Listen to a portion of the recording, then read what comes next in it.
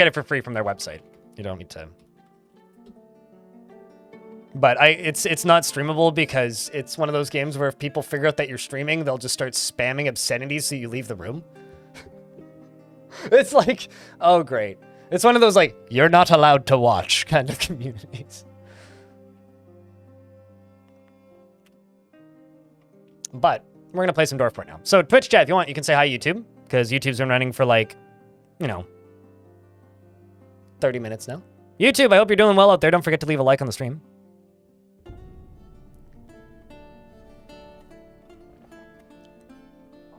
And Twitch chat, if you want to support the YouTube channel with absolutely no added cost to you, simply pop open a second tab. There's a link. Of course, likes make the world go round, or it makes the algorithm go burr. I just want to say a real quick thank you to everybody who's watched the I Followed a Single Dwarf for 10 Years video. And I hope that some of you watch it, after stream's over if you haven't yet, or we'll watch it later, or maybe watch it a second time, maybe a third time even, because honestly it's really nice that it's really nice that people have seen it.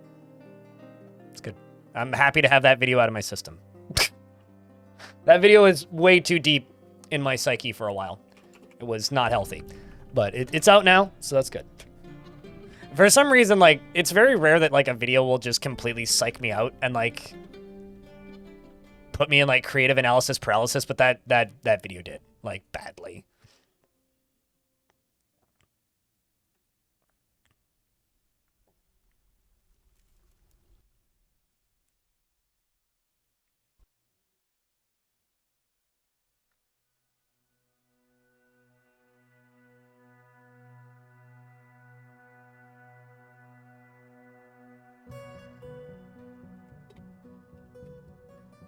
All right, so I've just received a notice that an ad's about to pop here on Twitch, but we can do a very brief overview before that.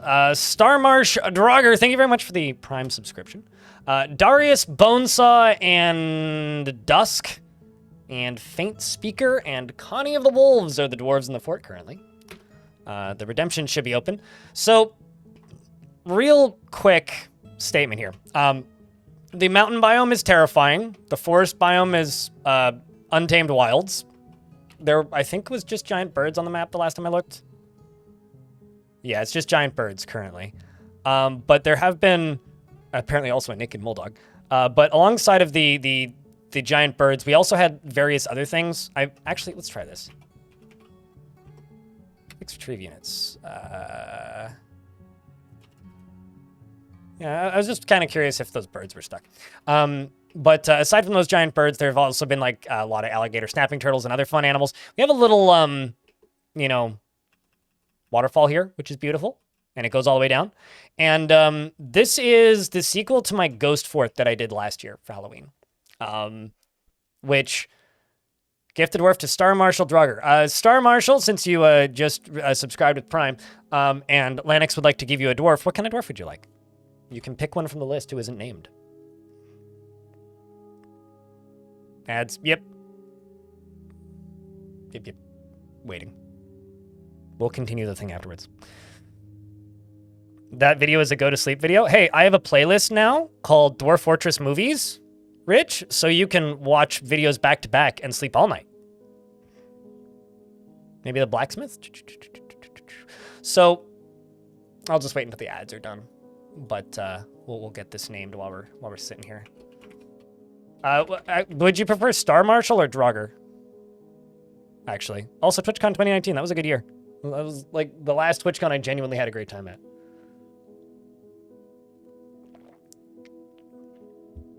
It highly depends on your region, where you live. Like Australia, as an example, just to pull one out of my hat, is like chronically bad for ads on Twitch, meaning there's like never any, or good, I guess, if you live in Australia and don't subscribe to Twitch streams much. But it like, it highly depends on like your location. Like some regions buy a lot of ads, some don't.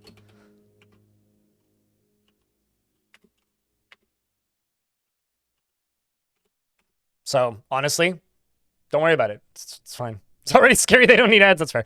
Starscape, aka Ire Stupid. Thanks for the $2. on the YouTube stream. Appreciate you.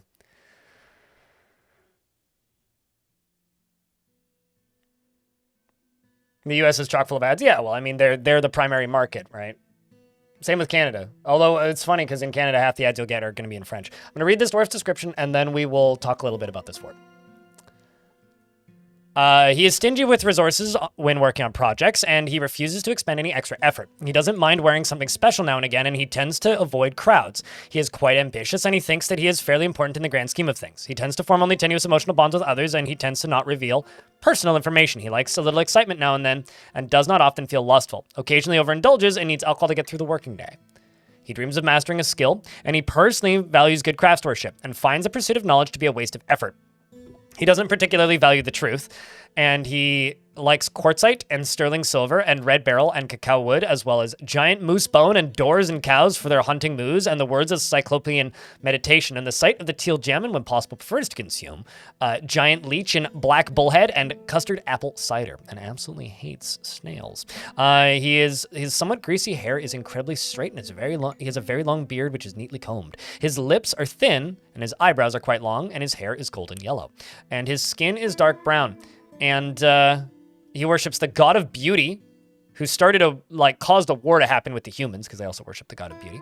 And you're a member of the pristine coven, which is one of the religions for the god of beauty. So this is a very old world, right? It's 1,000 years old. There's only one dwarven faction. All the humans are dead. Somehow there's no necromancers, and goblins have won. It's this tiny little dwarven faction. Most parts of it have been taken over by goblins too. Most of these elves up here have been eradicated by goblins, and there are some elves down here who I have no contact with. The humans just got completely eviscerated by year 50, and somehow there's a dwarven helix in the middle of this nonsense. Although the goblin fortress of Inkwon, of the hatred of questing, and the stinky scorpion, A+, are, just probably harassing them and causing them much grief. But we're down here, and the goal for this particular fortress is to see how long we can last in a fortress where I intentionally build dangerous contraptions. Some of you may have seen the video from Krug Smash a while ago, which has the art of a dwarf just pointing in a straight line going, "Oh, look, a way to die." That's basically what we're doing. The side note for this fort is I'm intentionally doing things that are going to be bad. It's the first thing. And the second thing is I'm not going to memorialize a single dwarf that dies. So if a dwarf dies, for whatever reason, they're going to become a ghost. So we're going to hit a point where there's going to start being ghosts around. And when ghosts start appearing, they're going to get mad. And when they get mad, they're going to start killing people. So this fort's going to turn into a slasher film. And this is the Halloween episode that I did last year, essentially. And this is going to be the follow-up to it. Nobody's died yet, but we're still in the first year. We're only at 14 dwarves. What I'm doing here, this is my crafting station, is boulders are getting dumped there, and wood is getting dumped there. We're using give and take stuff so that they can only get stuff from here. And this is going to become a violence gauntlet, because it's going to get really, it's going to get dangerous. We'll just say that. This is where we're sleeping. Down here is our goat's pen, and we have individual ramps leading up to individual beds in a dormitory. Do you think we're going to get some fell moods? Maybe. I don't think I got one in the last one. So what happened in the last one is, here, I'll actually open up the ghosts page on the wiki for you guys again. Because I think, like, I think a lot of people don't realize, like, the different behaviors, but let's just really quick read through it.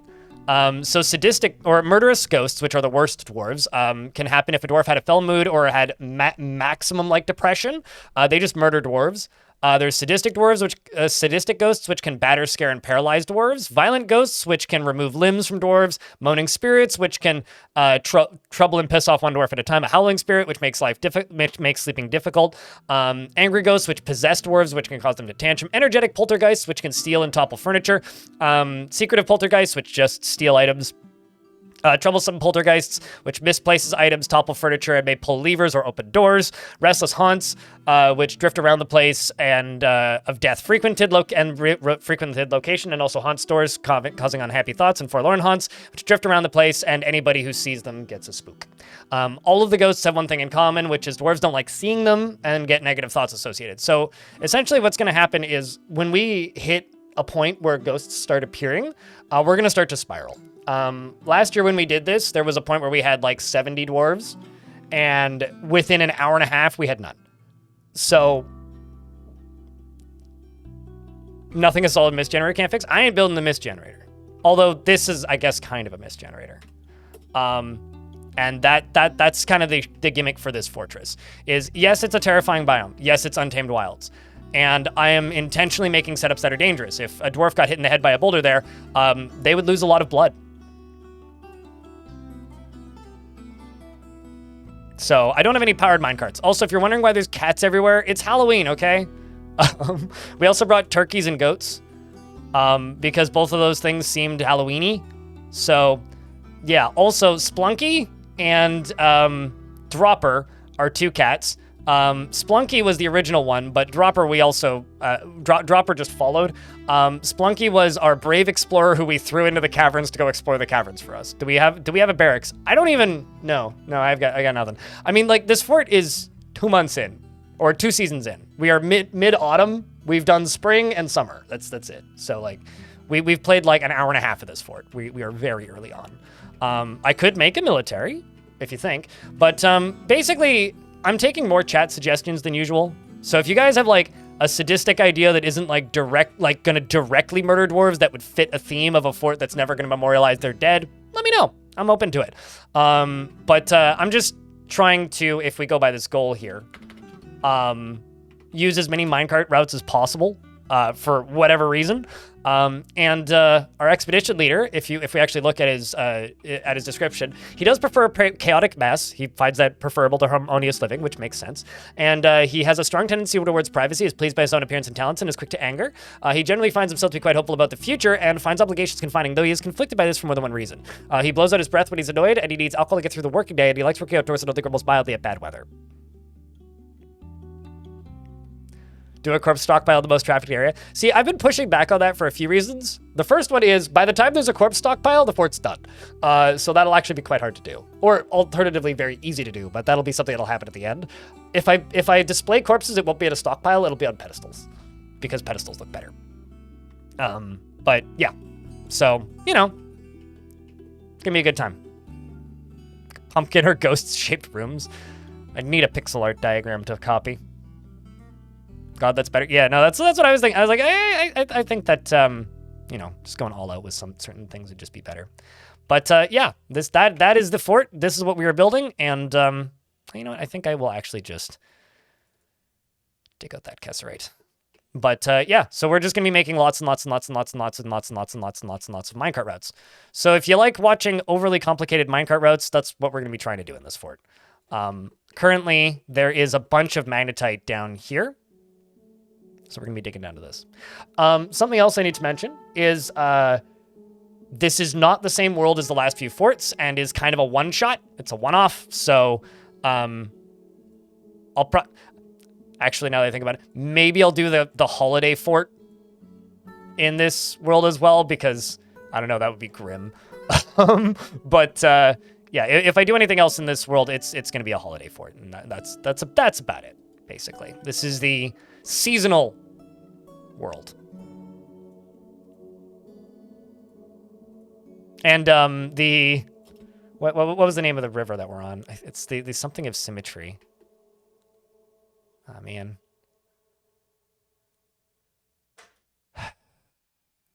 I think it's called the Frustrations of Symmetry is the name of the river that we're on, which I thought was perfect. On the mountain range of the Trifling Barb. You have a hard time managing stockpiles, let alone minecarts? Yeah, they can become a bit much after a while, but also can be quite a bit of fun. But if you use minecarts to solve stockpiles, is that even possible, though? Also, let's just go up here and plop another bed up there.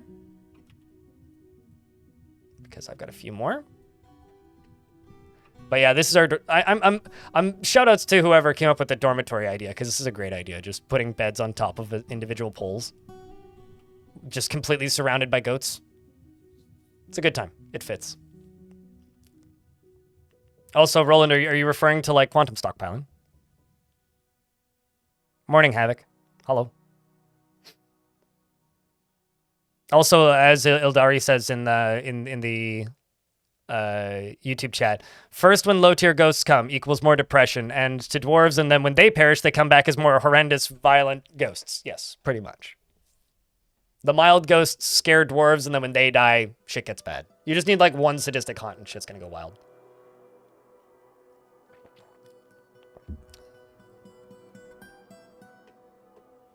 Also, Lanix, because you've gifted your last 2 subs, would you like a dwarf? Or because you've gifted your last 2 dwarves, not your last 2 subs.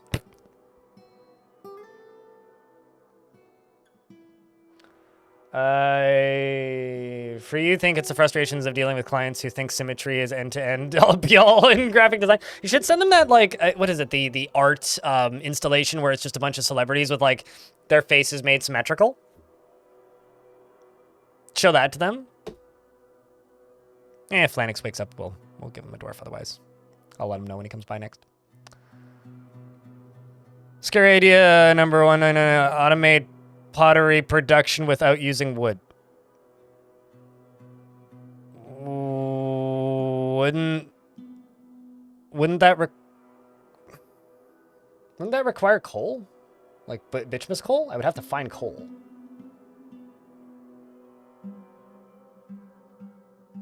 I mean, that's one of the reasons that Star Wars was cool, right? Because not all the ships were symmetrical.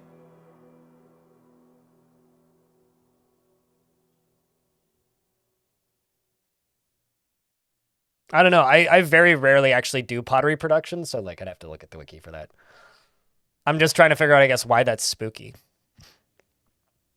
Show unavailable for anyone else? Yes, because it was redeemed 14 minutes ago and only gets redeemed every 50.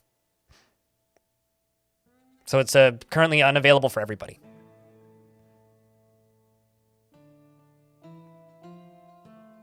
Sure. Well, since we just got a migrant wave, do you want to pick one of the new migrants, or do you want to just select somebody from the list, Lanix? Cannot unsee symmetrical faces? Yeah, they're terrifying, right?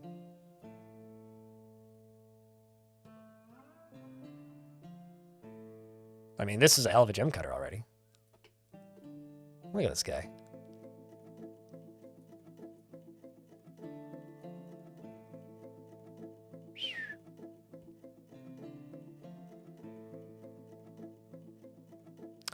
Yeah, it lets you infinitely stack items. That's correct. That's what a quantum stockpile is. Yeah, there's gonna be a lot of quantum stockpiling in this fort.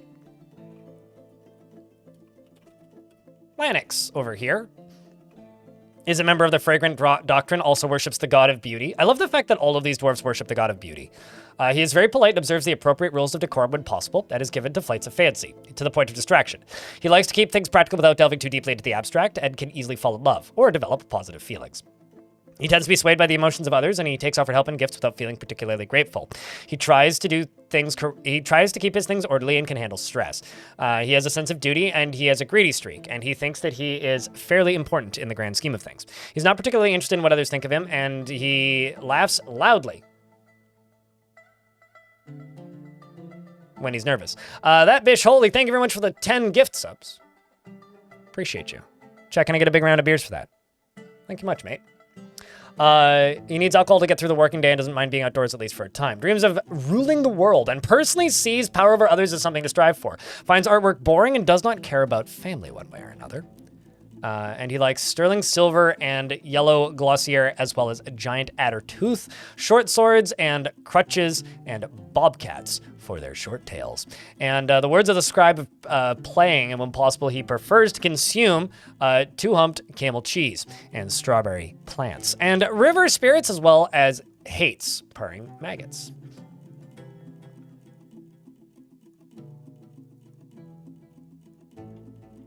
But I hope you've been well. Thanks for the 10 pack.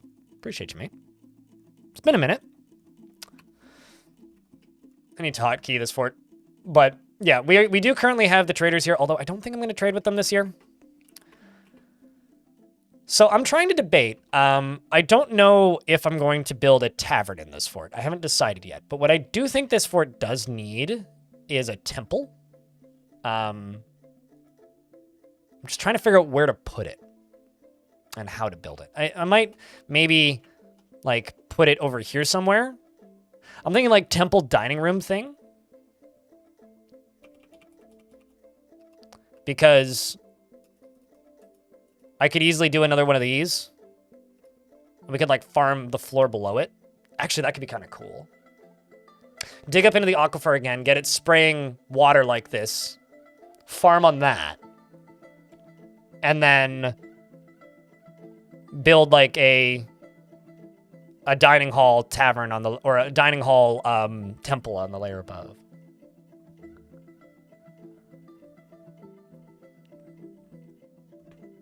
I mean, okay, if you can justify to me some logical reason why dwarves would actually build a roller coaster in Dwarf Fortress, I can work with that. But the problem that I have with roller coasters in Dwarf Fortress is they make absolutely no logical sense. Why would dwarves do that? I realize like there's a lot of things that dwarves do in Dwarf Fortress that would make no sense and they would never do. But like, why would dwarves make a roller coaster? So we have eager cat tavern keepers. That is true. Yeah, true. That actually is a good point. Tavern keepers are important in a fort like this. Fun, I guess. Drunk driving. I mean, I'll make minecart routes that they'll ride. We'll definitely have that. But building an actual roller coaster, I don't know. Because people aren't that creative, I guess. Because YouTube chat's just like, why does everyone make roller coasters? Because people like roller coasters, I guess is the reality. But like, if you could figure out like a lore believable reason as to why dwarves would make roller coasters, I'll work with it.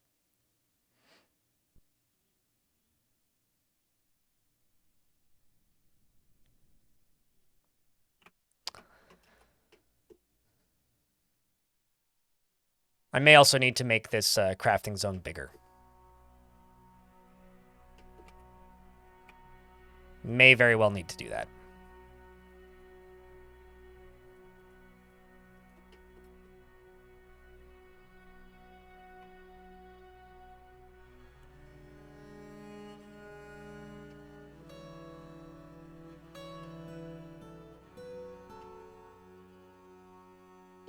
And let's just go down to here and just plop a boulder into that. It'll be fine.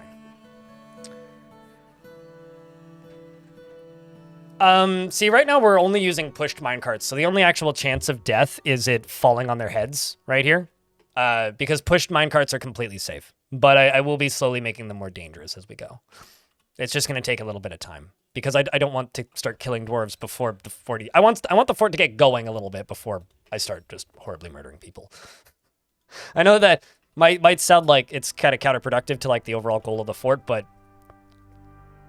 I do want this fort to, you know, live long enough to be entertaining. And not just, you know, kill dwarves immediately and then vanish off into the night.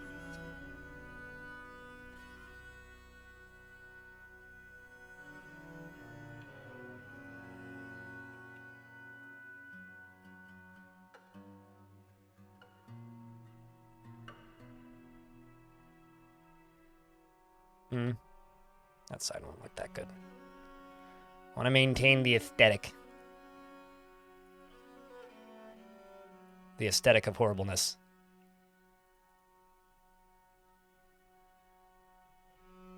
Oneself into enemies at a high velocity. But that would just kill oneself and not much the enemies, though.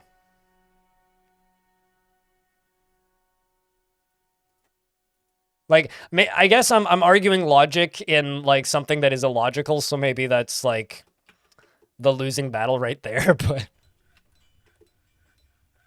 I don't know, I guess I don't see the logic in it, is the problem.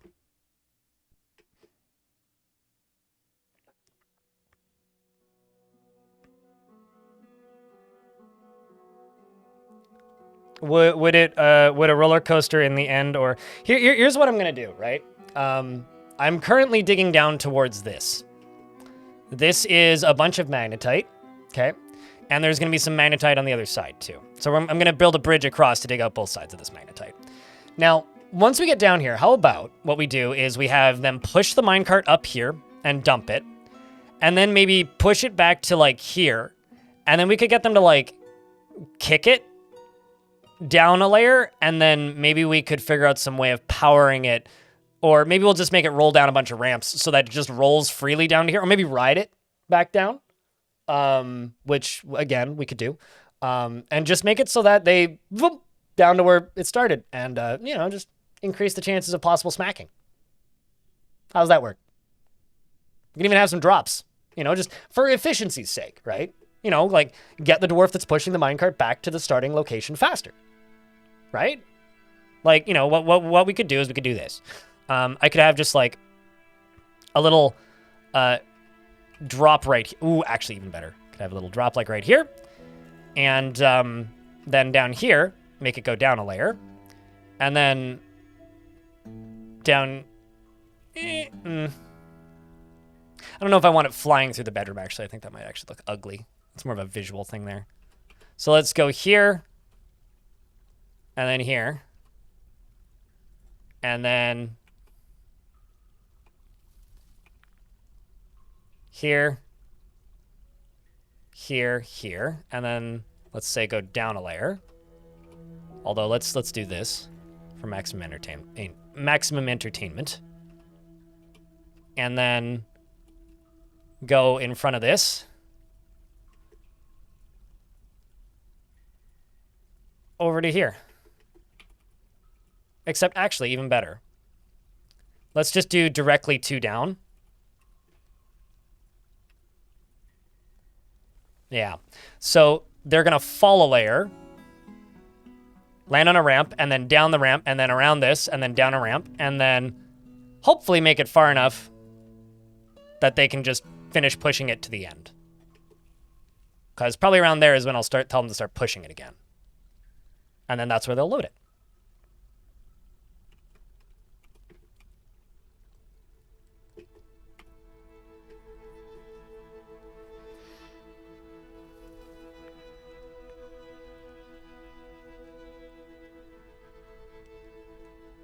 Why not have it go in front of the waterfall?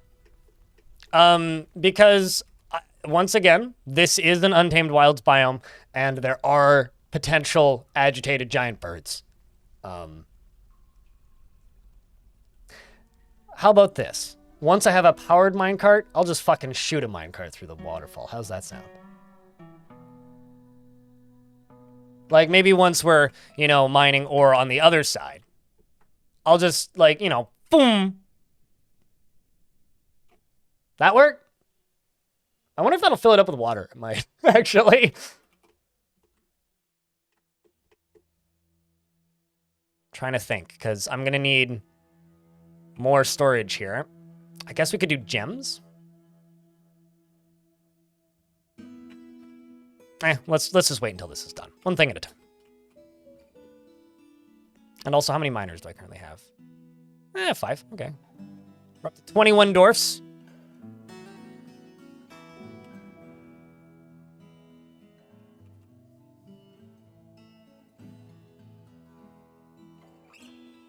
I like how, as much as they hate their bedrooms, they do get to sleep near waterfalls.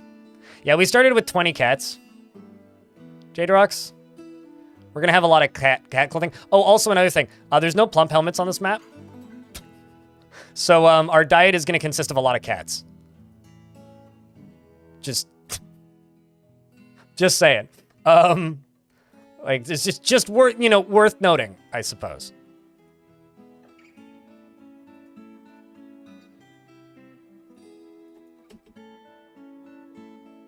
Can I kill one male cat for you? I don't have a butcher shop yet. But can you say that in a way that doesn't sound so sadistic and evil? Because I would never hurt a cat. Cats are lovely. I mean, I hate cats, but also cats are lovely. Like, come on. Why did you do that to poor Kitters? Kitters did nothing wrong. Kidders is just doing dumb cat thing.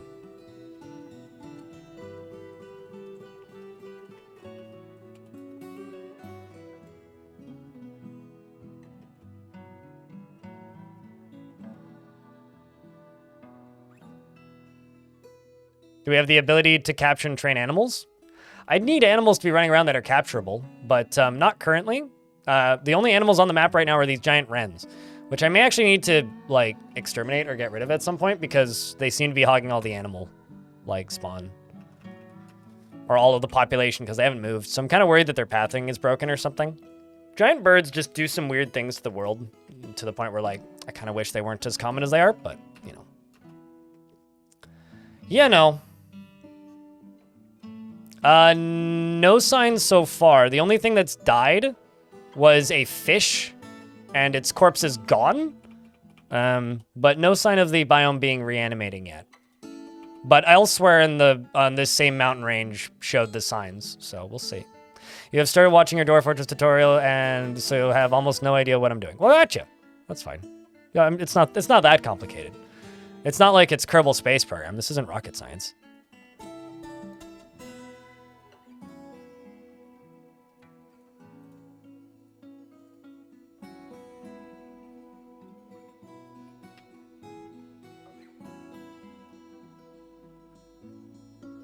Good joke. I mean, it's true. It's not, and also it's not. I'm gonna need to put a wall piece right here.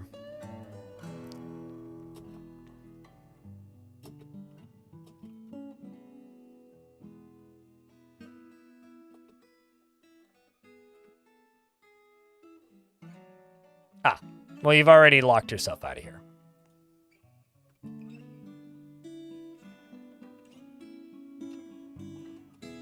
Great. That was where I wanted this to end. But, actually, here's an idea.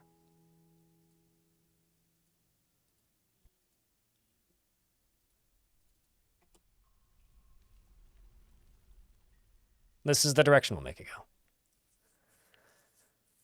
This map has good iron on it? Yeah, well, because I actually, like, generated a map with relatively normal metal amounts, or alloy amounts, I guess. I don't generally make worlds with particularly common resources, is the easy way to put it.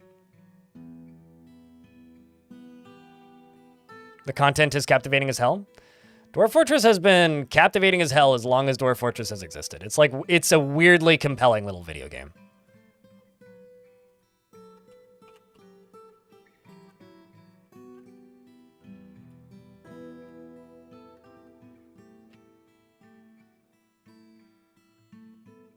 So I'm going to need to get some power into here.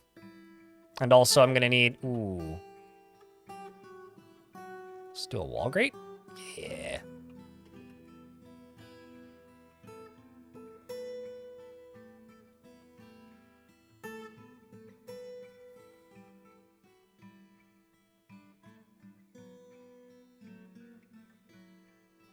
In a way, setting resources a bit rarer is useful in designing large fortresses. Because otherwise you tend to wind up buried in chalk and it's slightly too valuable to discard, but kind of too bulky for a stockpile. Yeah, I don't like having super common resources. So I'm trying to think about how I could do power. I think the easiest way probably would just be to let water down from this creek. Yeah, that'd probably be the easiest way. Because who doesn't want a river going through the fort, right? Wouldn't that be nice? I'm sure the dwarves would appreciate that, right? I got an idea. Okay, so what I think I'm going to do is I'm going to go from, like, right here. I'm just going to make stairs going up to here and then up to here. Then I'm going to build a little thingy here, and we're going to put a floor grate right there and a drawbridge maybe. I'm going to go right here, and I'm going to make a mechanic shop.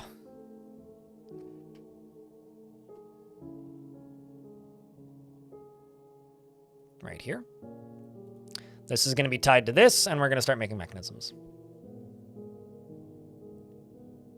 And also, my manager is not going to work anymore because we now have more than 20 dwarves. So I'm just going to try and figure out where I'm going to put the manager's office.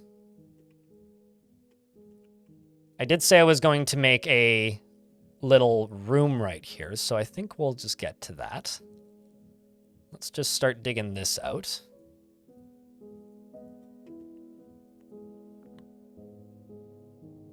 And I think my offices will just be out in the open. I think is how we'll do that. You right here can dig up into the aquifer a few layers. Could actually just do it a couple of these.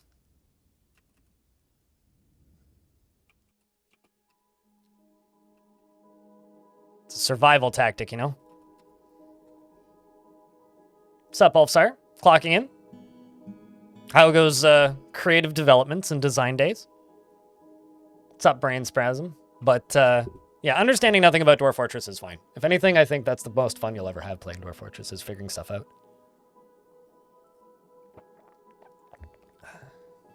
Also, what's up, all mind control?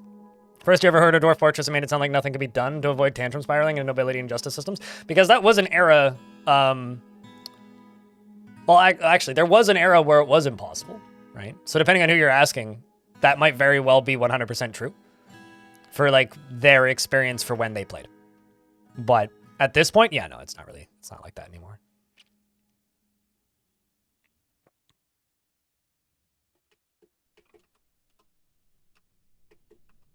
But currently we're just mining out all of this iron down here. And also making our minecart rails. And then over here, we're gonna smooth this. And this is gonna be the way down for the minecart, so I'm gonna have to have multiple stops. It's gonna be a complicated route, but it's fine.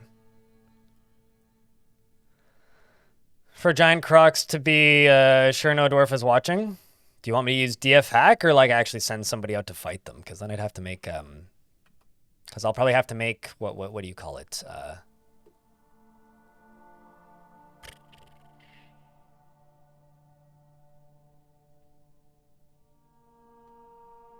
My brain has shut off. It's restarting, I think. I'd actually have to make like ammunition and hunters.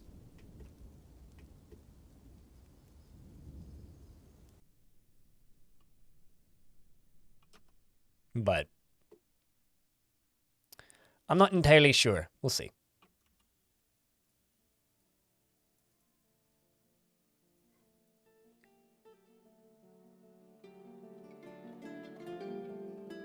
Why so much water around your beds? I'm just going to state this.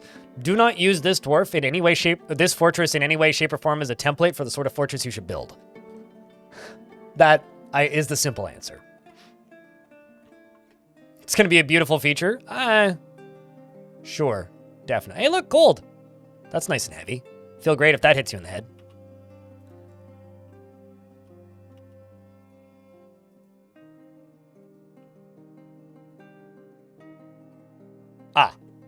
I've got stuck dwarves. Might as well go get them. So the easiest way to go get them would probably be with this.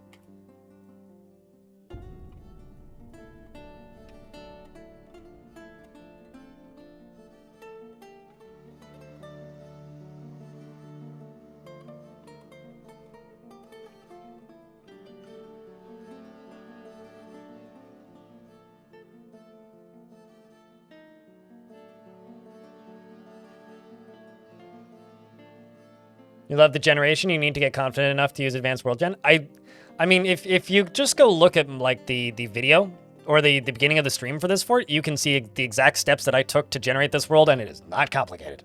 I literally changed like 3 numbers. That's it. Just to get a longer world gen, and that's pretty much it. Yeah, no, well, actually, the thing is, the water in and of itself isn't providing negative thoughts. I'm just building things to be awful, I guess. But the water itself is just coming from the aquifer, and it's providing mud, which is a good thing, because then theoretically I could farm there so the goats can eat there. And also it's providing, in a way, positive thoughts, if that's believable.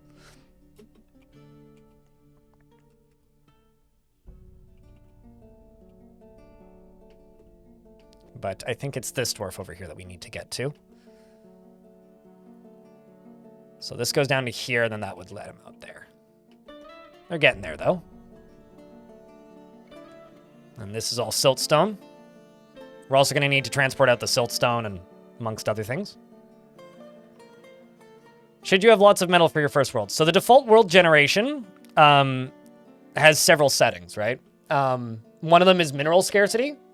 And it says everywhere. And then there's one other underneath it. And then there's sparse. And then there's rare. And then there's very rare.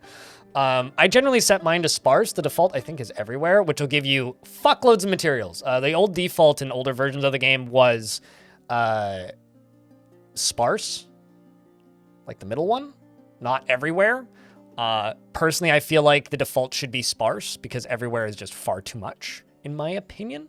Not everybody agrees with me there, but that is my feeling. How you doing, Sniper? What's up? On this new super safe Fallout Mountain Homes thing that totally won't kill them. I mean, this is a very old faction with weird culture. I mean, it's a wonder why they never managed to defeat the goblins and their onslaughts. I mean, obviously, if they just built smarter, they wouldn't have had these problems, but it's a shame, really.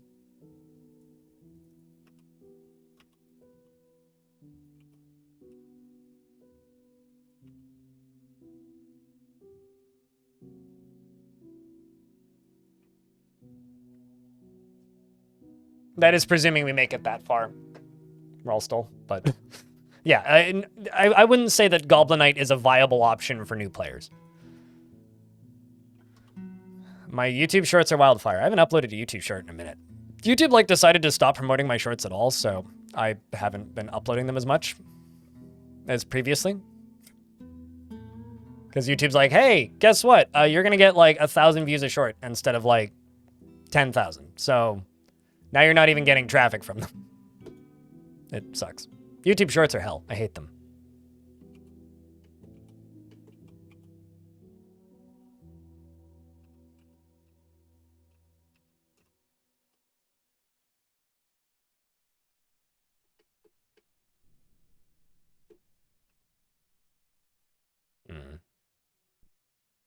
Kind of want to start from the bottom down here for this magnetite.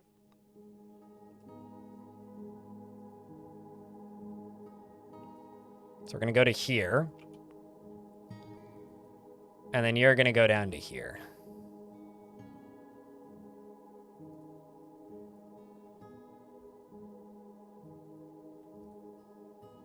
Yeah, that's what we're going to do. This is how we're going to do it.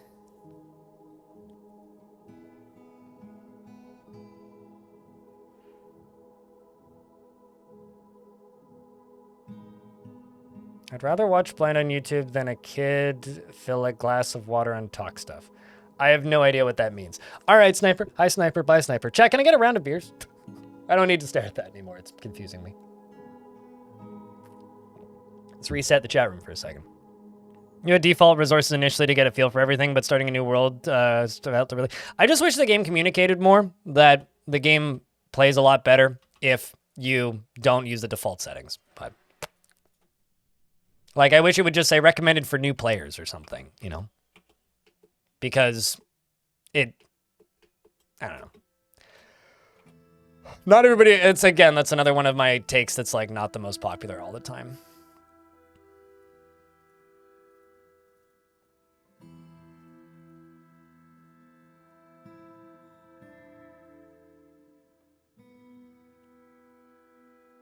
I should have just done these like this, but it's too late now.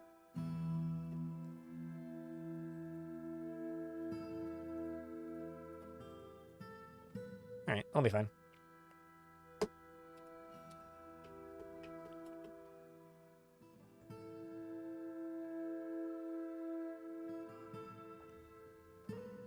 But yeah, this is going to be a bad fort for people who are looking to learn this game.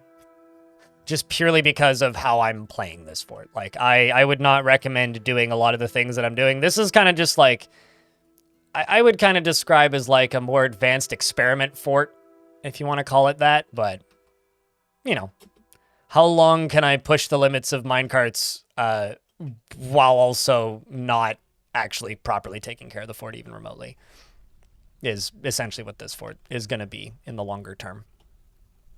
But, you know, hopefully it'll be fun. Hopefully. So I might use minecarts to fill this up with magnetite ore and kesserite ore, I think is how we're going to do that. So let's go here and just queue up minecart, or wooden minecart rather. Whoops, wooden minecart. And let's say, yeah, use pecan wood. But yeah, chat, how many resources do you play on when you play Dwarf Fort? Out of genuine curiosity. Do you play with things on default? Do you play with more than that? Do you play with less than that? There we go. Now we have a way up here easier. We're gonna have to get one down to here as well. I'm kind of hoping this won't all just be magnetite, but it may very well be, actually. You use sparse, you use everywhere.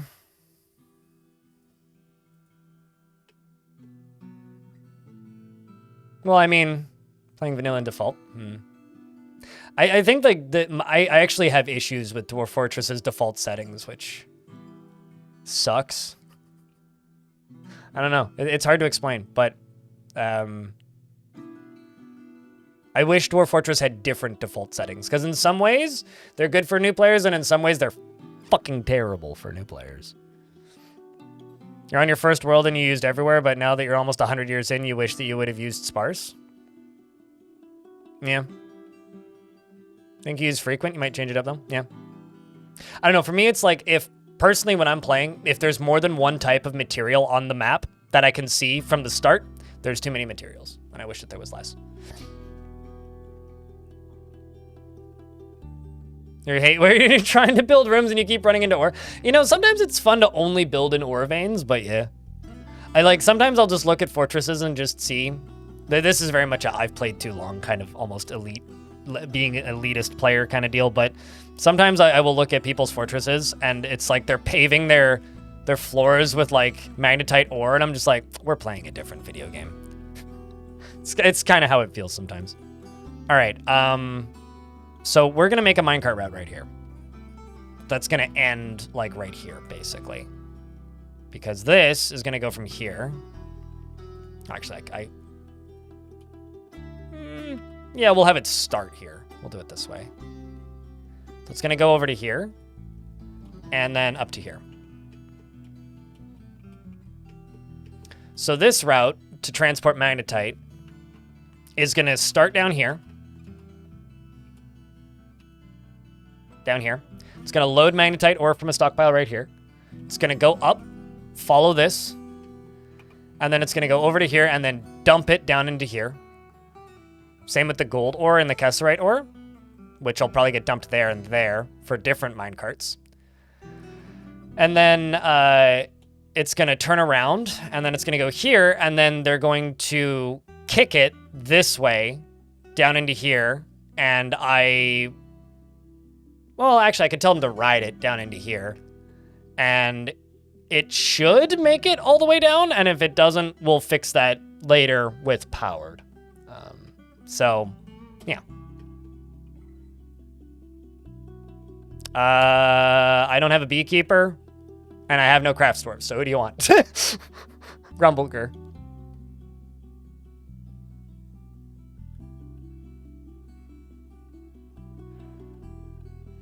It's just eliminated any sort of material challenge. Yeah, which... I don't know. I think it's... I think that the general tendency of Dwarf Fortress players to want to play everything perfectly with absolute optimal resources at all times takes away from the enjoyment of the game for me. I don't have a military at the Dwarf. I cannot promise that your Dwarf will be a future military. You have what you got. If you don't want a dwarf right now, give it to somebody else, or I can refund it. This is what you have. And if you would like to select a dwarf from the list, you can select a dwarf from the list, or I can just pick a dwarf for you. Nomal. Nomal the Metal Crafter. This one. Okay. You have 2 children and you're 152 years old. You're already 1 foot in the grave. That's an old dwarf. Your youngest daughter is living here, too. Same with your younger half-brother. You have many long-term acquaintances. Very large family. He presents himself modestly and frowns on any flashy accoutrements. He doesn't seek out excitement and is slow to anger, often feels discouraged, and has a noticeable lack of perseverance, tends to share his own experiences and thoughts with others, and is conflicted by this for more than one reason. He can occasionally lose focus on the matter at hand and occasionally overindulges. Wouldn't it be fun if, like, our first death was just somebody who died of old age? He tends to lose focus on the matter at hand, and he occasionally overindulges. He is curious and eager to learn, and he tends to consider what others think of him. When he's trying to remember something, he often starts chewing his lips. He exhales slowly and deliberately when he starts getting bored. He needs alcohol to get through the working day, and dreams of crafting a masterwork someday, and personally sees merrymaking as a waste, values tranquility and a peaceful day, and finds the pursuit of knowledge to be a waste of effort. And has a long beard which is neatly combed. He was a former member of the Cult of Couples, probably of the God of Beauty too. Previously was member of a blacksmith's guild and was a former member of the Net of Fangs. Welcome to the fort. Yep, smooth stone stops aquifers. I need to go check something real quick. I think my blood sugar might be low. 1 second.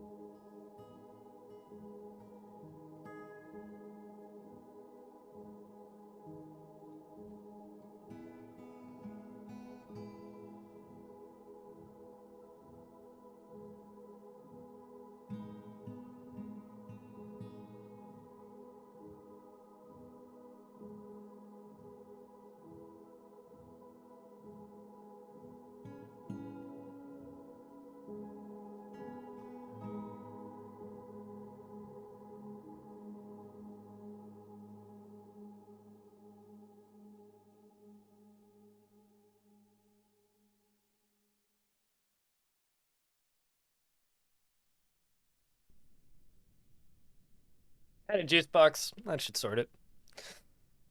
Bah. Yeah, I mean, I think that's just like getting outside of, getting out of normal player habits, right? Because like we are, as people who play video games, designed or used to playing games like city builders. And that's, you know, the way most of these games are designed, so it makes sense that you would play them that way. Okay, so now that I've got those, I'm going to go into here and, well, actually, probably the easier. I think right now I'll just deconstruct these rather than having to build drains. Also, this answers my question. There is, in fact, ice on this map.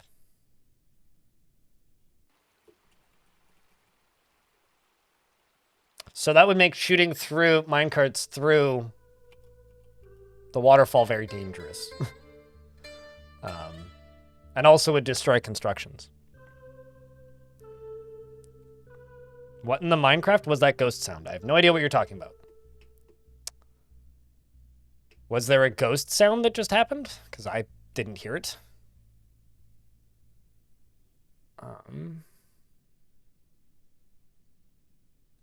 Needs unrotten milk item. Well. Also, drink is kind of low, which is fun. Let's just jump up to here.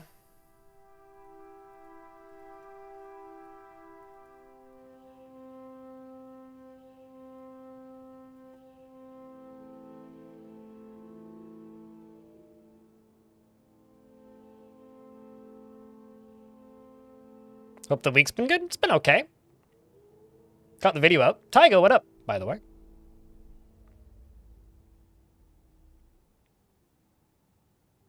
How much you needed to play a computer game until your mom failed to understand Stardew Valley? There's a really good video of Jeff Gerstmann on Good Morning America from quite some time ago.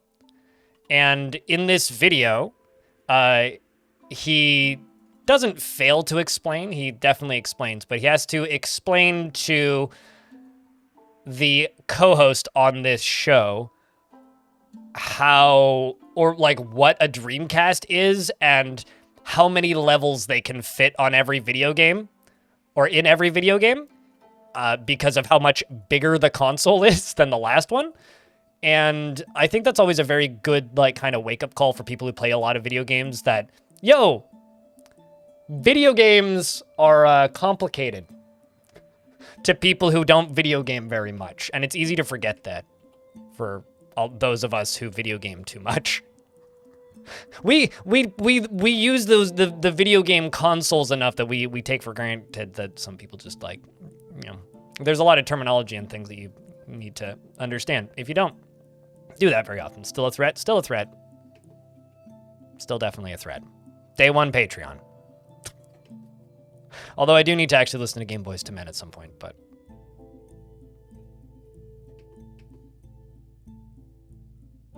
Him and Nextlander. Keep my head not empty. Summon waterfall, ice chunks can cave in. Yes. Also, ice chunks destroy... Like, if water freezes on a track, it'll destroy the track pieces, so... I have to be careful with that. Just for, like, my own annoyance sake, more than anything.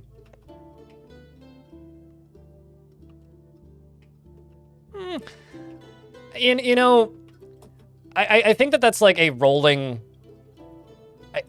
yeah, I don't know. I genuinely feel that Dwarf Fortress isn't as complicated as some people make it out to be. But, sure.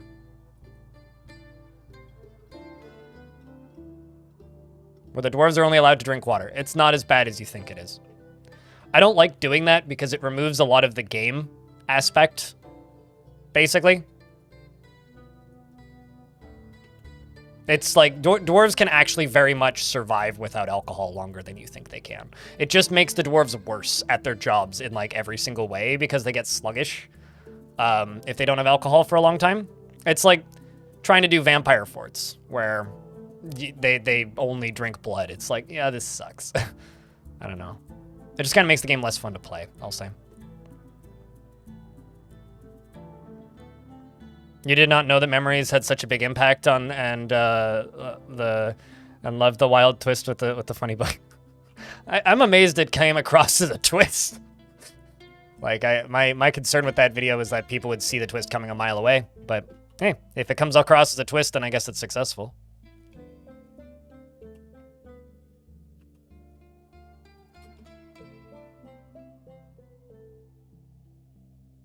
Your main gripe is that some simple concepts and things are overly complicated and not explained and can be devastating to approach. Yeah, no, but like the actual game itself is not. It's no harder to learn to play Dwarf Fortress functionally than it is to learn to play Civ. And Civ is like very straightforward.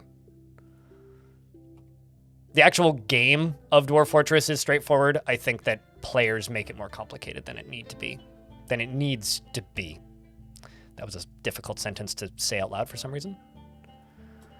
Okay, so this right here is going to be for metal ore. I don't know how specific I want to be with metal ore.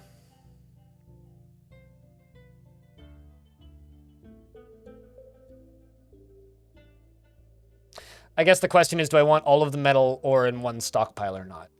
I'm kind of leaning yes. We'll just do it with all of them.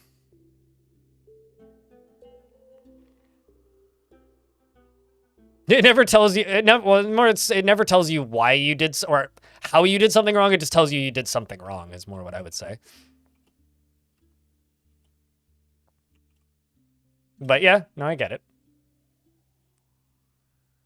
A new kind of adventure mode while in Fortress mode in that vid. I had a couple people unironically ask if that was an adventure mode video. It's like, really? Like, is this adventure mode? Is he playing adventure mode? It's like, no. No, I'm not, actually. Not in the slightest, even. Ooh, I fucked up.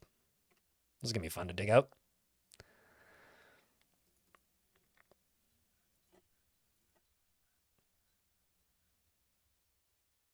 But yeah, this will be farming and kitchens, most likely. And I'll have to, I guess, push minecarts up to here to deliver food. Probably. I'll have to figure something out. Vampire playthroughs do suck. I wish people would ask for them less because they are just no fun to play.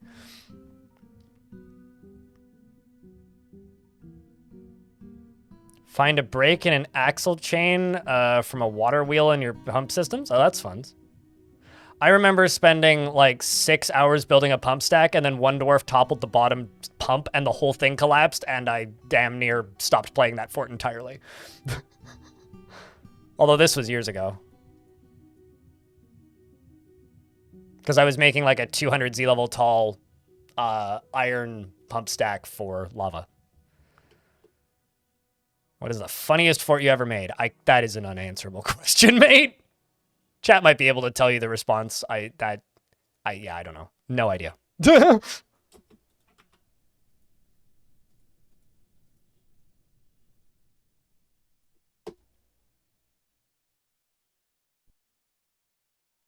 Turned out you never pulled the lever. Really?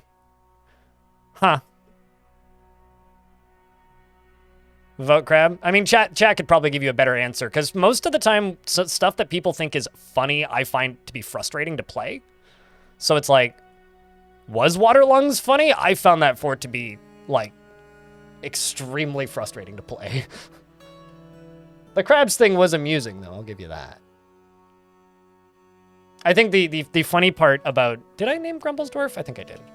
Yes, I did. I think the funny thing about the crabs wasn't the crabs. It was realizing that they could pick up weapons and open doors and pull levers.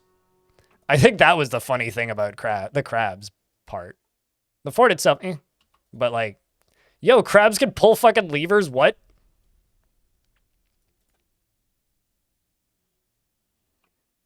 Like, that would have been a fun fort to turn into a video in the modern, like, setup, but I'm not going to edit around that footage.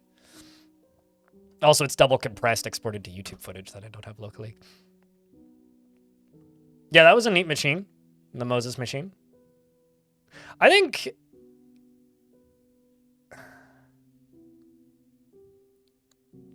One of the more interesting forts that I've played in recent memory was the one where I ended up with the Gorlak Queen, but I wouldn't say that fort was funny. Because we also had, like, the Gremlin Captain of the Guard. That was a neat fort. Like, actually being able to make a gremlin join the fort was an interesting experience. After trying to do that and failing for, like, the better part of 5 years. Human years, not game years. Specifically, giant crabs can pull levers. Can you train a crab computer? No, because they do not pull levers on command. They pull levers unprompted. So, I don't know. That would be something you need to do the science on, because I don't have the brains to make a computer.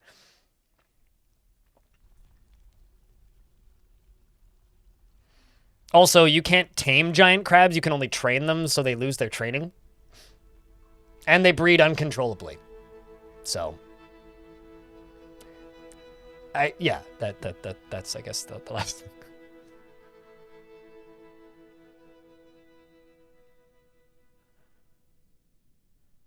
You enjoyed watching Blind lose his mind trying to pump out a cavern and then giving up after a full day and many deaths. You see, like, if you're talking about the last fort or it's like seed vault, that isn't fun nor funny. Like that is like that thing that you're talking about, extraordinarily frustrating and sucks from my perspective. And this is why it says like this is why I say like that's a hard question to answer, because to me that is a bad thing. Like that bad memory, bad fort, no likey. But like chat likes it. So is it a negative? Or I don't know.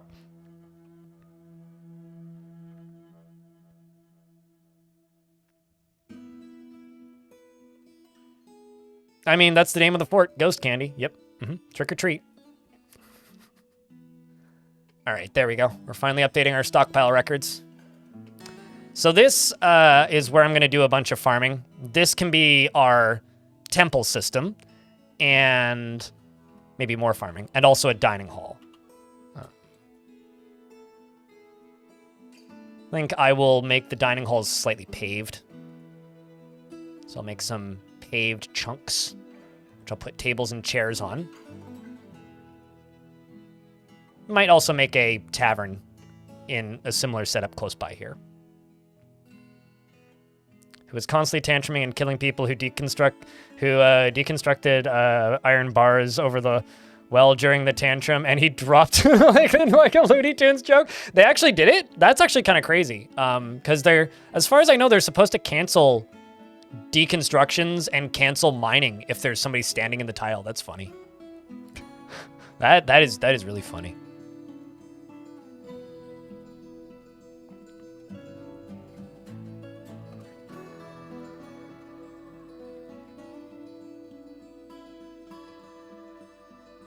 Yeah, I once, this was a long time ago, but I once had a cavern fort, and I had a mayor who was an elf who came in as part of a performance group.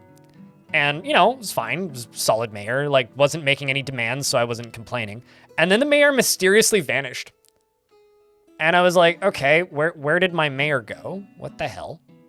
And found out, like, I don't know, maybe a year later in-game, he died falling into my well. Just like body at the bottom of the well. No idea what happened. To this day, just found him dead in the bottom of the well. Just stuff like that is just always entertaining and memorable. The Incidental Meeting. That's not a very good name for this. The Incidental Temple. Let's just call it that. The Incidental Temple. Which is just for no particular deity. And then this dining hall is going to be connected to it. But I'm going to need to put tables and chairs in there. So now we actually have a meeting zone for dwarves. Get to it, dwarves. And I'm going to get rid of the meeting zone up here. Because I think there's a meeting zone up here? Maybe there isn't. Thought there was. Guess there isn't.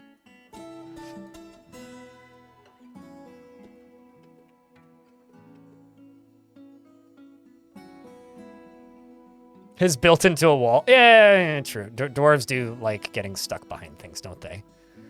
We're also doing wooden tables. Before anybody asks why, I actually like the way wooden tables look, but I think it'll fit kind of the chaos of this fortress.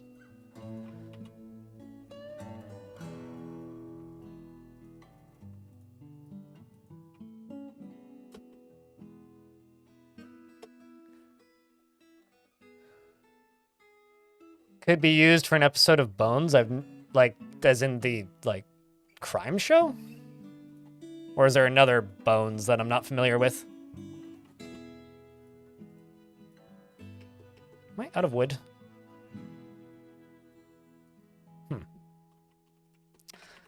How many am I missing? 1, 2, 3, 4, 5. Let's just do 10. 10 wooden tables.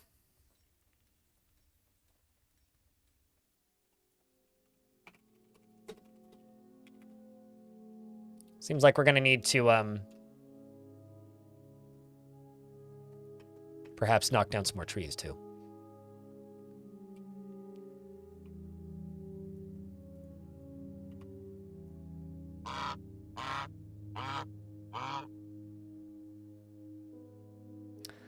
I need to sleep. Indicator just interpreted the store has many eggs as the store has many balls. Yep.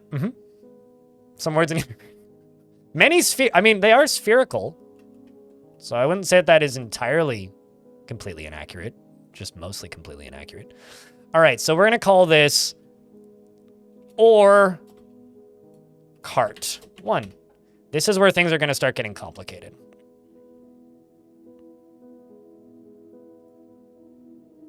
That's going to be stop 1.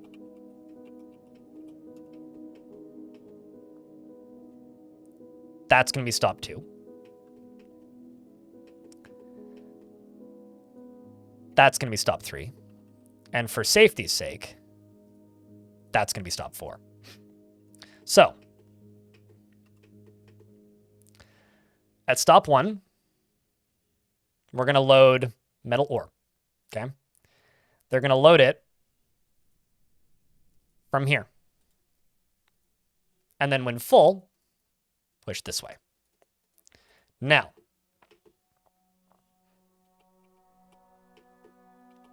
we're going to follow all the way up to here. This is the end point, right? So when it hits the end, when empty, it's going to go north, okay? This is the next one. So what I'm going to do is, I guess, ride west. And I'm going to see if I can...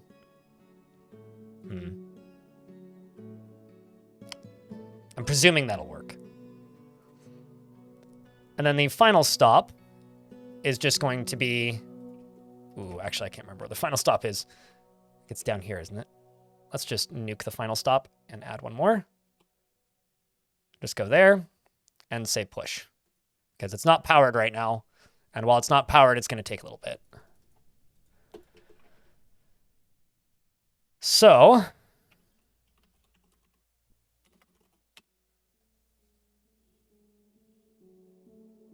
it is a ball that doesn't bounce well. I can confirm they do not bounce well, Tolis.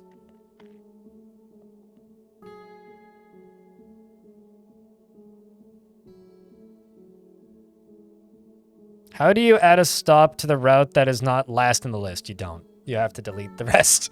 You do them in order. Honestly, it's funny. People complain about large portions of the Dwarf Fortress UI. The only one that I complain about is the Minecart UI. Like, all of them, like, yeah, they require too many clicks, but they function. The Minecart UI is almost infunctional in places. Especially when you start, like, adding things out of order, it, like, fucks up real quick and falls apart.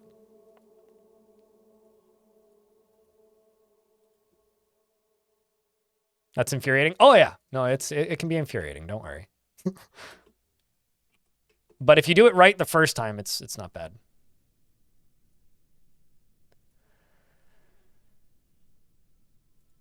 Okay, and then the final place that it goes to is going to be right here. Which is just going to be for metal ore. Which workshops can toggle whether or not this stockpile can take items from anywhere or only from specific workshops. Only from specific workshops. And none of this. All right.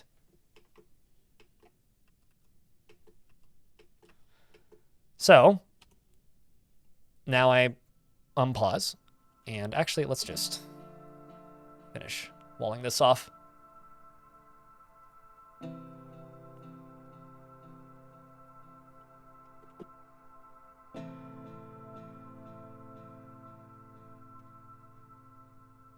And then place? No, I guess nobody's placing track vehicle just yet.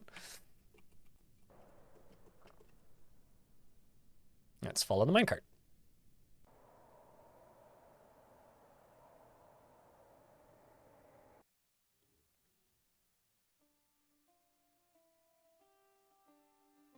What about a prison cell? There's no real reason to have prison cells until you start having crimes, but... you know. Also, yes, I'm aware that food is dropping. It's okay, I'll start butchering some cats in a moment.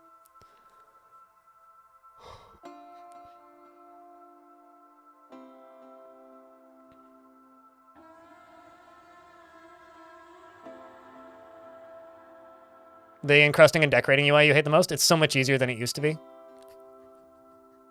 It's so much easier than it used to be, though. Whereas, like, the minecart one is, like, still just as bad as it used to be and still has the same problems it used to have. With the exception that, like, minecart routes themselves are way easier to make. But... all right, let's go to here and build our kitchen. So this is going to be for everything except for... well, actually, maybe we could put seeds here, too, because I could set these as farms as they grow, so... I don't know. I think for right now, this will be everything but seeds, basically. Also, let's actually just get rid of a chunk of this, because I'm not going to need quite that much. I right-clicked. Whoops.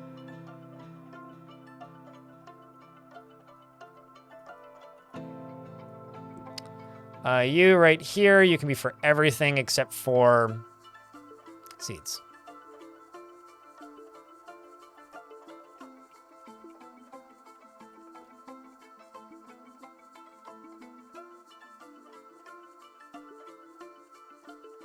We'll leave seed. Yeah, I'll leave seeds in that stockpile for right now. I'll move them later. And then I'm also going to go into here and I'm going to go butcher.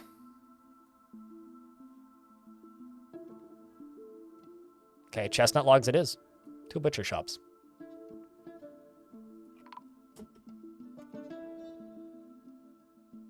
So, nobody just died. I wonder what that is. It's time to get some food stuff going. Oh, it might be mad at me for having no food. I mean, typical. It's okay. I got some horses I can eat as well. And apparently a llama. I don't need that. That doesn't fit the theme. And who brought a keet? And who brought a baby donkey? The fuck? Eat it. Let's also eat some more kittens. It's fine. Actually, maybe not. I will geld some kittens, though. The foal can get eaten.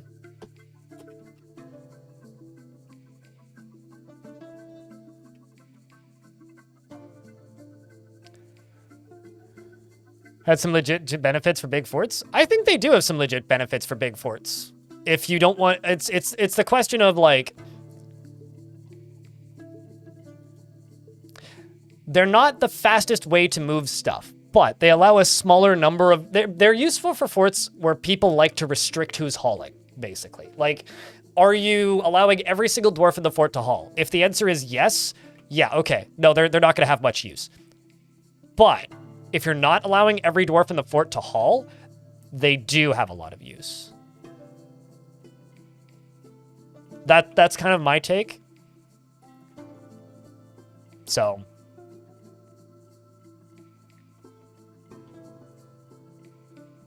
yeah, no, wheelbarrows are, like, the efficient way to transport heavy stuff.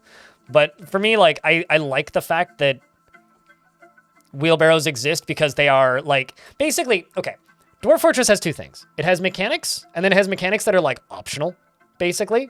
So it has the way that you should do it, probably, if you want to have the most interesting experience. But you can ignore most of that, right? Like, as an example, minecarts exist. If you play Dwarf Fortress with minecarts, you're going to have a much more dwarfy, I guess, looking fortress when it's done. But it's going to be much harder to manage, whereas you can just ignore that system and use wheelbarrows. And this is kind of the disconnect I think I have with a lot of people when I talk about Dwarf Fortress with people, because a lot of people go, oh, Dwarf Fortress has a system. Why would I ever use this other system? Because not everybody wants to use that system. Does that make sense? It's like, well, why would you use elaborate weaponry and training your soldiers when you can just use like a 200 block long drawbridge to crush everything? Because not everybody wants to interact with that system.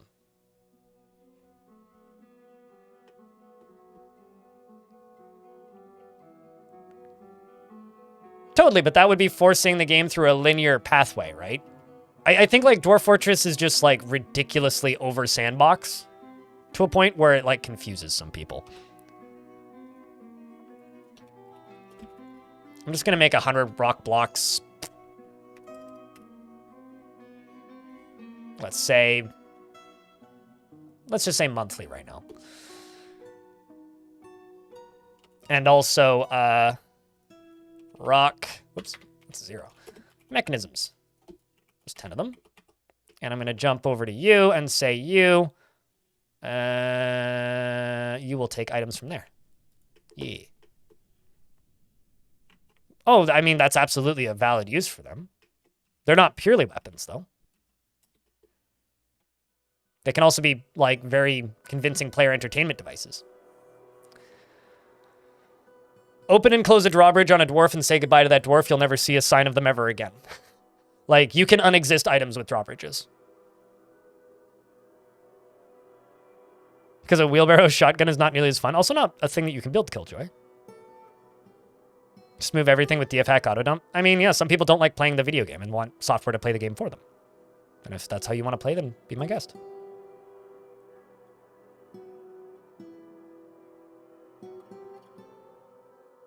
Let's see if it works.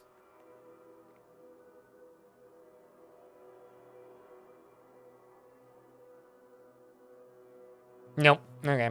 So they need to push it. We need to power this. They did write it down though. So basically because now you're just gonna do what? You're gonna... Yeah, okay. So what I need to do then is I need to get rid of... So that's where they ride it, right? I need to get rid of this stop. And this needs to be another stop where they push it, basically. So I will add a stop, which is going to go right here. And then we'll just say push it immediately when empty.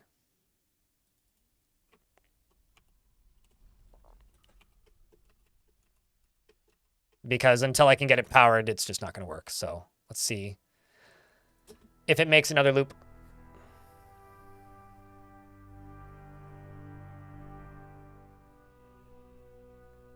I mean, at that point, you might as well, like, make it go underwater, Jesse, and then, like, train your dwarves to swim. Like, you might as well do something useful with it at that point.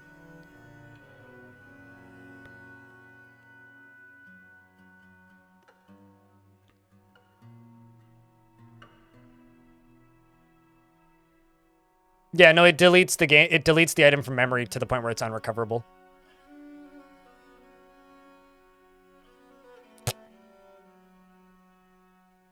Did I not push it the right way?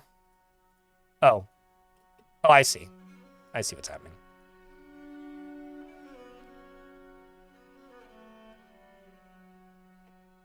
I need socks. My feet are cold.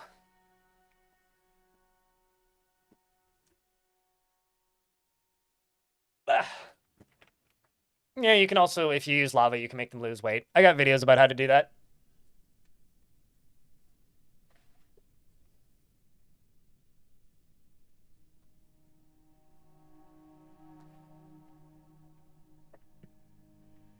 If someone is on the drawbridge when outside of you, when you close it, you can launch them into orbit. Oh yeah, no, they fly pretty far too. If they're standing on a drawbridge as it closes. Okay, let's see how this goes. No, now we're waiting for someone else to come get it. Then we have to wait for somebody else to come move it. Could I tell you to push it instead? Or maybe actually kick it. These always take some prototyping, but it's fine. We'll get there.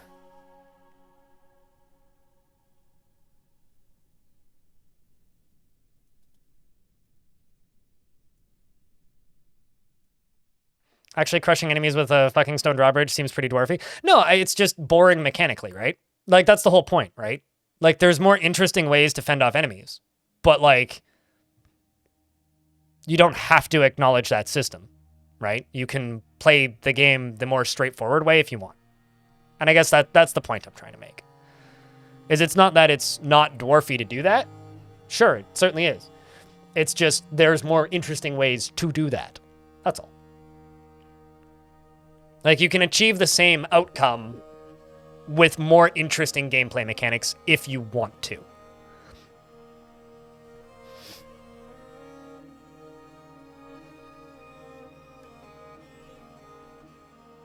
I mean, I certainly play with cages. I certainly play with cages. I try to not use too many weapon traps or just like the default traps in general because I do find them to be a little bit easy. It's like it stops being as interesting as I think it could be. You know? Also, chat, because I have a captive audience here, I'm gonna ask you guys to do me a favor. This is for both Twitch and YouTube. Hey, so I uploaded this video yesterday, yeah? It doesn't matter if you've watched it or not. Go to the video. Scroll down in the comment section. Find a comment that somebody has started a conversation on and help start conversations. Because the more the comments roll, the better it is for the video. And it's doing pretty well. You know, it's getting there. It's going about as fast as Godly Tombs did. Gortusk took off quicker. And then slowed down quicker. But we'll see where it ends up. Hopefully it does well.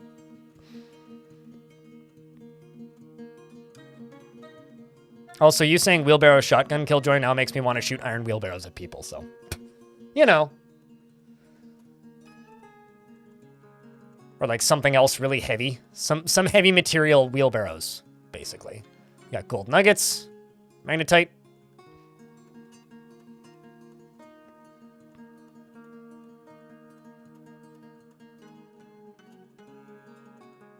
I mean... I'm asking people to, like, try and keep conversations building, basically. Cabinet shotgun. Shotgun cabbie!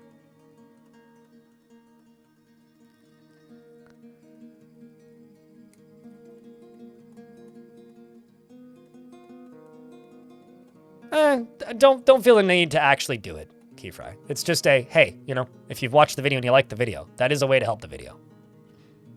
Why are you... Yeah, I guess I need to power it to make this work.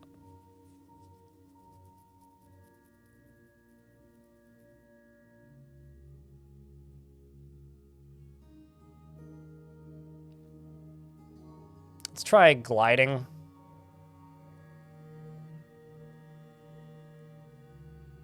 You know, actually, I wonder. I wonder if I add another stop, if it'll work. Hold on. Let me just see, because I'm curious.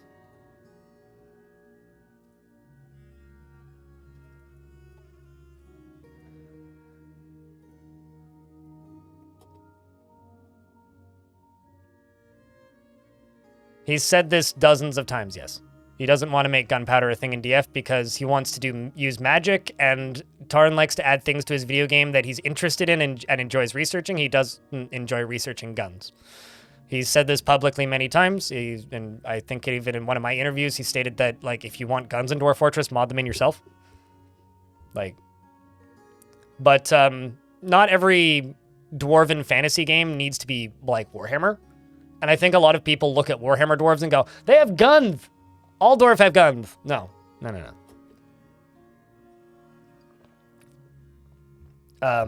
The other reasoning for it, I think this was Zach's reasoning, is like, Dwarf Fortress is closer to high fantasy in a lot of ways, and more of a, like, Bronze Age pre-gunpowder. Okay, so they have to kick it or ride it.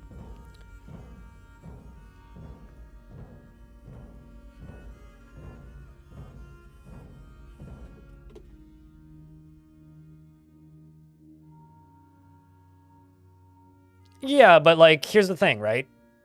If they want to do a world that's more steeped in magic and less of a world that's, like, mechanics, it makes sense, at least to me. Okay, so that part works. It's just the disconnect there. What?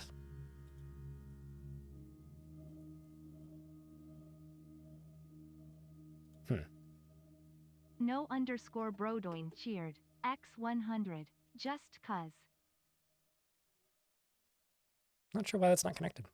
Thanks for the $1. No, bro, doing. What's up, dude? And Navar! Thank you very much for the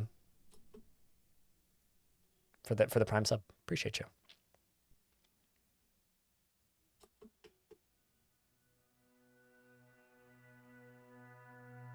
I would recommend 2 things, Taiga. 1, stop talking about it. 2, go listen to one of the interviews where I talk about it with Tarn, or go read about Tarn's takes on gunpowder, because that's specifically why it won't be implemented. explosive engineering because it's very difficult to make that kind of... Okay, look at fire. Look at what fire does to your frame rate. Then think explosions. Let's just change the subject, yeah? Can you kidnap goblin children? No.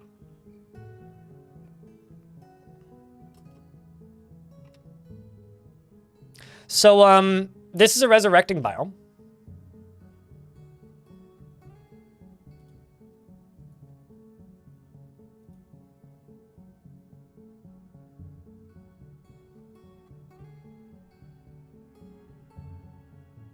So to those of you who are wondering,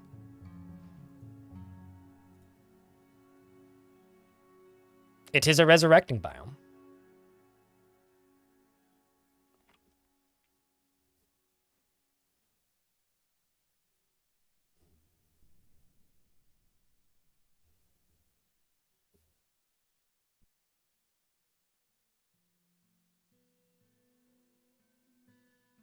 I would presume only the mountain biome areas, Havoc, because the mountain biome is the terrifying area, the area with trees. So this wouldn't be resurrecting. This is.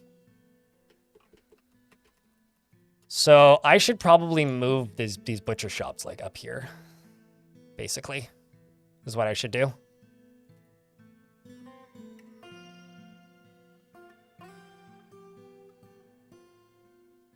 Your food introduces itself to you. Yeah, pretty much. Yeah, I'm gonna move my kitchens because I need the kitchens to be over here.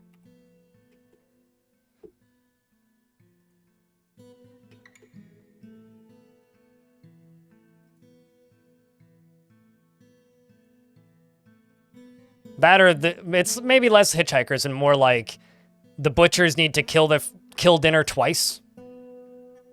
It's more that.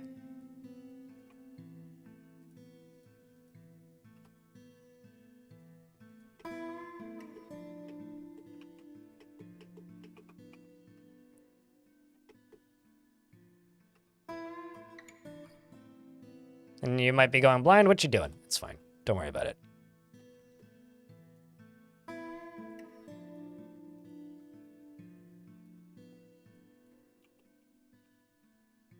Yes, excellent.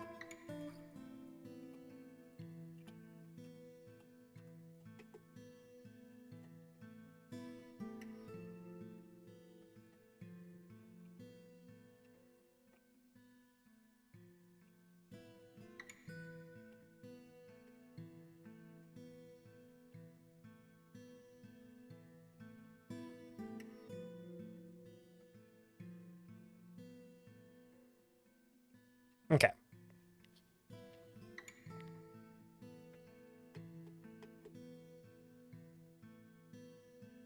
I'm confused of your definition of ethical, but okay. Oopsies. Let's go up to here and do this. And do ramps down. If anybody's wondering why I'm doing so many ramps, it's because it makes more possible future, what's the word? Minecarts.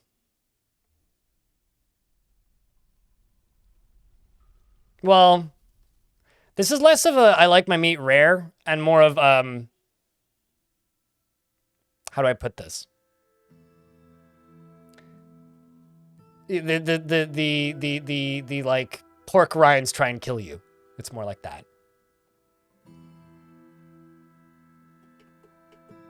So I'm trying to figure out where I should put my refuse. I don't want it to be super inconvenient. I'm thinking, actually, here's an idea. So if this is where we're butchering, I should make a minecart route for refuse right here that pushes it somewhere and stores it, and then maybe kicks the minecart back somehow?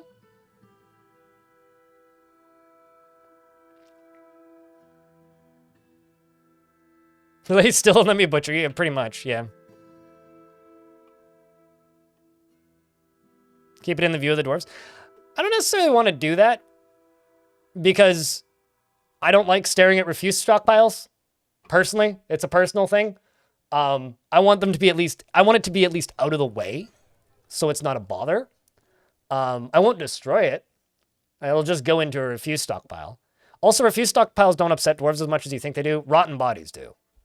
So it's more corpse stockpiles, but...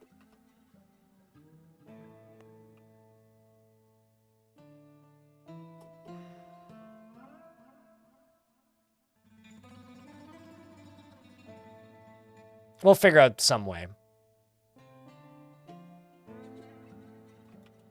Something I am going to do, though, real quick, is I'm just going to make a craft dwarf shop right here and a craft dwarf shop right here and just get them making totems and bone crafts. And let's just jump up here. Can't actually make any drink right now. You know. No plump helmets, kids. Actually, can I go up to the surface and harvest anything? Probably can. Aha. It's also snowing, which is neat. Big fan of that. I love the fact that if dwarves or cats or anything walk along an area enough, the grass dies. I love that detail.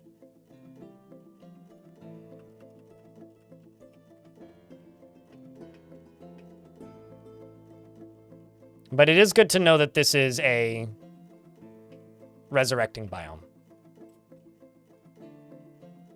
Oh, there's an undead horsehair here. The cats appear to be trying to kill it. Which is very funny, actually. Hold on, let's look at this combat log for a second. I need to see this. The cat skin misses the stray cat. The cat skin pushes the stray cat in the right front leg, but there's no force. By the way, animal skins that are resurrected do nothing. Like they cannot damage a dwarf.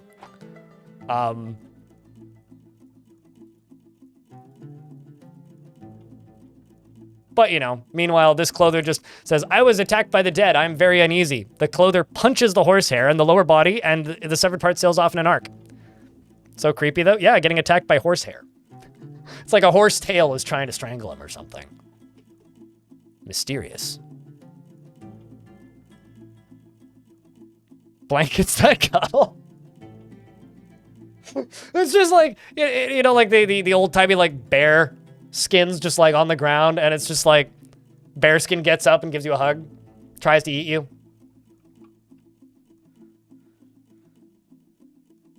Horsehair splinters. Ooh, God, yeah, true, actually. Happy Halloween. Yeah! It's the only words the bear knows, oddly enough. What'd you just come back to? It's a resurrecting biome. All of these are horse skin that came back to life. So, you know, it's a good time already. Off to a good start. Any ghosts yet? No dwarves have died yet. But if you look at the moods, they're doing just fine. So I'm sure we'll have ghosts in no time. Okay, so if this is going to be where we're butchering stuff... and this is... okay, well, here...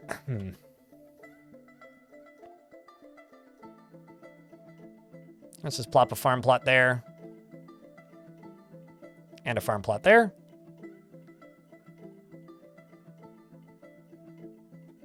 Ironically, though, they like it. In regards to the dormitory. They do like the water. It's like the main source of happy moods these dwarves are getting right now is the dormitory.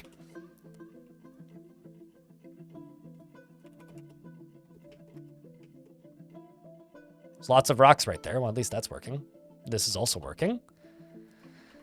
I'm going to start doing this because I do actually want to pave this area.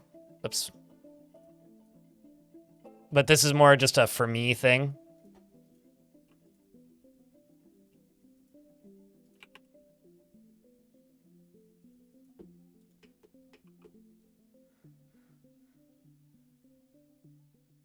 At least it doesn't go bad. That's not true. It goes bad faster, actually. Because once something's been resurrected, I think it's inedible. Ooh, bloodstone. I like bloodstone. Looks cool. It's a green stone.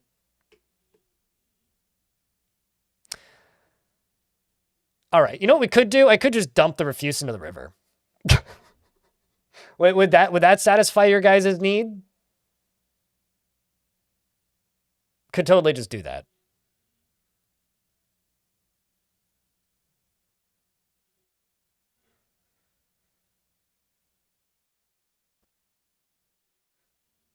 We are a true business if we're just dumping our refuse into the river. Of course, with minecarts, yeah, naturally. I could probably... Doesn't feel anything after seeing a cat's dead body. Uh-huh. I refuse to believe this, Reg.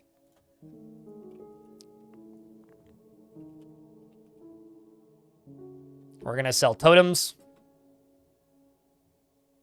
What kind of bone crafts should we make, chat?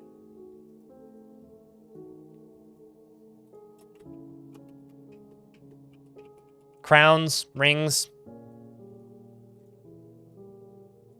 What do you think?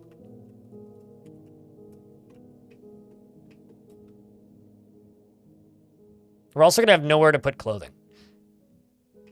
Necklaces? Well, that'd be amulets, but yeah.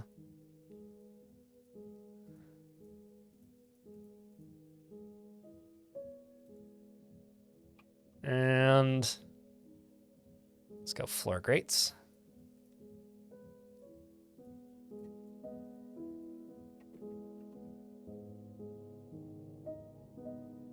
And then over here, we're gonna make bone.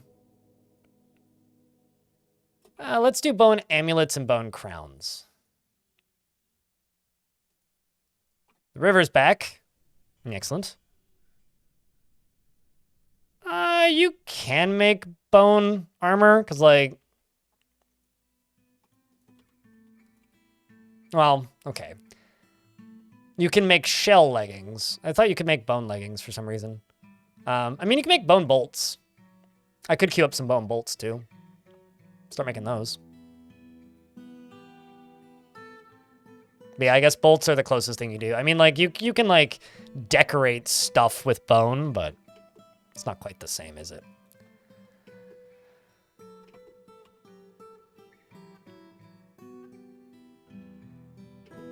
Shell power, turtle power. It's a very different kind of power, let me tell you. All right, let's take another risk and cut down some more trees. The reason I say risk is stuff is going to start attacking us. And also, I'm going to do a thing.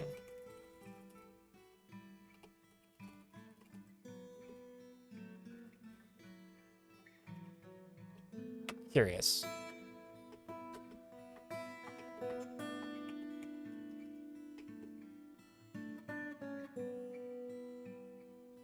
Bird Gons, actually. I mean, we are risking Birdemic. That is something we are risking. This is really that kind of game, Star Marshal. Yeah.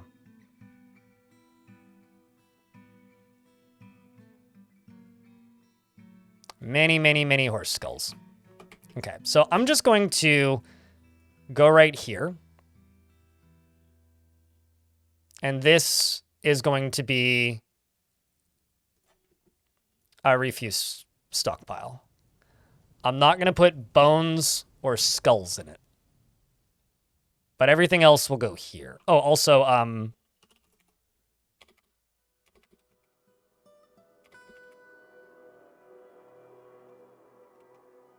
no fresh rawhide.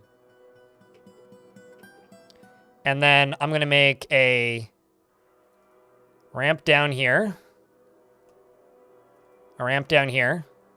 And a ramp down here. And it's going to go here. Here. And then here. And it'll dump the refuse out that way.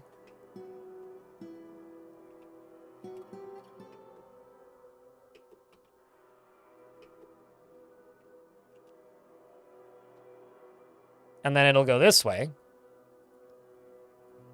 And then down another one. And then over to here and then back. That's what it'll do. That or I could just make it loop straight back. Yeah, you know what? I'll just make it loop straight back. I don't want to, like, screw up Dwarf's pathing too much. Although... Ooh. Here, let's actually scratch this whole design. Here's what we could do. Let's go over here instead and go down, down, down, down, down, down, down, down.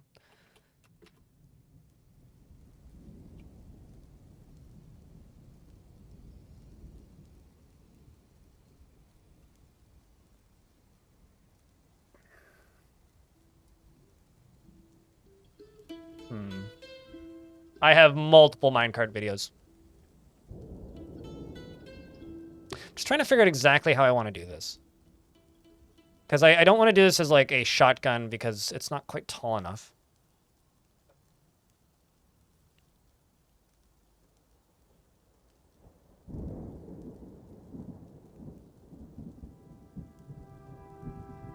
About very cartoony depictions of dead animals in there? You mean like drawing wise? I mean, if you want to draw things of my forts, go nuts.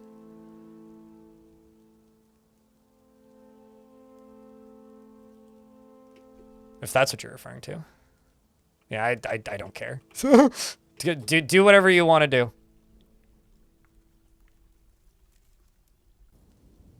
Did I highlight skulls? I thought I unhighlighted skulls. No, okay, unhighlighted shells. You're right.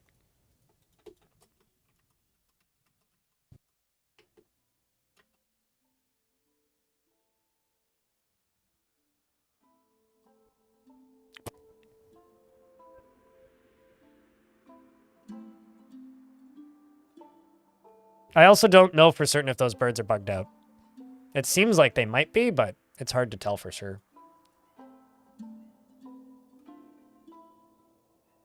Yeah, I don't know. I'm not a huge fan of giant birds specifically. Like, giant birds are the reason I don't play on Untamed Wilds more often. Like, I would play Untamed Wilds considerably more frequently and consistently if giant birds weren't so common.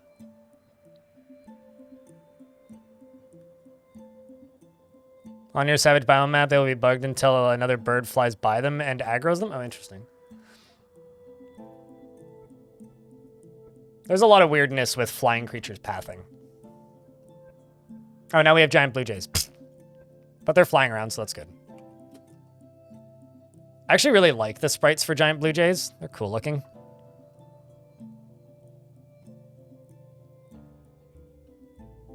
How can you efficiently get rid of them? Hope they attack you. But Mark's dwarves are pretty efficient. Like, if you're just trying to kill them, Mark's dwarves are very efficient at killing giant birds. There is a starving reindeer calf. We just get our butcher shop up and running over here. And right next to it, I will make a tanner's shop.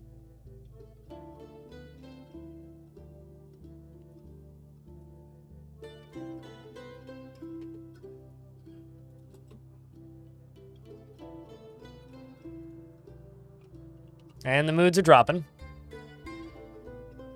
What are you so upset about? Oh, you're horrified after being attacked by the dead and you've seen 1 trillion dead cats. Well, okay. I'll give you that, Dwarf, okay? I'll give you that. That one makes sense to me. I understand your plight, and I will ignore it, as I'm going to ignore most of the other dwarf's plights. I need a tavern, so I think we're going to assemble a tavern right here.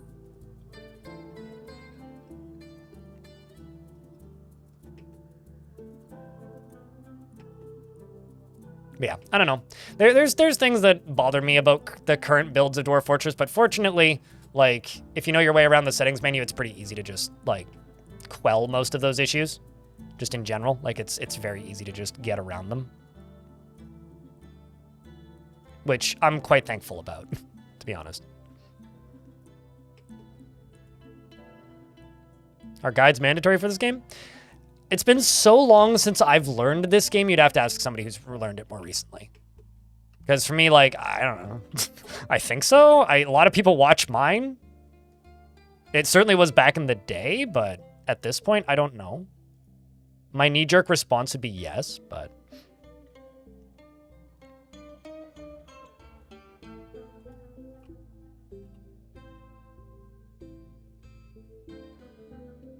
Maybe not mandatory, but definitely recommended, I would say. Yeah, I've been told this too. Like, that's why I said I'm not the best person to actually describe, like, or answer that question, because, like, I don't use, I didn't do the tutorial, right? So.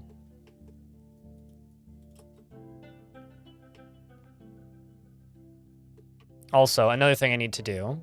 So I need to go to work orders, labor standing orders, refuse and hauling, dwarves gather, outdoor refuse. Oh no, a reindeer calf has been found dead. Uh-oh, this might actually be a problem.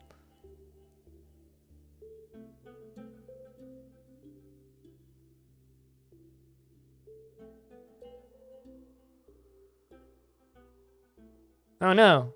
Anyway.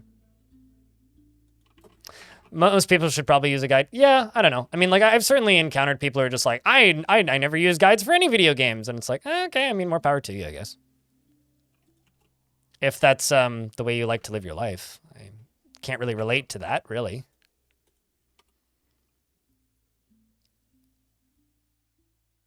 We have a goblin visitor? That's interesting.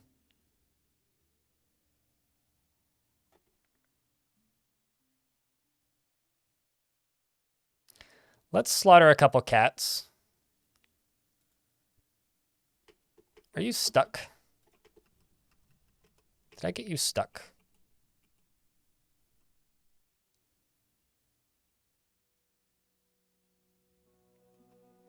Yes, I did. I'm sitting here going like, why is this not working? It's because this dwarf is stuck. It's the second time I've done that now. How did I even manage it this time? Hey. Whoops. My bad. Sorry, dwarf.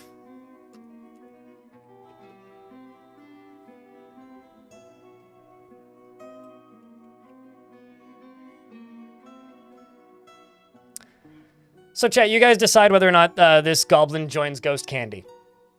I'm gonna go close my door because I'm tired of hearing these stupid fucking dogs bark next door.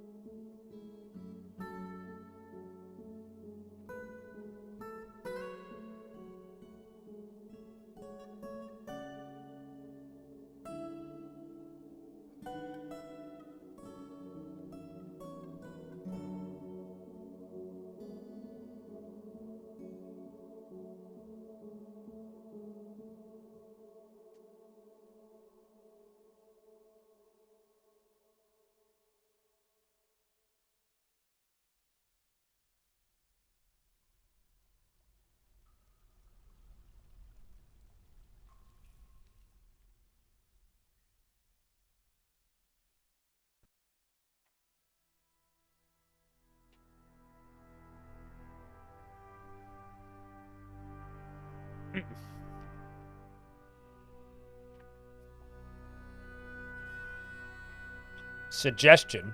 What do you mean by suggestion? Or art suggestion, rather. Oh, you want a drawbridge going across. Or like a bridge going across.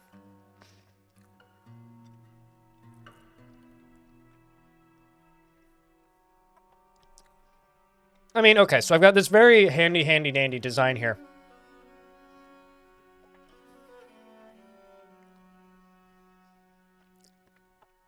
I'm trying to figure out the logistics of this exactly. What happens when the giant birds attack? And is there a dwarf pushing this? Or is this a powered setup?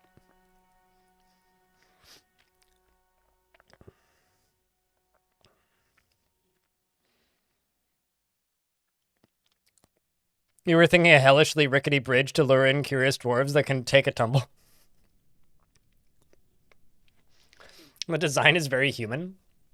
I mean, a human druid, I think. Presumably. Well,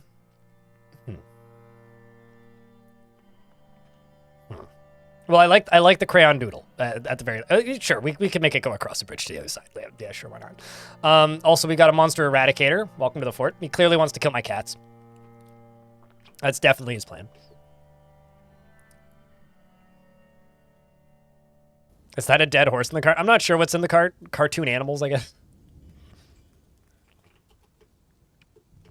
Maybe I should make a public tavern. I wasn't planning on making a public tavern, but maybe we should. Mayhaps we should.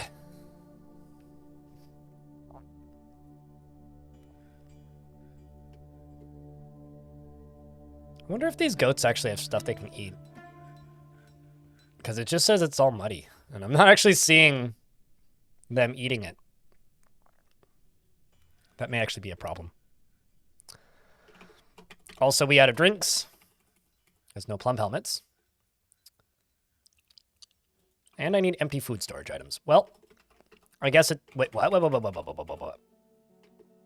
Oh, okay. It's just a two-legged rhino lizard. I thought that was a dead cat. I was like, how'd that happen? All right, how are we doing on that?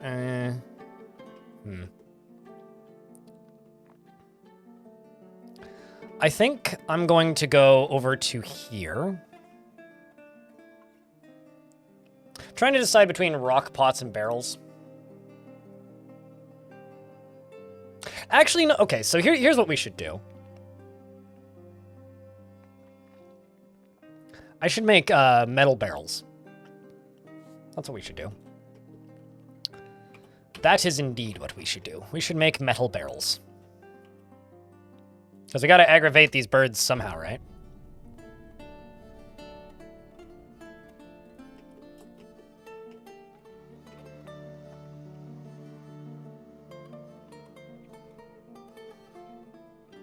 Lead barrels for the win. We got magnetite. I don't think we actually have any lead barrels. So now I get to see if like things come back to life here on this side. That's going to be the big question.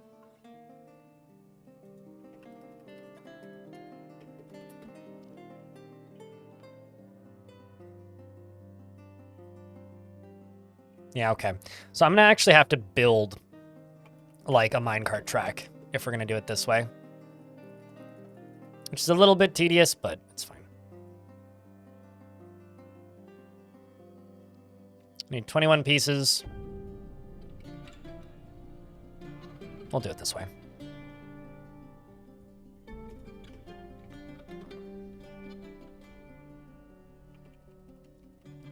And then I think I'm also going to build an additional track going this way. And this is going to be another boulders track. Because turns out there's a bunch of boulders back here. Whoa. Can't actually go all the way then. So I'd have to cut through this. Uh-oh. Uh-oh. You know, maybe I should just make weapons.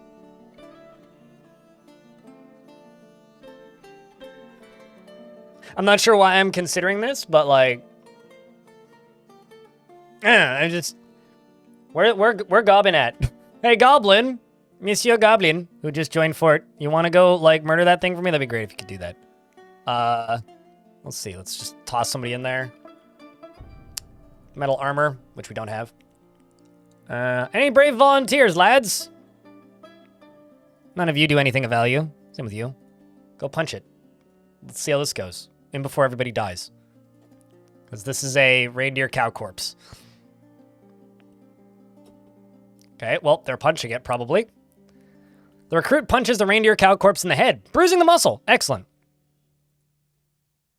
Fun incoming? Oh, yeah, no, damn right. How's the fort going? Do we have... Nobody's died yet. Although, I think the population just went down by one? No, it went up by one.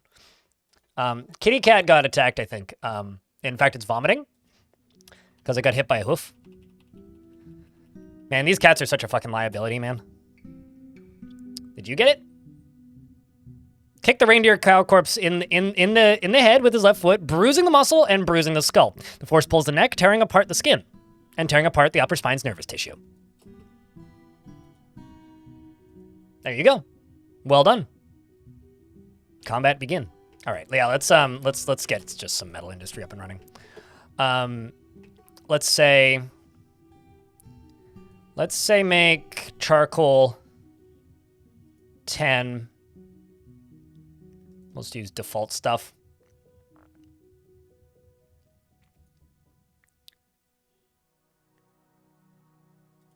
Except I'm going to say make 20.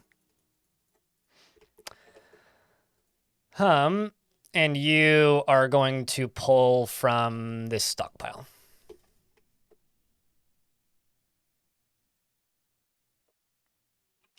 And then you, right here, let's make a smelter. And a metalsmith.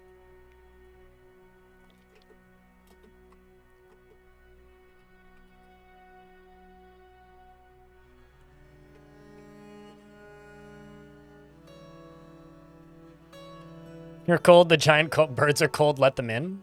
I mean, maybe one day.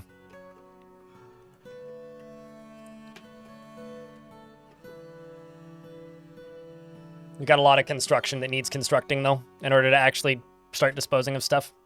Something collapsed? Nani the fuck? Oh, I see. Well, Kib just got knocked out because chopped down a tree that was a bit too close to another tree. The classic tree collapse scheme. Pesky trees. Dwarf's taking a nap. And gonna go take a drink. We still don't have any, like, brewable food. Because I'm just out of seeds, apparently. Although... that's why we're out of seeds. So there's that. Do I really not have... Okay, so I'm just out of, like, food storage items, then. That's the issue. Okay, well, fine, then. Fine, then. Rock pots it is.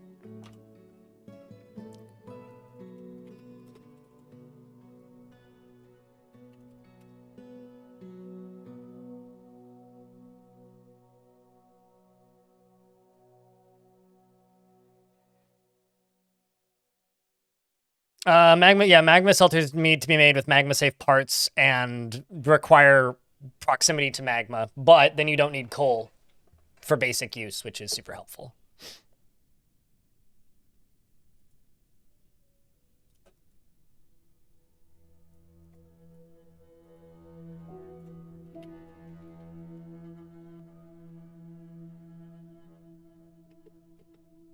Oh shit, I'm in an ad break. I will pause.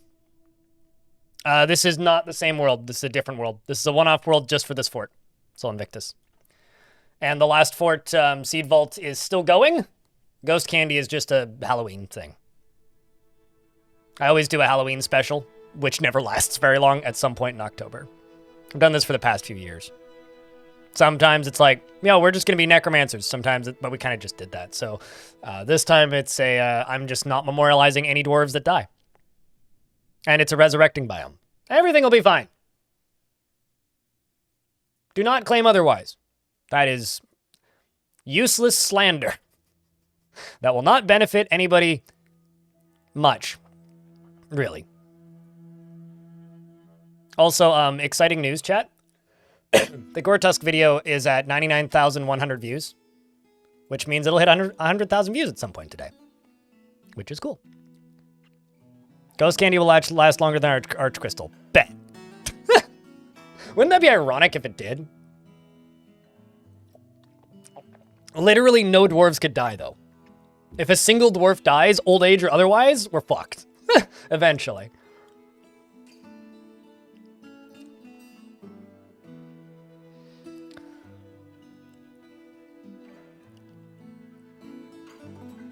Stuff can absolutely climb out of smelters, yeah.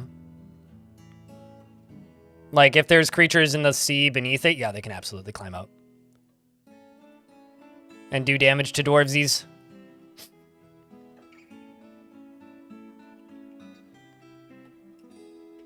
Okay, so I need to find some dirt.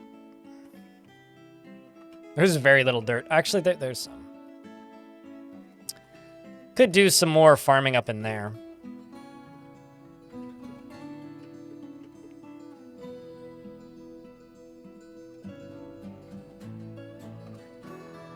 We got bone bolts, we got large rock pots. Okay, so now that I got rock pots, let's just fly up to here. There we go, see? That's all we needed. Also need a brewery down here, because this is the kitchen, so might as well just make a still down here.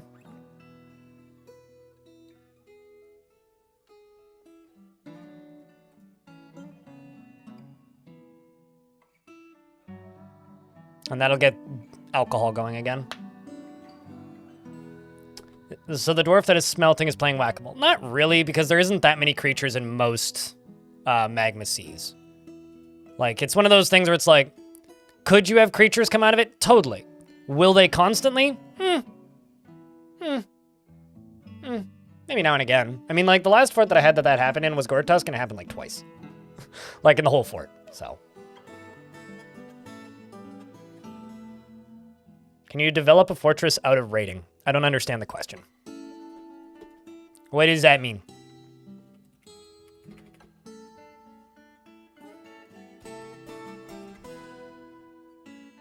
Like, what exactly does can you develop a fortress out of raiding mean?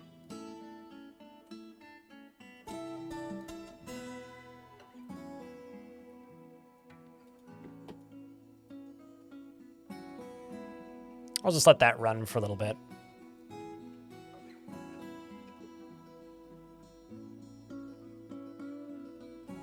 Like, are you asking, like, is...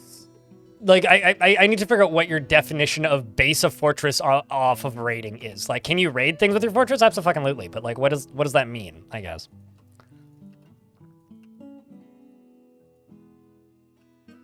Because it doesn't really mean anything, I suppose. What's wrong with fire snakes? Is it possible they went extinct? Do you have a lot of cats? Cats can absolutely kill them.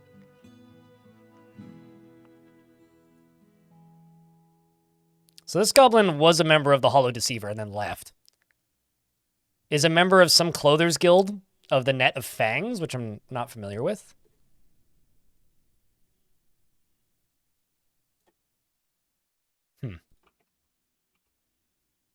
What weapons do you have? An iron mace and a copper shield? And a steel helm. Well, that's nice. Same with the steel chain leggings. Fancy.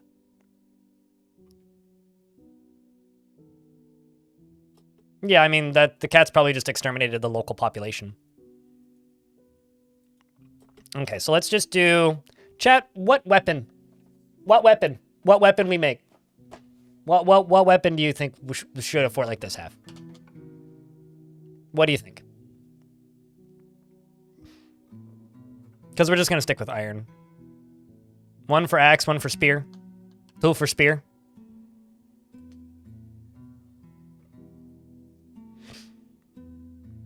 I haven't found any silver yet. I do have gold, though. What, just exterminating the local, like, rodent population? Naturally, very realistic cat behavior. I feel like axes are actually a good call. Like, I'm kind of between axes and maces, to be honest. Or just, like, going full stupid and being like, use 2 shields. Just like wrestlers all the way, just bludgeon them to death with shields.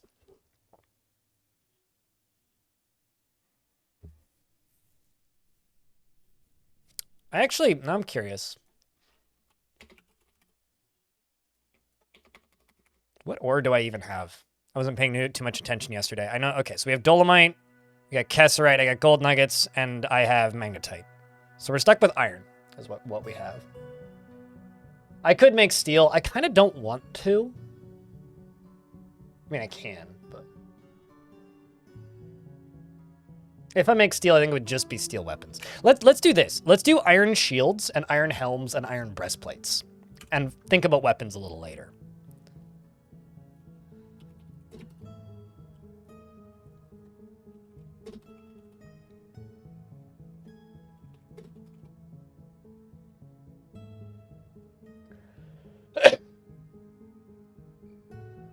How necessary is mouse usage? You can't play it without a mouse. And I don't know. I'll be honest, I'm not paying too much attention. I know that Platinum is working towards it, like mouse playability, but like, it's not something that I follow with much interest at this point, to be honest with you.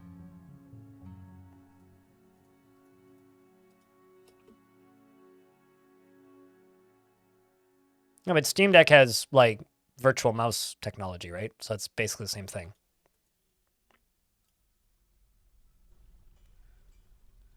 I mean, okay, so when somebody says raid only fortress, if you mean like, I'm not going to farm, I'm only going to attack shit, you need at least some material production.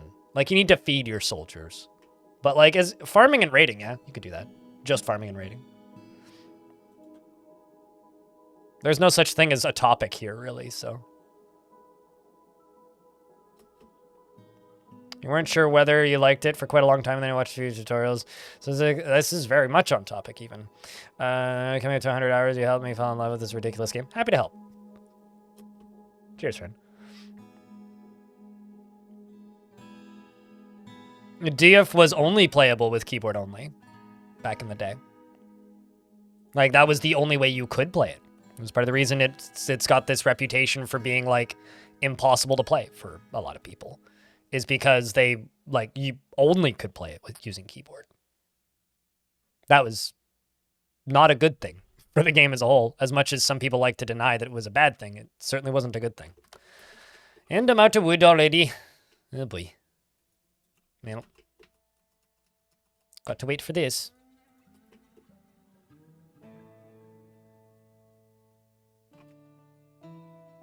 Oh, this is the meeting area I need to get rid of. Duh. All right, let's work on the tavern, shall we?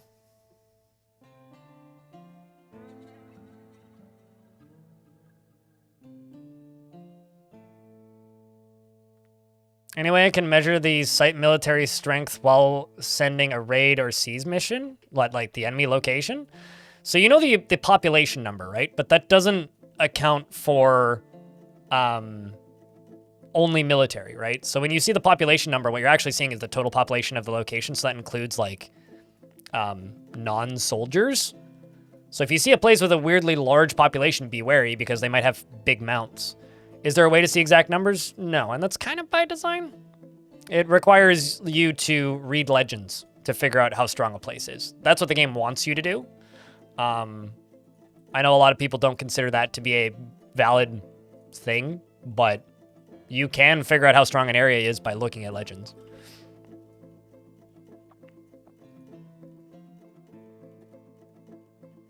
But Wallace didn't fort mode, no.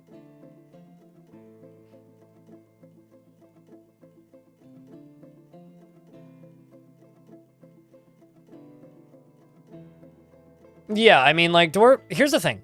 Combat in Dwarf Fortress sucks. And by that, I mean attacking things sucks. It's a necessity, but it's a very uninteresting mechanic, I guess. And trying to base an entire fortress around that would not be fun to begin with. I don't know. I wouldn't recommend it. Use only bone helms? Nah, I'm good. I'll decorate my helms with bone, but...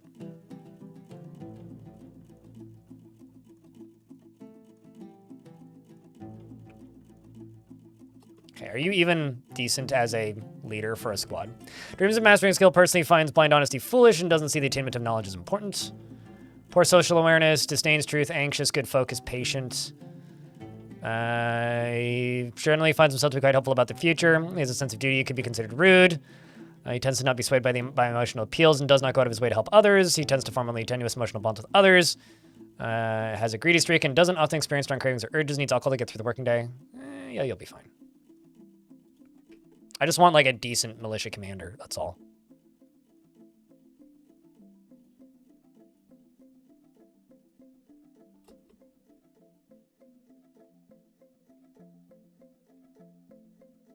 I love how both of them have queued up. I don't know how that's possible. All right. Starting to think I need more wood in this wood minecart.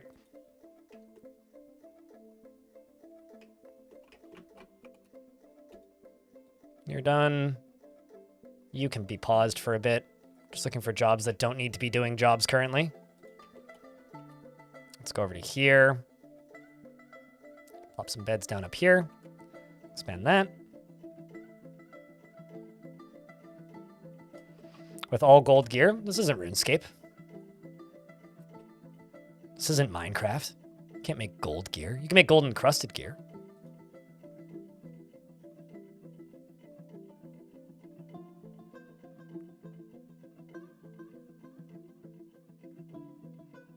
There we go.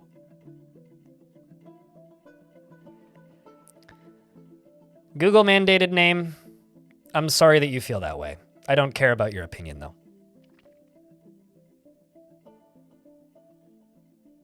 Because the vast majority of the people who play this video game are only able to play it because it uses mouse, right? So you don't have a correct opinion, unfortunately. Platinum gear? Not this. Okay, go look up what metals could be used for weapons in real life, and it's probably accurate. If you, I mean, like, yeah, artifacts can be made, but can you just make weapons out of platinum? No.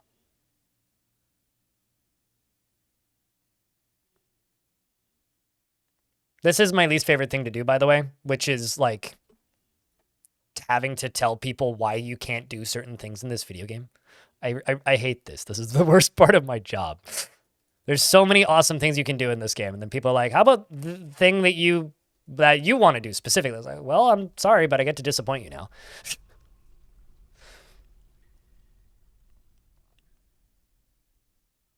You're not much of a metallurgy expert? It's okay, because most games are trying to make you like the opposite of a metallurgy expert as well. Okay, so I'm just going to put crafts up here. Let's say amulets. And crowns. And they're going to be all levels of quality. And just the bone ones.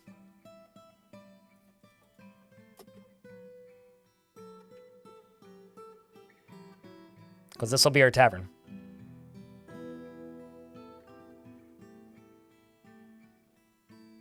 Yep. No, I mean, artifact weapons can be made out of like, soft metals, basically. There's a reason, like, we make jewelry out of gold. It's because it's a very soft, like, malleable metal. Not great for, you know, making a bonk stick with, but would be more than effective for, you know, dropping on somebody's head, but that's about it.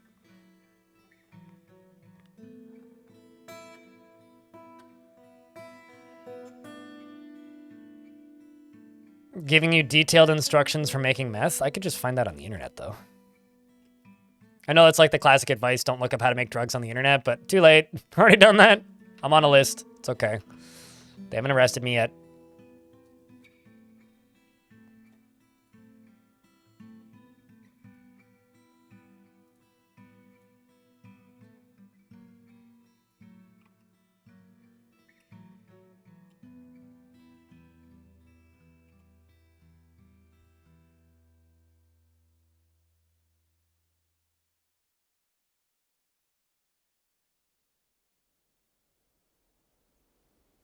What? It was because it was stupid I said gold gear and stuff. What? I'm confused. How long did it take to generate a 1,000-year world? Like 90 seconds? Built rails can float. It's not floating. It's 2 layers above the water. Water down here, it up here. Also, they're considered floors, so yeah. You could just build directly over top of floors.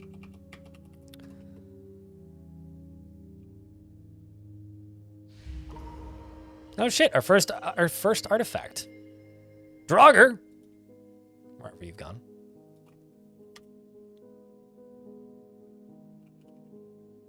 Mildly curious as to what you go make. Or try to make. High Master Blacksmith, actually probably something metal, right? Claims an iron bar. Any bets on what this dwarf makes? Yeah, but how large of a world are you making? This world ain't big.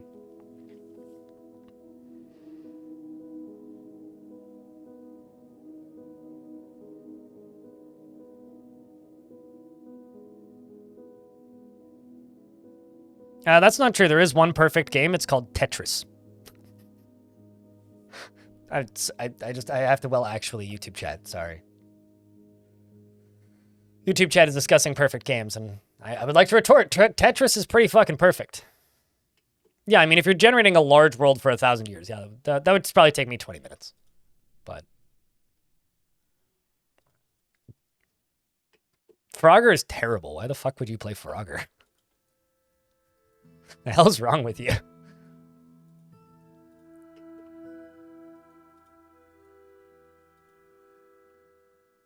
Pac-Man is close? Sure. I can see that argument. I think I need to get rid of some of these cats. There's too many fucking cats.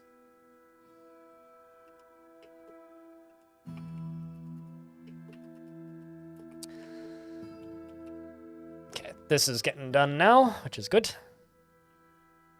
How am I? I don't know. You tell me, I would say. You're still in charge, not dead. Is how things are going. But how are you? That's a hard question for me to tell you. I know very little about you.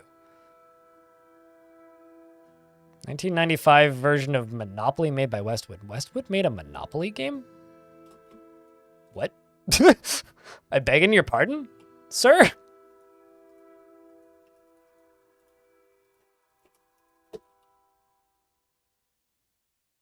It's just like the best Rockstar Games game is table tennis. Anybody who disagrees is wrong and you can't change my mind.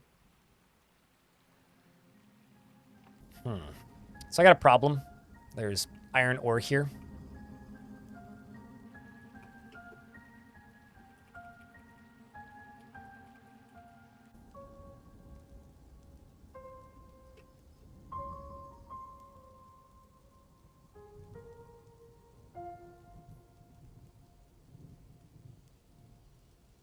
Okay, so I could just put a minecart stop in the middle of this and just make them dump it out.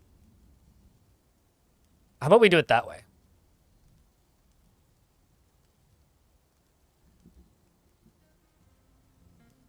Because I'm trying to think, like, how could I thematically do this?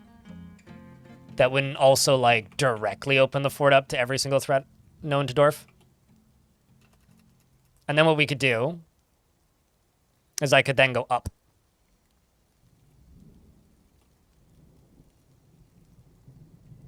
To, like, maybe just up to here. And then across with another bridge.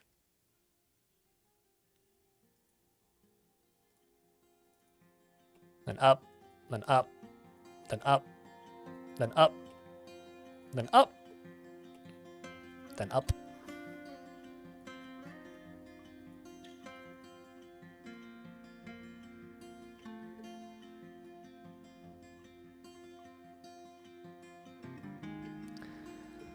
Was the type of minerals in an embark, not the amount? Nope, it's the overall amount of minerals generated in the world.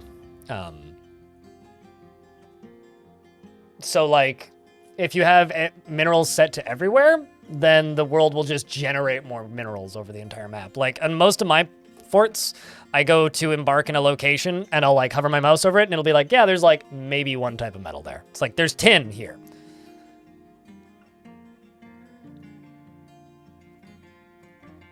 But that's all you get is tin. Sorry, Tintin. No plural tins today. All right, this is going to be my tavern. Dwarves can start dancing. Need more chairs, though.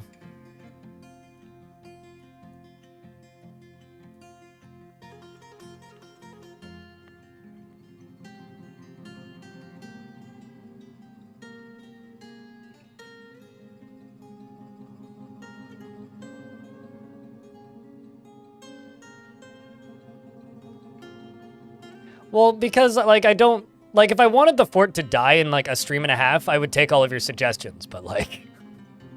I don't actually want that to happen. I want this fortress to progress a little bit and then turn into a slasher film, not just be a slasher film, if that makes any sense. I'm just perpetually out of wood, aren't I? I think the problem is like going up there to haul that stuff is like time consuming. And dwarves are just like running out of time and not like able to load this minecart quick enough. But you know, those are the bottlenecks I've set for myself. We got an iron door. Hmm.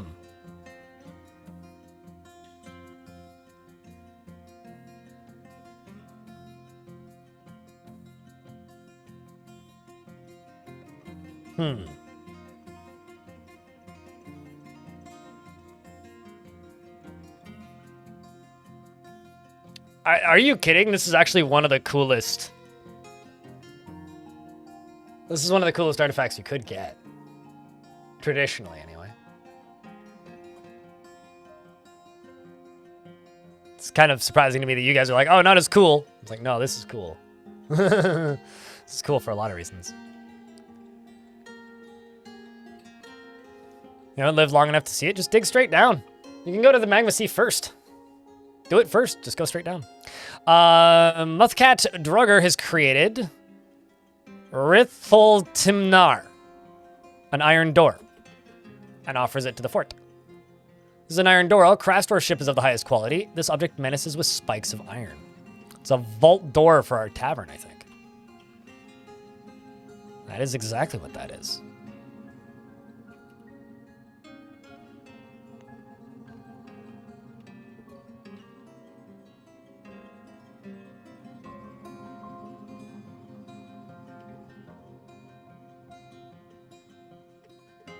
Back in the day, yeah, they were. They still kind of are for a specific reason, but many people have, like, Mandela affected themselves into not realizing that they're still useful. Emperor Iron. Another iron, please, with beard. Okay. Preferences? Yes, nah? Do you want happy? Do you care? Because, like, we could give you, like, I don't know, this dwarf seems kind of happy-ish.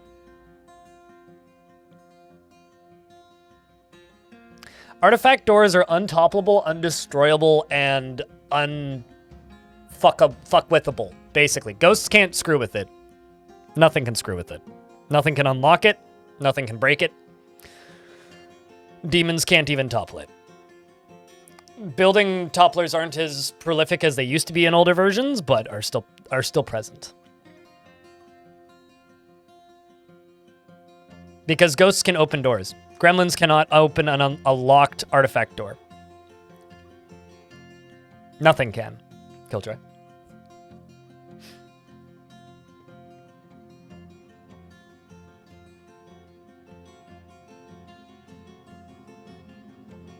So the military one? Okay. Also, speaking of military... also, Jack Narek redeemed a dwarf, and I completely fucking missed it. Are you still here, Jack Narek? I super duper just did not see that. If you're still around, let me know, and I'll get you your dwarf. Is always tense and jittery and quick to form negative views about things, and finds himself to be quite hopeful about the future, has a sense of duty and could be considered rude, tends to not be swayed by emotional appeals, does not go out of his way to help others, and it tends to form only tenuous emotional bonds with others. He has a greedy streak, and he doesn't often experience strong cravings or urges. He looks like Cog. He does have that same kind of look to him, doesn't he? He doesn't often experience he needs alcohol to get through the working day and doesn't really care about anything anymore. Dreams of mastering a skill and personally finds blind honesty foolish and doesn't care if others doesn't see the attainment of knowledge as important. I'm going to name a happy bearded dwarf after Jack Narek and then DM him and be like, hey, let me know when you need me to check your dwarf. Likes Crowbite, aluminum, and gold opal. Black-handed gibbon and parchment and the color green, battle axes, and ballista arrows. Actually, we should make battle axes. Because he likes battle axes. Ballista arrows. And pigs for their sense of smell.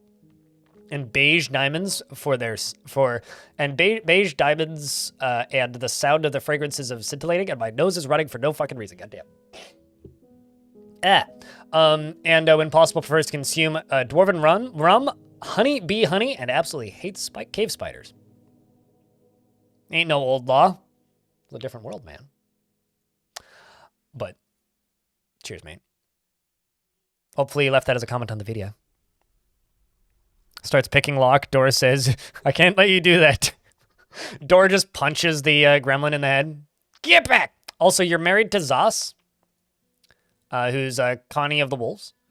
And you have a rather large family who don't live here. Also, your last name's Blazevault, which is pretty dope. So, did Jack Nurek say specifically what kind of dwarf they wanted? I don't think they did.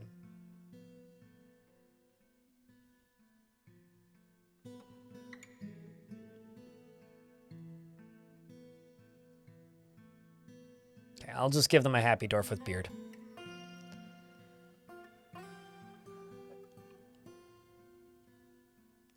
Who's a peasant with a crown, who actually isn't that happy, but does have 2 lovers, so life could be worse, right? Has a nephew, has a lover who lives here. Excellent.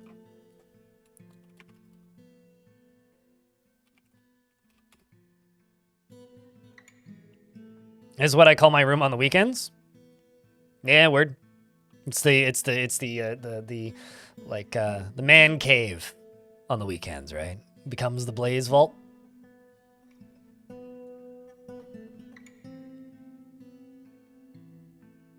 Something is pretty good about the current video, actually, is it's slowly getting more views from suggestions, but he actively avoids exciting or stressful situations and is very humble. Let's see. If I can find Jack Nurek on my Discord, I'll just DM him that I gave him a dwarf. So I have a DM that I need to check. Hold on.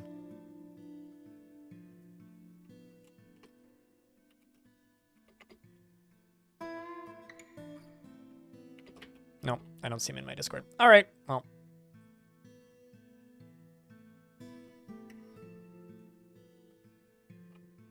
Just keep an eye out for him. Dabs while sobbing. Yeah, such is life, right? Dabbing and sobbing. We're going to be hit by ads in 30 seconds. So in 30 seconds, I will pause game. But hopefully this is going to keep the fortress functional. If anybody has a good idea for a name for the tavern, I'm open to ideas. Oh, also, I should make some rock pedestals and we should just put totems on them. Yeah, that's something we should do. Just finished the video. Awesome view. Hell yeah. Happy to help. I'm glad people are liking it. Like that, I mentioned it at some point in the video, but like that is the closest thing to development hell I've had one of those videos in yet so far. Like I restarted that video more times than I should have, because I couldn't get the vibe right, and I couldn't get like the scripting right. I couldn't get anything right in that video. Playing Planet Zoo. Wow. I mean, it's pretty hard to be sobbing while playing Planet Zoo. Unless you're going, why didn't they fix this bug yet? But that's just any video game, right?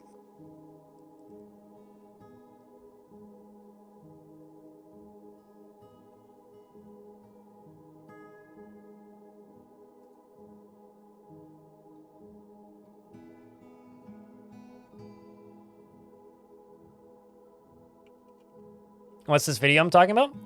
I uploaded a video yesterday on my YouTube channel. And it's following one dwarf for 10 years, is what it is. If you're curious, it's literally titled, I followed a single dwarf for 10 years.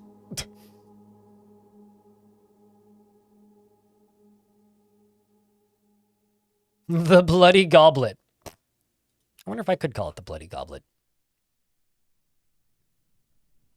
Well, actually, that would be an adjective, right? The Bloody Sup. Actually, no, the Bloody Supper is pretty good. And visitors, yes or no, chat?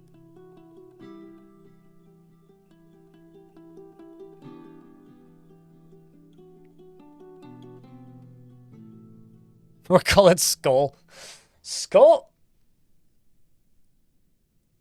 Bloody Supper sounds like a play on Sunday, Bloody Sunday to me.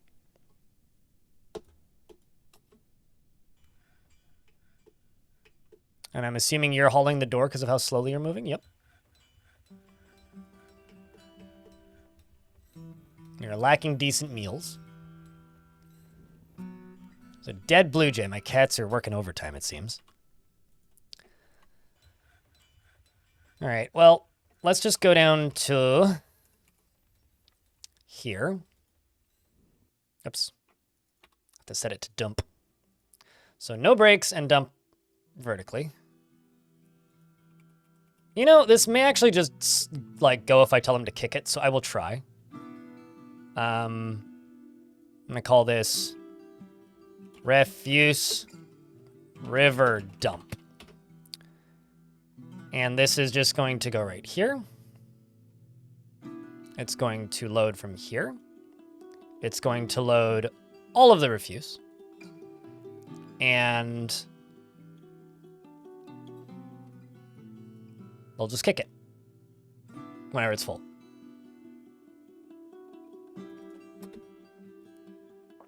And I need to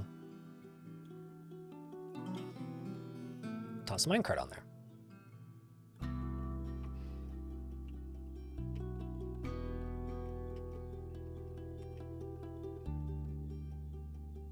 Love me some. I don't know if it's actually going to function. It might not get enough speed, but we'll see.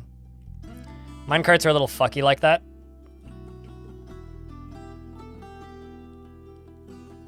All right, so the artifact door is now installed in the tavern. And I'm going to say that these dwarves probably need the opportunity to chill for a little bit because I think they've been very busy for a while.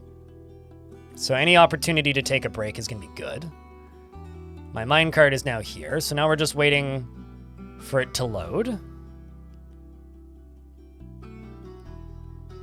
Praise Armlock if hemp and rope reeds are on the surface in this embark. I haven't looked.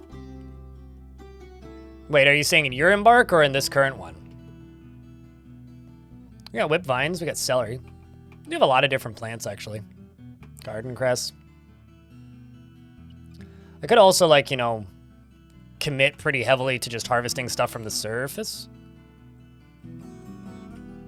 All right, Kitty, like, I get the enthusiasm, guys, but you're not gonna win this one.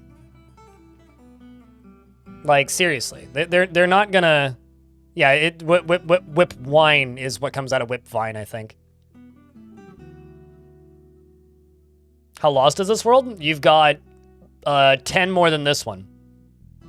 Chadberry.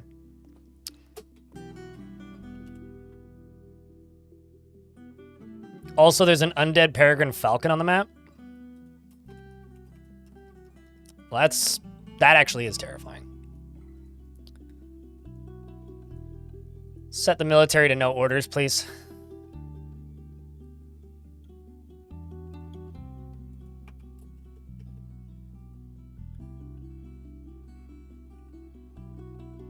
Great. Must hunt bird. Here's hoping. Okay, so now we're starting to get this cleaned out. I think what I actually must do is just lock the front gate. So we're in late spring. Yeah, I think that's what I'm gonna do. Or have to do, potentially. But what we really need is just more of this. So probably what has to happen is this stockpile needs to get bigger.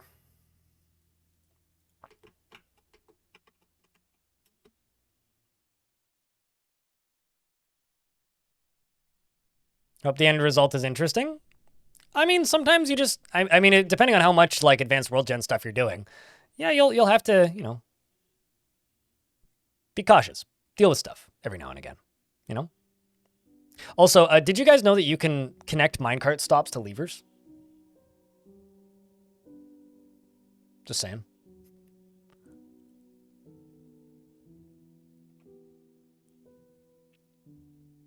Just a fun little tidbit. Yep. Dragon, you can do that. What does levering it do? Well, you can turn brakes on and off that way.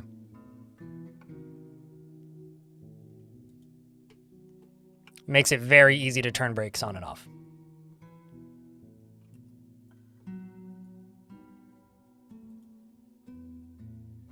That is the main thing it does. Still making those rock pots. We're out of skulls, it seems. Still brewing drinks. We got pigtail seeds. We got persimmon seeds. Good stuff.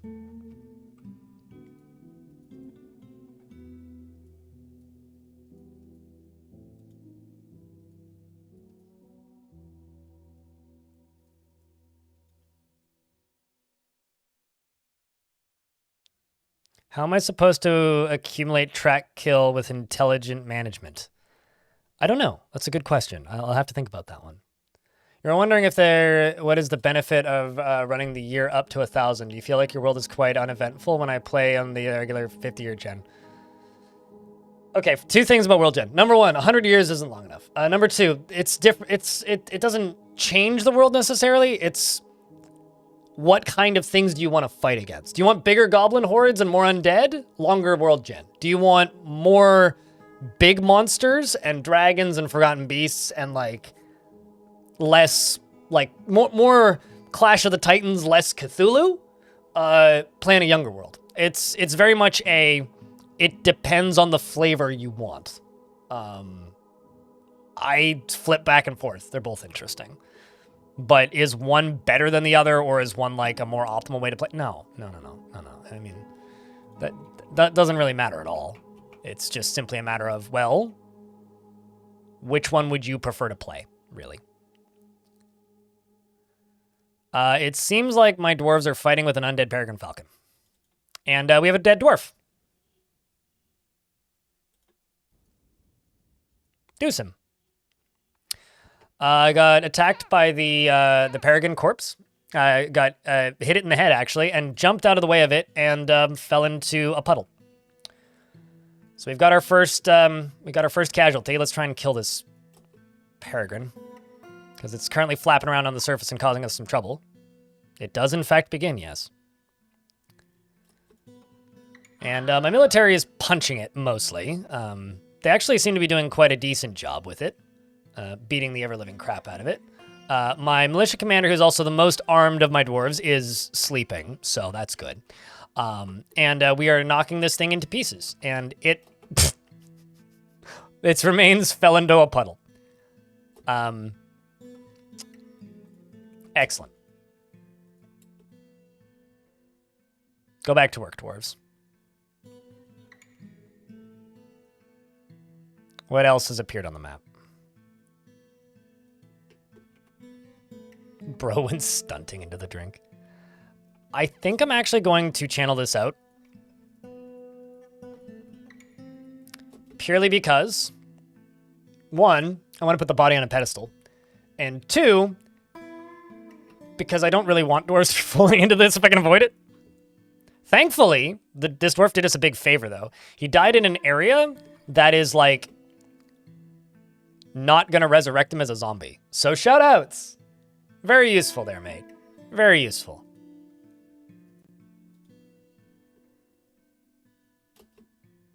There's shad, which is like a flat fish, but yeah. Time RL, thanks for the 12th month. Can they not resurrect in the water? No, okay, so this is the resurrecting area. This is Untamed Wilds. So the mountain biome, which is where the hair grass is on this side, is the resurrecting area. Oopsies. This side is Untamed Wilds.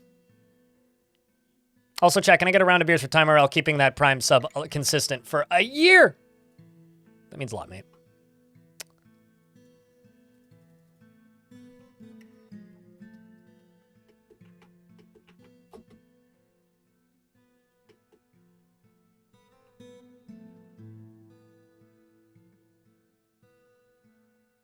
High-level death tactics?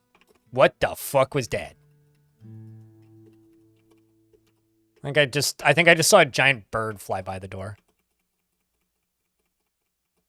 Oh, that's what I saw. My God, man.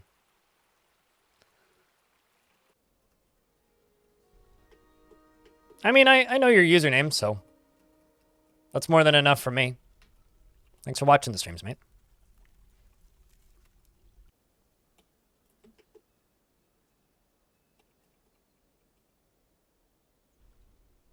Actually, is this working? Well, don't know yet.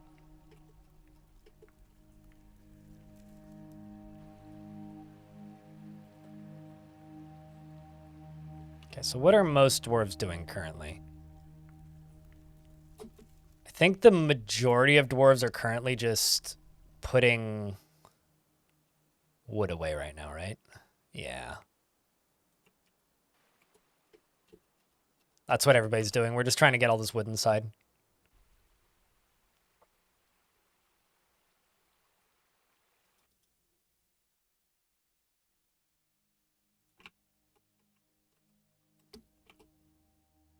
Also, I'm just going to plop some more beds over here. Doesn't need to be fancy, but I would at least like these dwarves to have access to a dorm.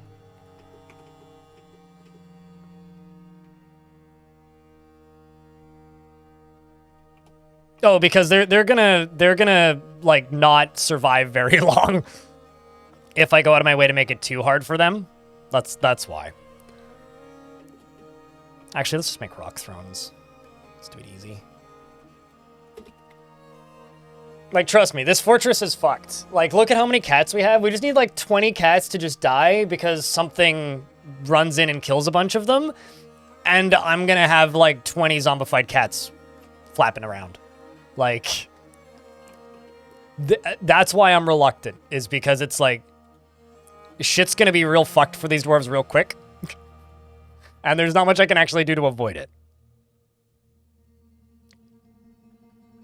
Which is the whole point of this fort. So, Dwarf has died. Raise a glass.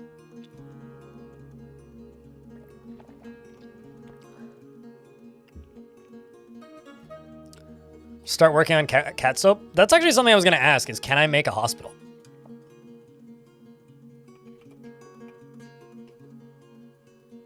But what I'm trying to do is just make it so that the dwarves, like, gather and equip gear, basically. But essentially right now there ain't much I can do. So let's just sit here and watch the minecart slide back and forth.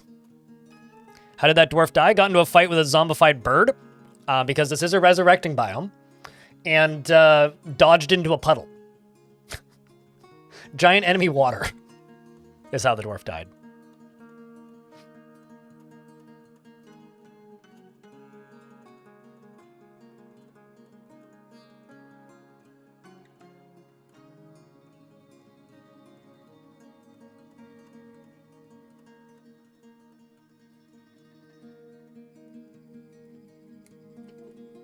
I think I almost may need a second minecart for this.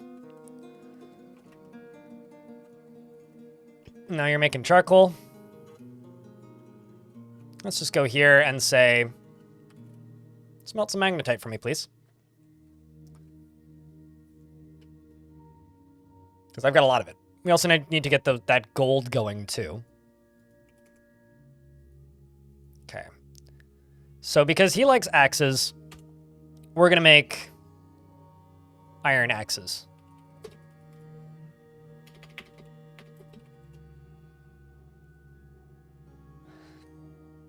You know what? Okay. Pig iron, steel.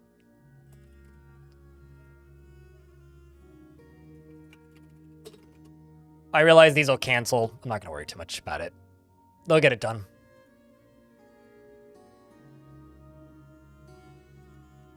Still working on those crowns. Good stuff.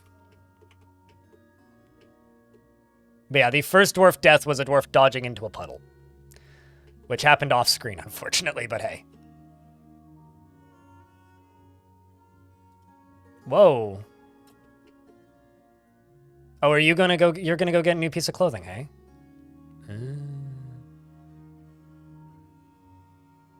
It's great. Does the algorithm like it? It's hard to answer that right now. I won't really know until it's been out for a week or so. Once it's been out for a week, I can then start to answer those questions. The reason it's hard to tell right now is, like, to give you an idea, I considered Godly Tombs to be a failure, views-wise, for like 4 days. And then YouTube just went and shot it into the sky. So it depends. I mean, right now it's doing okay currently, but there's no real crazy algorithm. It's performing as usual right now. Nothing wild has happened.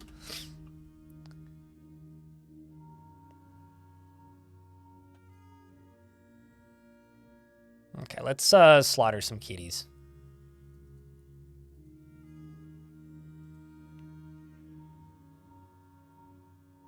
Most of the adult cats will do.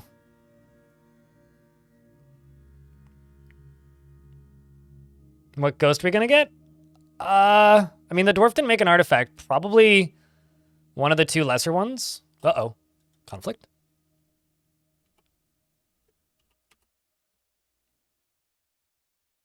Oh. Got it. Great. Now we've got an agitated peregrine falcon corpse. Great. Okay, so what do we have that's agitated? We also have a peregrine falcon head. It's ahead of its time, chat.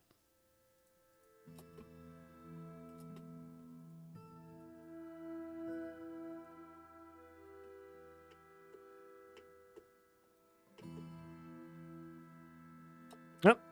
Seems like Atir here just beat the skull to death. What was the actual combat log? He punches a tricassel peregrine corpse in the upper body with his left hand, bruising the liver, and it was propelled away by the blow.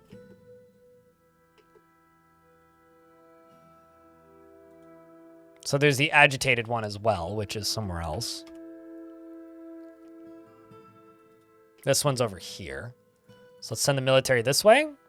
Yeah, this is a full body. Once again, they... Oh, I see. So it's on the other side of the water. I can't actually get to it.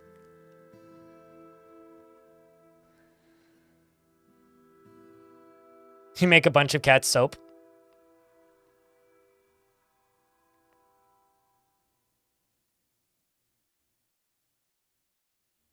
You're too hard on yourself rules-wise. The pause every 5-minute gimmick is enough for the video? How is that feedback? Like, also that was the rules, was follow one dwarf and pause every 5 minutes.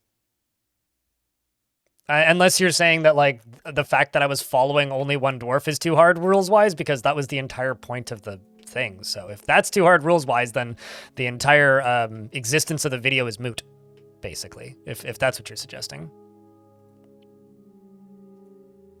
So I don't really see how that's feedback, exactly.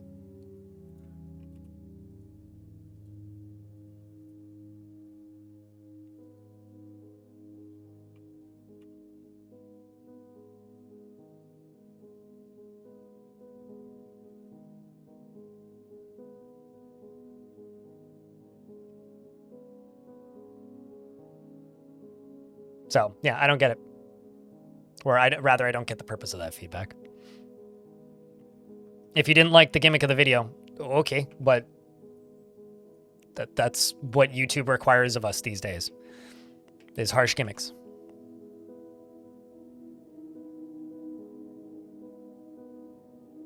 I wish that Linux people would stop wishing me to have a good Linux journey. It's an OS. It works like an OS. It operates as it's functional.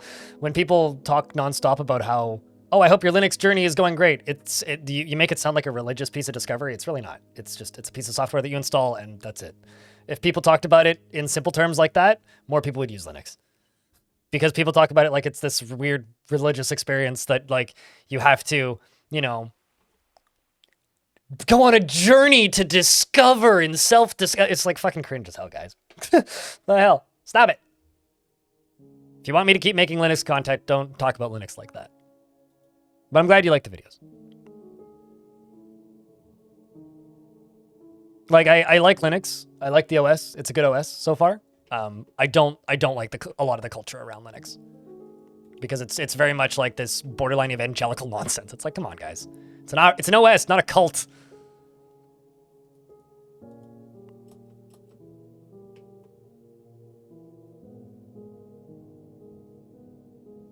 People do know Linux, because people who use Linux make it impossible to not know Linux. Sensual casserole. Stray cat has been slaughtered.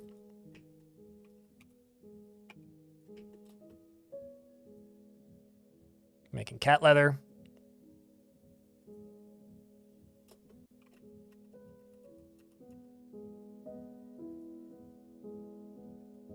Well, it worked. It did, in fact, work.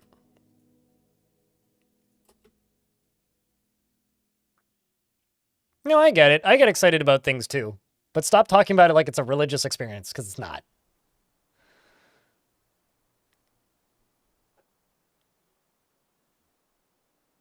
You needed a good laugh? Well, I'm happy to help.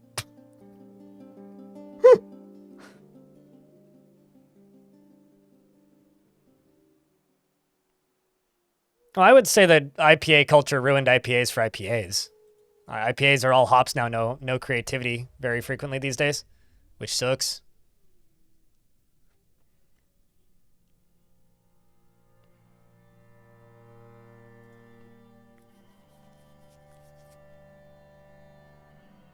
We have one dead dwarf. Yeah. Use Arch, by the way. Do you know? See, now that I don't mind. I don't mind the memes. Like that part I like, actually. I like the nonsense jokiness and like sarcastic nature of a lot of Linux stuff. What I don't like is, I hope your Linux journey has been going well. And I get that like 5 times a day now in my comments. It's like, thank you for sharing your journey into a proper OS. Have you heard the good word of our Lord Jesus Christ Savior? Could I interest you in this course on our ancient forefathers from the before times? Something cults. Stop it. Use Mac right now? Gotcha.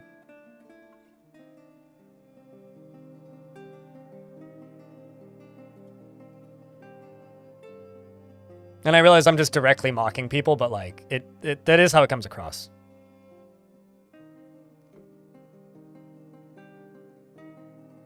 Friends who have CDDA, they love the game, hate the interface. If you, God help you if you criticize it.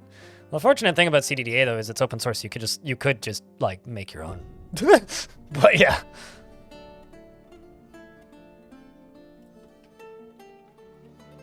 I may actually set up patrols. May actually do that.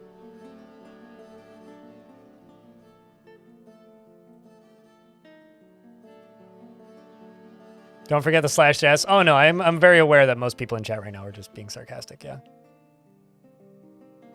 Anyway, sorry about that, Ward. Don't take that too personally, but it is what it is. Dwarf Fortress is more cringe than Linux. You mean the community? Because I'm not talking about the OS as being cringe, YouTube chat. I'm specifically talking about people evangelizing it like it's a religious experience being cringe.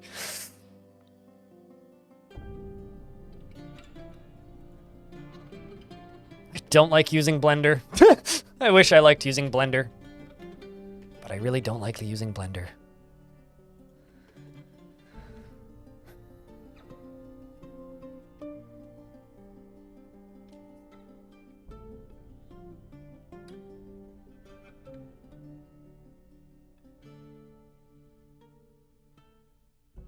Well, we actually have steel up and running now, which is good.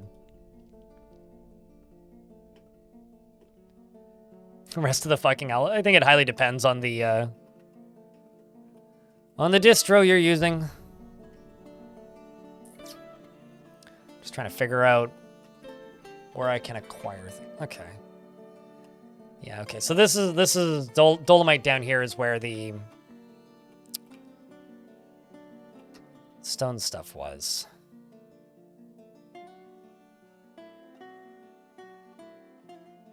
Trying to decide how I can do this. Okay, let's do it this way. This is gonna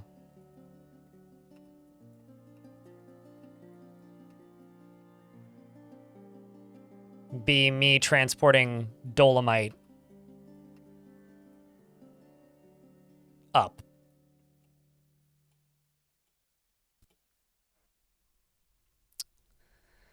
You know what? I just realized I'm screwing this up. Can't do it this way because you can't turn on slopes. So what I'll do instead is this.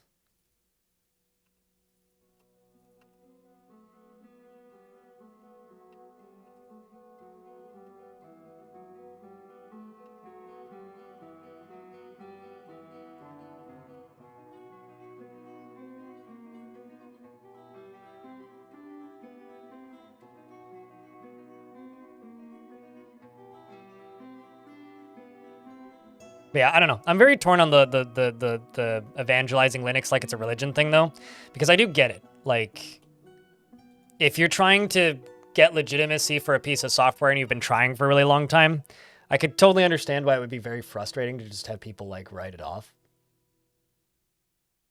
But at the same time, it's like,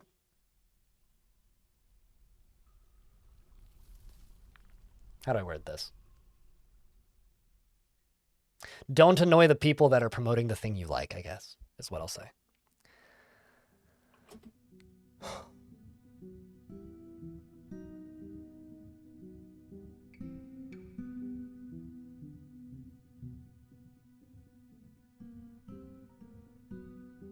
Arch is a religion? I don't know about that. I would say Arch is more of a meme.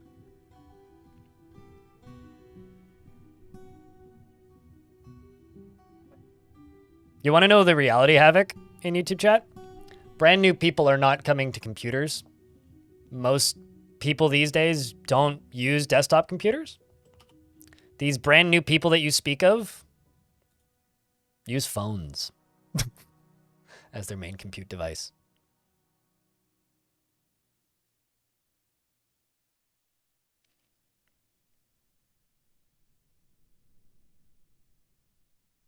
Here's the thing. I don't get that approach from Arch users. What I get is like people who use Arch to me strike me as people who meme about the fact they use Arch because they know it's a meme, but aren't actually pressuring you to use it. The specific thing that annoys me is just like talking about it like it's this rewarding, exciting journey. It's a piece of software that works, and that makes me happy. And that's where my relationship with this stuff kind of begins and ends at this point. I'm happy that it works.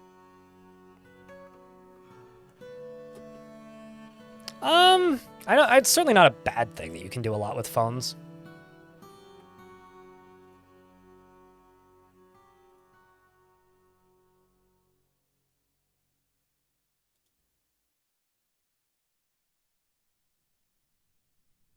You mean people with anime avatars in general?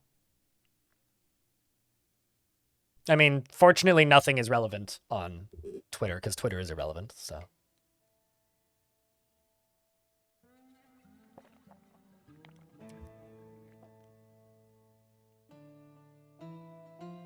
You have to use Arch or I won't talk to you. I mean, thanks.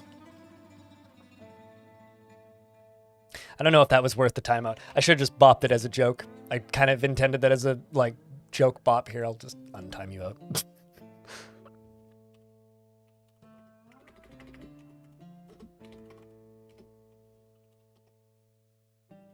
There you go. You may speak again.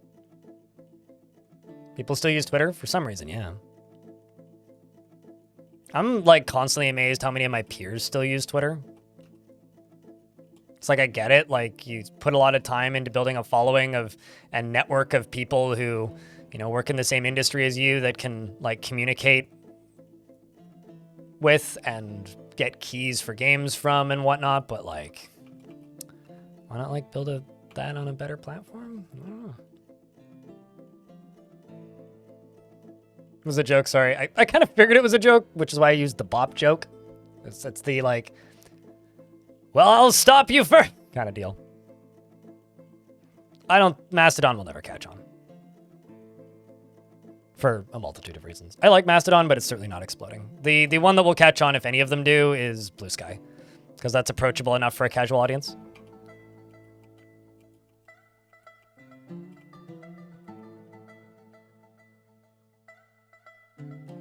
Ah, you meant Blue Sky. Got it. Well, I mean, Blue Sky is doing well because Twitter was banned in Brazil. Like, that's the main reason for Blue Sky, like, doing decently.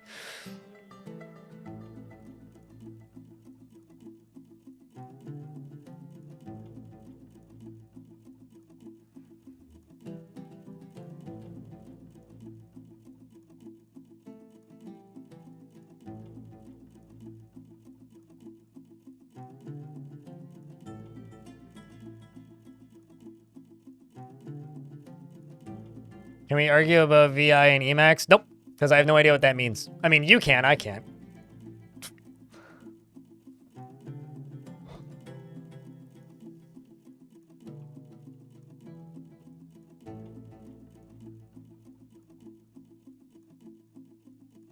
While chatting with a bunch of CG artists, you know. I mean, I don't think I've ever spoken with a CG artist on Twitter because I don't know any. But like, yeah, I don't know. That's all. I mean, it is just a networking website, but it's a networking website that's irrelevant these days. It hasn't been relevant for a long time, at least for most people. It's just people are in denial that it's not relevant for them. Oh, Lanix was found dead. Agitated giant peach-faced lovebird. Oh.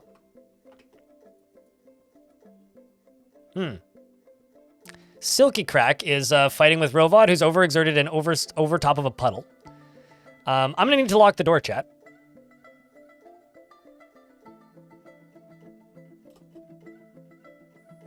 We are going to need to do that. And I also need to make a hospital, like stat. Any volunteers? Let's say... Bonesaw, you can be my chief medical dwarf. I'm gonna go down to here, and I'm gonna make a burrow.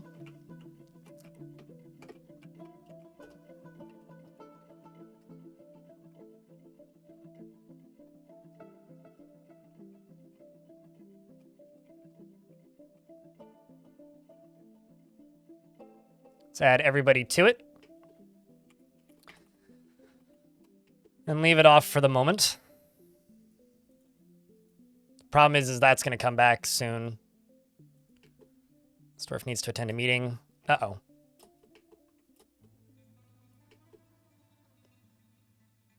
Rest in peace, Bambool.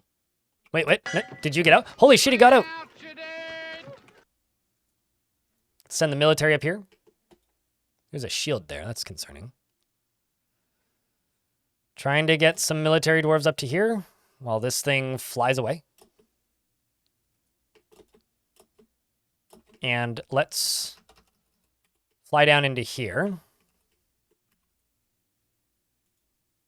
Do I have more beds? No. All right, to heck with this being a dormitory, the Snell Hospital.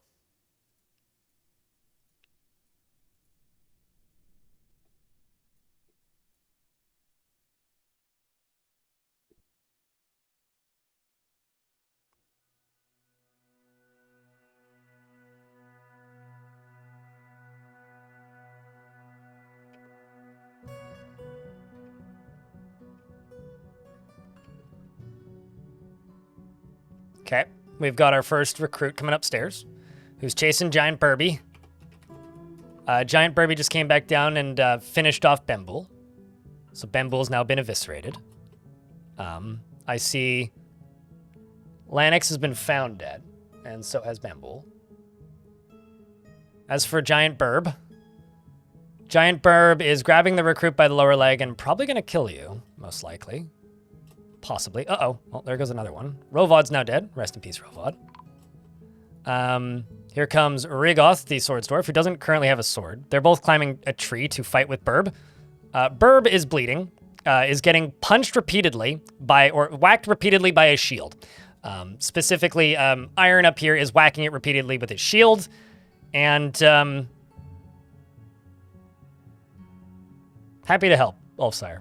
Like just repeatedly thwacking this creature in the head. Repeated head strikes from the dwarf. Come on. You can kill it eventually, dwarves. I have some faith in you to eventually kill it. This is very good for my dwarves, how do I put this? Training? Very bad for our possible chance of not dying. Like this. So I may need to just actually lock this in a moment because we may not survive this, chat. Because I don't have any sharp weapons right now, as you may have noticed. None of these dwarves are actually armed with weapons of any sort. However, another one just died. So Atir is now dead. Iron is overexerted. I'm going to lock this. And then the other thing I'm going to do is I'm going to go down to here. And I'm going to say, hey, dwarves. We decided to leave these open because chat kind of wanted me to. So I'm just gonna, maybe put a block right there. Just one of these. And one of these. And one of these. And then this down here. Shit. I don't know what to do about this. Just gonna do that for right now. We'll worry about that later. Yeah. We'll worry about that later, is what we'll do. But let's see if any of them actually survive.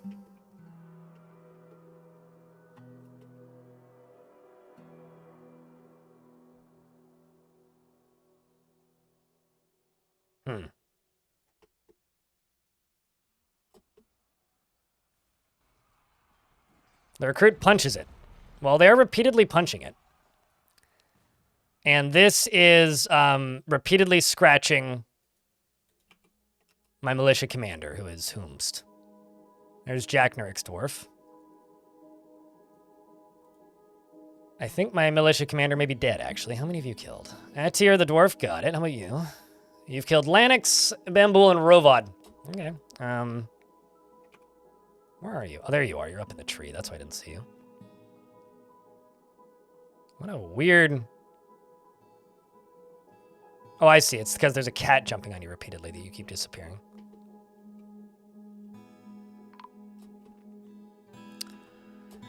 And another dwarf falls dead.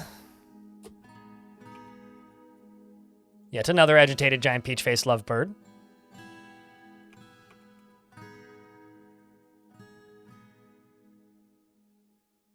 This is going to be fun. Can we memorialize the birds? Yes, actually. Well, no, actually, because they're not dead.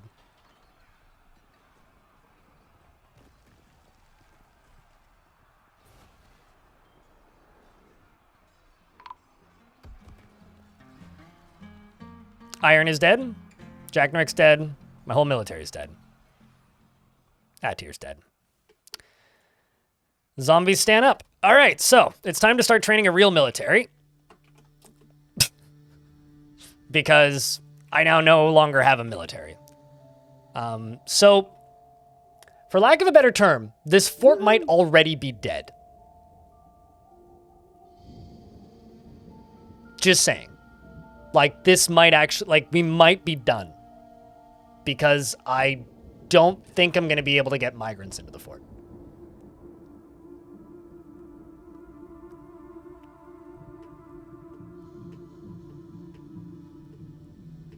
So they just died of tired at exhaustion? Basically, yeah. No, like, there's literally nothing I can do right now. We are just fucked. So, I can salvage this? Sure. But do you see how many ghosts are already going to be on the map? So while, no, you're not wrong. We can certainly salvage it with cage traps. The fort might already be done, basically. This is like the beginning of the end already. If I could memorialize them, yeah, it would be fine. But that's not an option for me.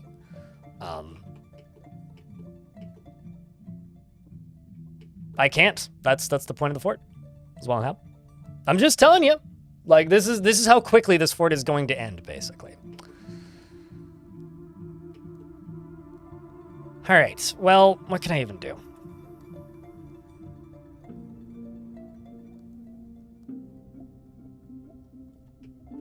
Okay, so once again, just read that. Just remember this. Write it out to the last. That's naturally what I'm going to do. I'm just putting chat's expectations here. That's all.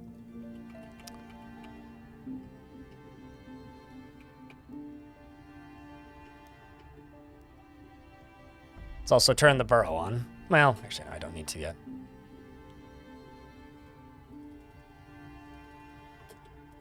Which one do you want?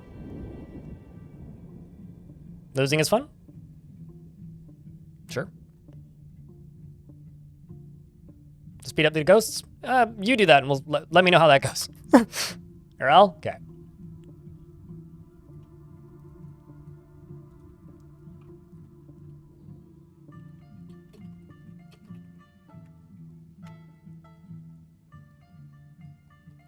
No banner flags, is in a constant state of internal rage, often neglects her own well-being, has no interest in material goods, and disdains even the best advice of associates and family, relying on strictly her own counsel. Sounds like me when I'm playing video games. Is completely closed-minded and never changes her mind after forming an initial idea. No, we'll try and catch the zombies, but like...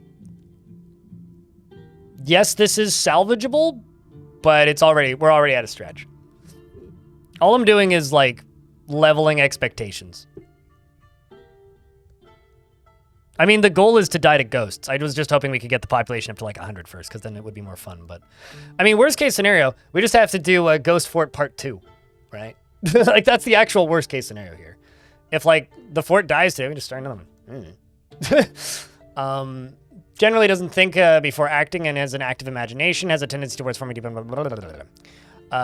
Dreams of creating a great work of art, has a deep dislike of the natural world, sees life as unfair and doesn't mind it that way, and dreams of creating a great work of art.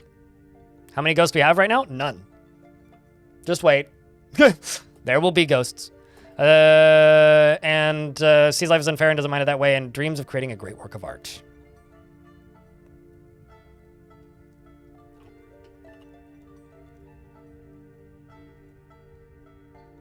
Actually, let's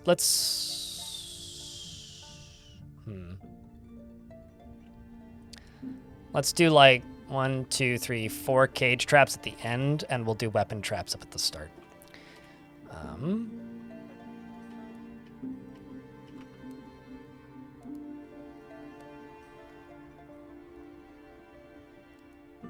Let's see if they got this area down here done. Nope.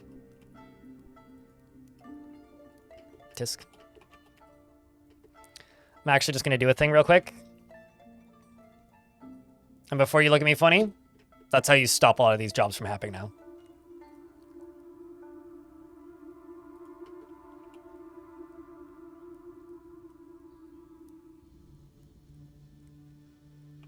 It's a chance. It's not that strictly guaranteed, but wooden cage.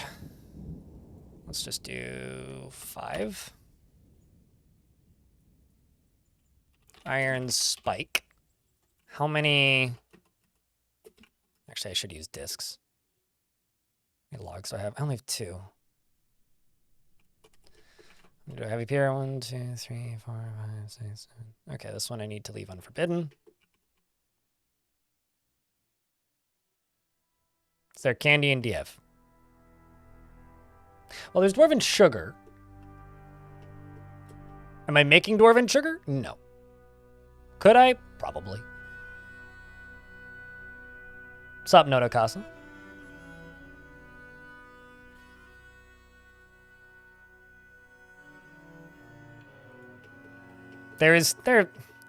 Adamantine isn't fucking candy.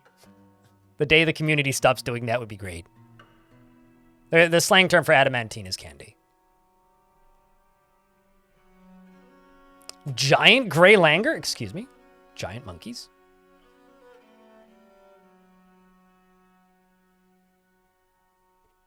Is it dead?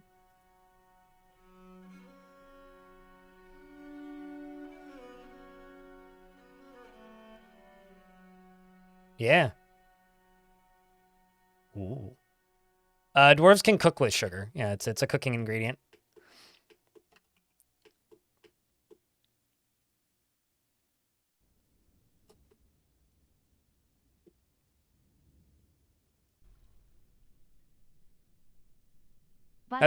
That's a big button. Thanks for pressing the big button, Fog. Appreciate you, mate.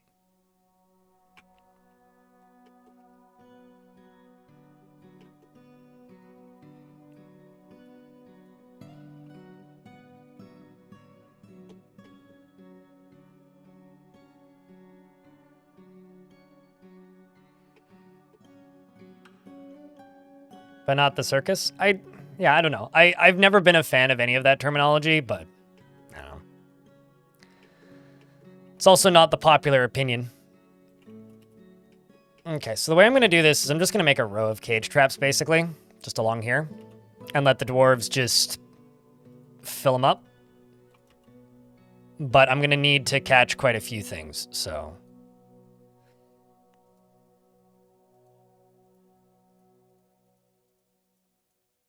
I will actually, you know what, screw it. Attack with those iron spikes, let's just make cages.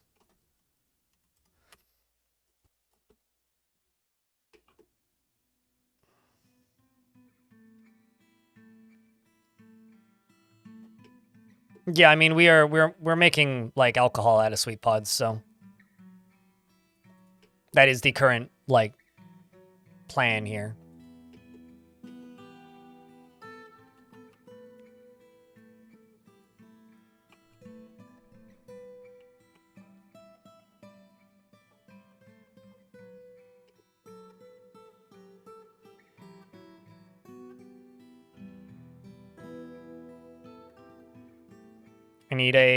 I need several rock doors, I think.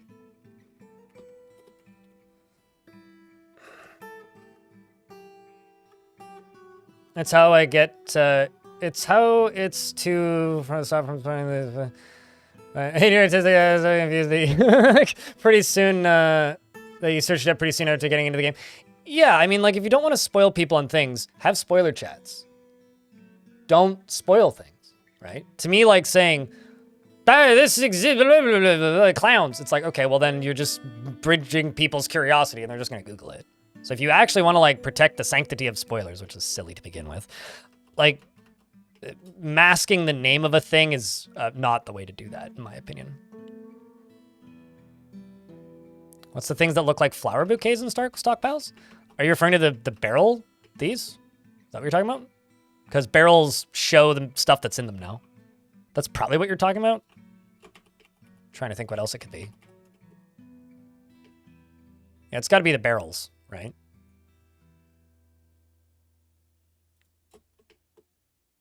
Where I was putting the cage traps. These? Those are totems.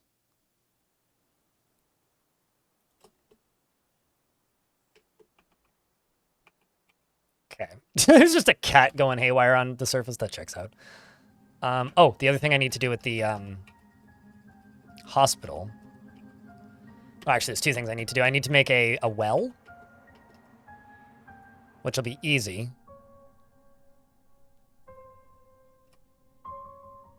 I kind of just want to like dig 2 layers down, make that into a well.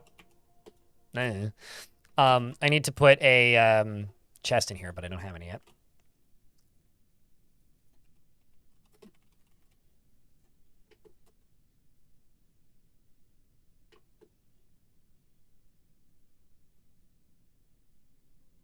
Uh-oh.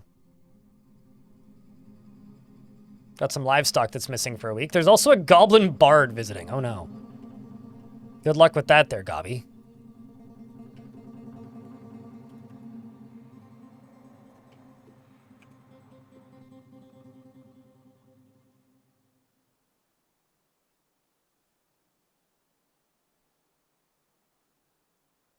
Just barding. I mean, I suppose, but...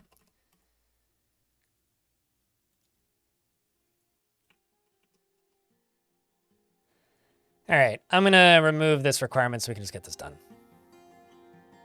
Because currently it's only taking from this stockpile. If I remove this requirement, then they can just make them.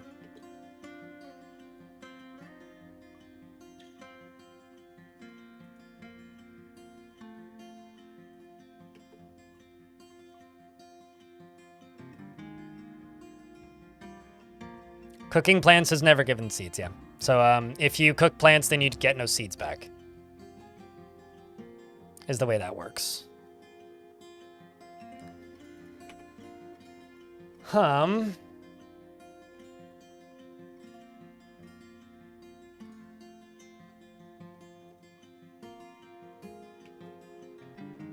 we go.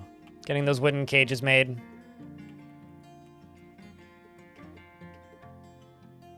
So that this can get done a little bit quicker. The others are for brewing. I usually cook all of the seeds for things that I don't want.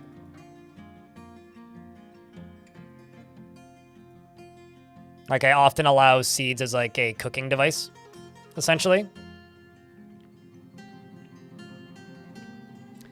just trying to figure out, like, the best way forward from this calamity. Because...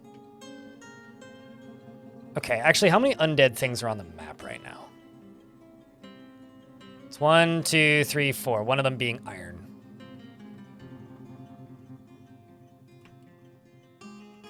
The other important thing is, have I sealed off this area yet?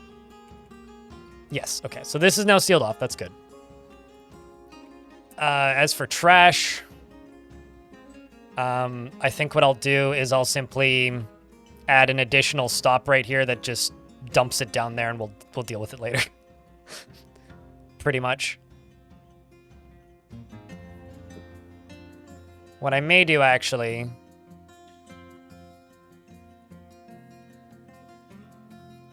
Let's go down an additional layer. And just seal it.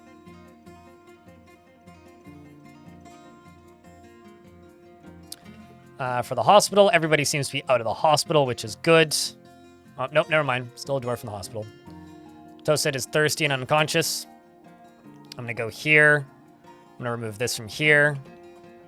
Because I got 7 to 7 deep stuff, which is more than enough. That's all I needed. And then I will put a well right here, because I should have a well. And also just set this as a water source. Your food container production falling so far behind your agriculture that you don't have seeds for like it's the second year? Well, I mean, it finds an equilibrium eventually, at least in my forts. So what are most dwarves doing currently? I was going to say, I kind of hope you go construct that, but...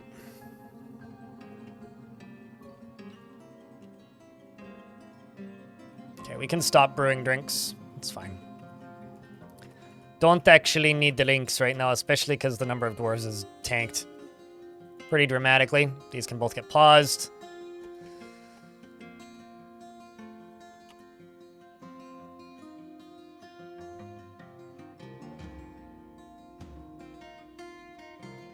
Okay, also my diagnoser is resting, so diagnoser is injured, meaning I need a different diagnoser.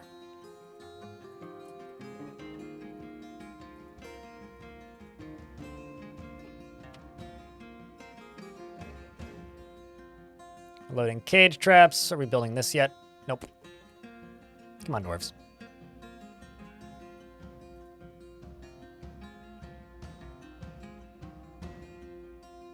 There we go. I've got somebody constructing a building. Excellent.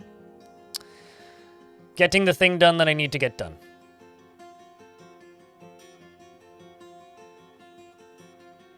No, it's fine. You found that you've been binging some of the content lately. Really good storytelling. Happy to help. With that or tutorials. Diagnosed himself as sleepy. I diagnose myself as sleepy quite frequently. Like right now, in fact.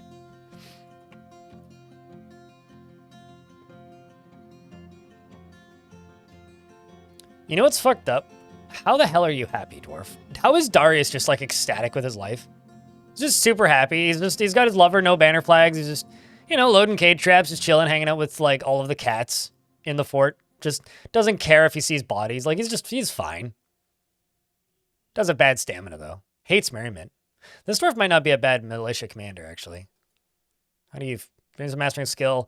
Personally respects the law and sees merrymaking as a waste. Darius, do you want to be military? I don't know if you're in chat right now, because you're probably going to run the military in a second. Hey, Darius, guess what? You run the military now. And also are being removed from mining because of it.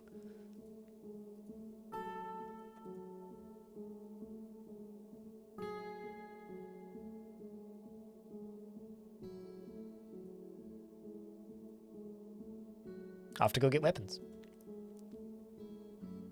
Kind of is. I mean, his low stamina kind of sucks, but it is what it is. Let's also go down to here.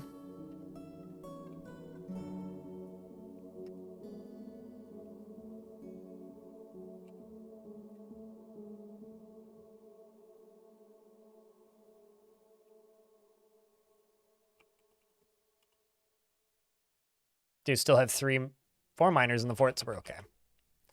4 is plenty. And pretty soon I'll just be able to, like, unforbid this.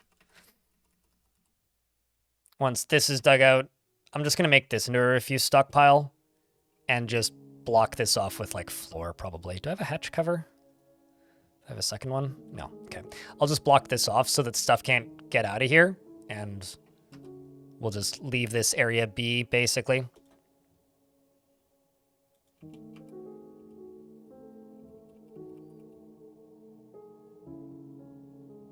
It's a river, yeah. It's a pretty normal embark area. It's nothing particularly noteworthy. Okay, so we're getting there on this. Can I put a door up here? Yes, I can.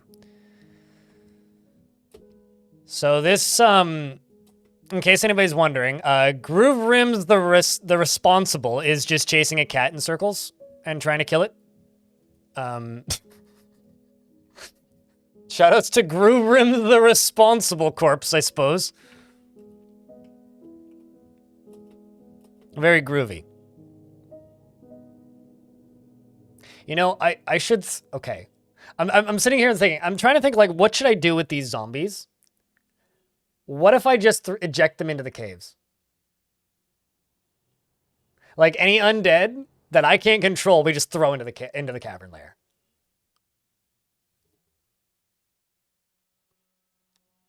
What do you think? You know, gotta let them have a life, but they can't live in the ceiling. We can't have them running around on our roof. So we just throw them into the cavern. Cavern defense? More like cavern snowball, but you know. It's gonna be great, especially when Forgotten Beasts start appearing. Alright, well, it's time to cage trap some zombies, shall we?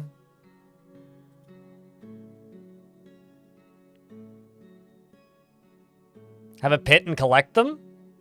What is a cavern if not just a pit? You know?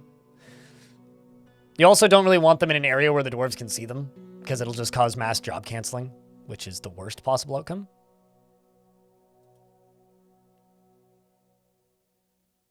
Sorry, but the sentence, Kiwi cock is fighting is funny, and will always be funny. I am very mature. Okay, so an ad is about to hit.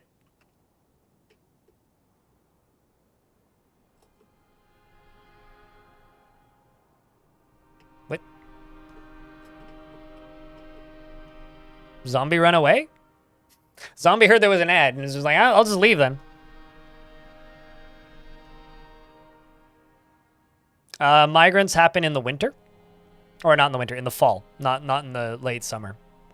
Havoc.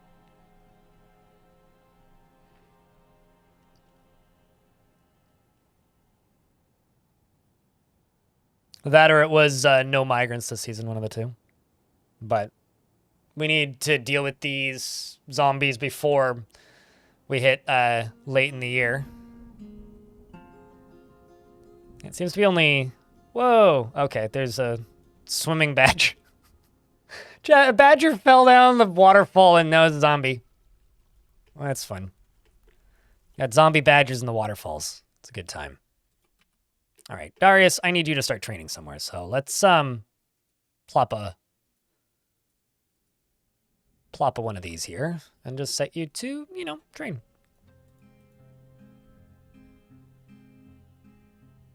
Mushroom.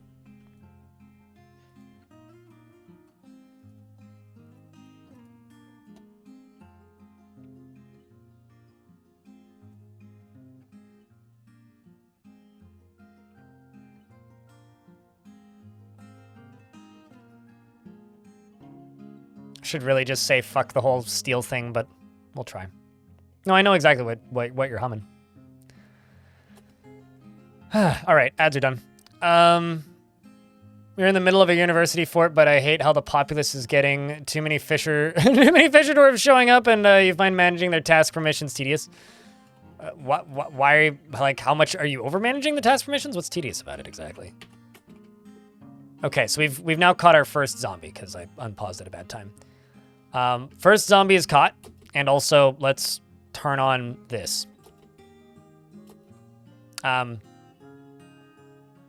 That's not wise, Dwarf. Run away. Okay, that's 2 zombies caught. So we've caught Iron Zombie, as well as named Zombie Atir. Now we've 8. Holy cats. That is all. Just holy cats. Is that a zombie crow? Okay, we're undead. Badger down there. He can live there. It's fine.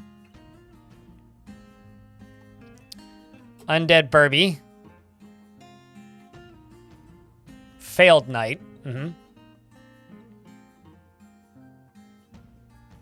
It's that way. Follow the kitties. There you go. No. Okay.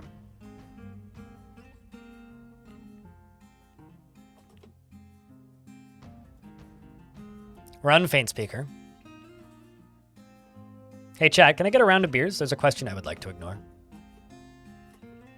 I said run, Faint Speaker. You should have run while you still could.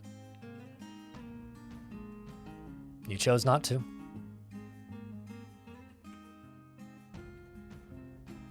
I'm not going to send Arius in to die, so...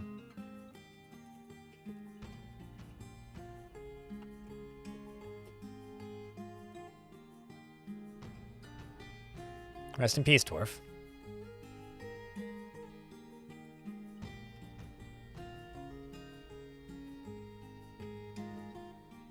At least it's helping deal with the cat problem.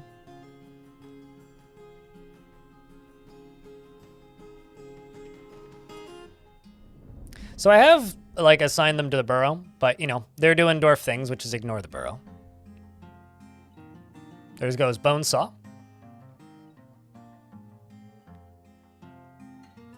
I don't even know who you are or where you came from, but where have you been my whole life? Faint Speaker and Bonesaw were both found dead.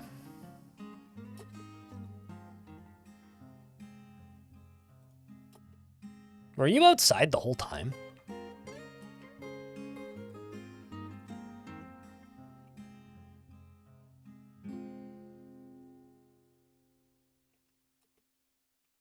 I'm actually really curious as to where you're going. Because it's extremely likely that I have an area outside somewhere in the burrow.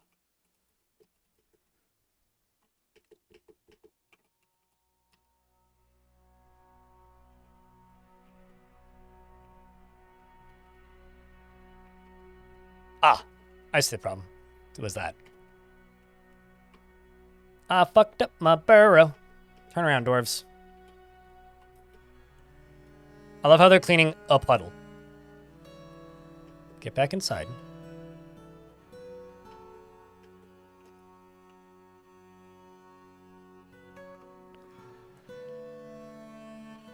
Okay, well...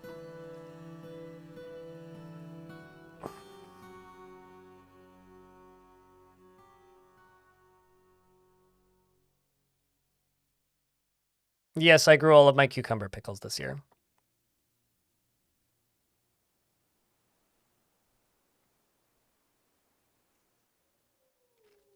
Look at your tables. Are all tables full? If yes, build more tables. I'm not an exact numbers person. That's literally the strategy I've always used. Is just eyeball it, I guess. And if you genuinely think that that's, like, tedious or complicated, then I don't know, I can't help you. I fucking hate cats, chat. Whoever's idea it was to bring a whole bunch of cats with is a terrible person, and I shouldn't have listened to them. Fucking hate cats. Cats are the worst thing in this video game.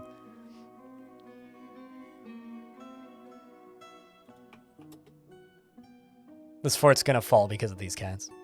So, what? Don't say it. You shouldn't. You shouldn't say it. It's not worth it. What about it? What happened to 12 hours? I don't know. What do you think happened?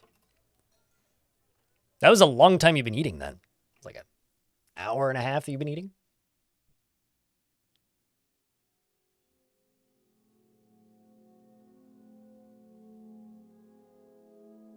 Will they live long enough to see ghosts? Yeah. Have the cats been multiplying in the caves? Of course.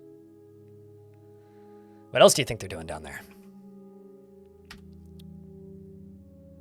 I mean, I'm not gonna lie. There is a good chunk of me that just wants to go back to a save right now, but because I'm just kind of sad because I like the layout of this fort and it's gonna fall very soon. Glad you liked the video. Oh well, there you go. I guess then you'll have to watch the VOD later if you would like to know exactly what happened.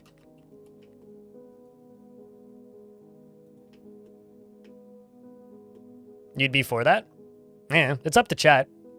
But if I was just playing on my own time, I would jump back to a save right now. How the heck did that end up there? Is the water pushing them? Huh. All right.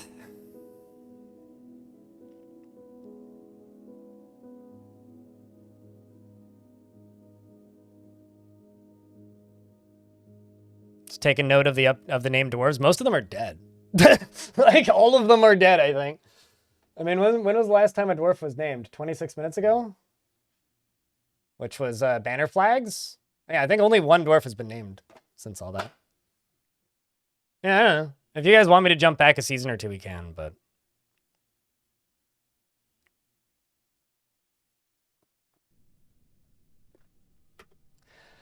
All right, chat. This is a vote. Press 1 if you want me to jump back to a save. Press 2 if you don't want me to. I will just eyeball it. Otherwise, what's going to end up happening is this fort's going to end and we're going to have to start another one. It's one of the two. It doesn't really matter to me.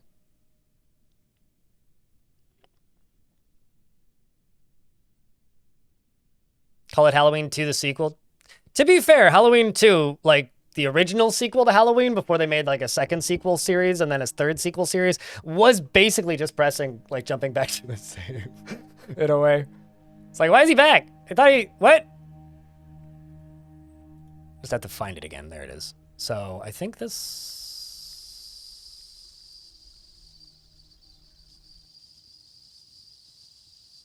I mean, we wouldn't start a new fort today. It would be another 4 hours of suffering until every dwarf is dead.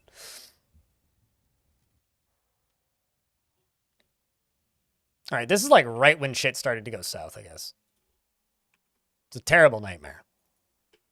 Because we still have one dead dwarf, which I'm totally fine with. All right, so let's just do this then. Forbid everything. Get inside, you fucks. Except for this. Don't forbid that. Don't forbid this. Also, I still stand by what I said earlier. I fucking hate cats. Cats were a mistake. Do not the cats.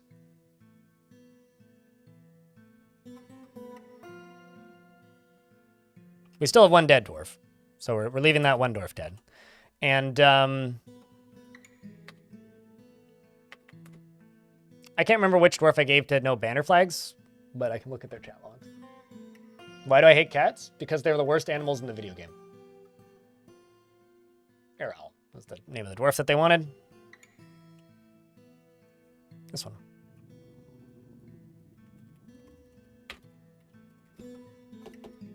Worse than cavies?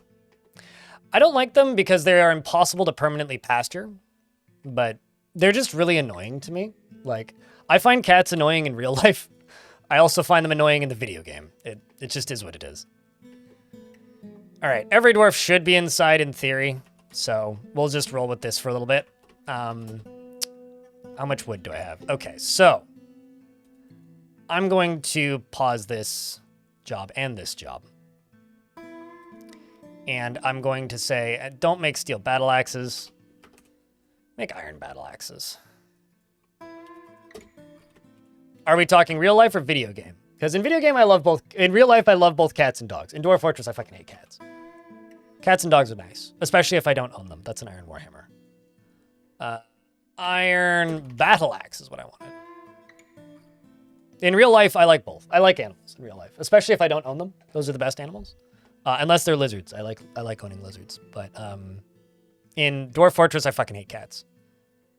That's it. I don't know what that means. What are we talking about, Diamond? Goal of fort. Exclamation point goal. You'll find out goal of fort. Forbid the outdoor pools? Nah. More like just ignore the outdoor pools. All right, so where were we last? This is still set up like this. Okay, what is undead on the surface, actually? Let's find out. What is agitated? It's just the one thing. Is it capable of flying?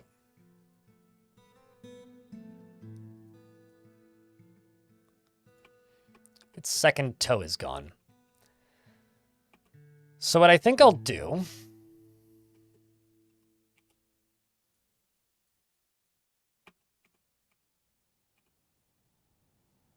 is go up right there.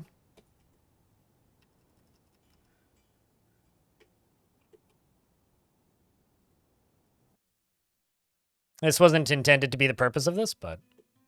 no, only dwarves can be... Well, only sentient creatures can become ghosts. So, animals cannot become ghosts.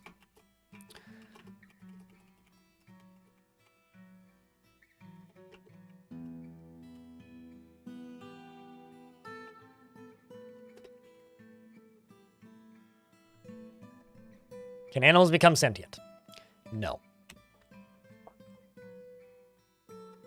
You know, like, does anybody know, like, the, not frustration, but, have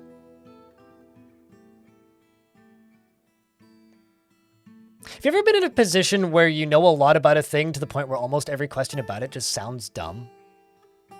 And the vast majority of the time, it's, like, totally fine, and you can very easily just, like, answer the questions, but all you need is, like, a slight headache or to be slightly cranky one day, and you're just like, really? And that's how I feel about that sentient. Like, can animals become can you make animals sentient? Is like the most... What? What? What? Huh? Sorry, I just needed to, like, explain my train of thought on that one. Also, I can just make this stare more direct. No, it's totally fine. It's more just like that's a funny question, but I do have a bit of a headache. And I am also kind of tired. So it's like, it's just enough of me being like, really? A sign of too much video game knowledge? Oh, trust me, if there's anything I have too much knowledge of, it's video games. This is a well-documented fact.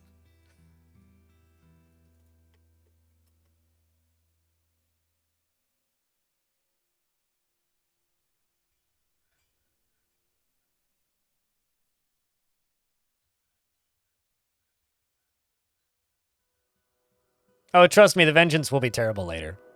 For death. Also, does death exist in Dwarf, or is death just Armok? Me think death just Armok. Right. Also, this was before I finished making this. Oh, wait, no it's not. Well, at least it's working. Let's also just go to... here. This is the one that I need to seal.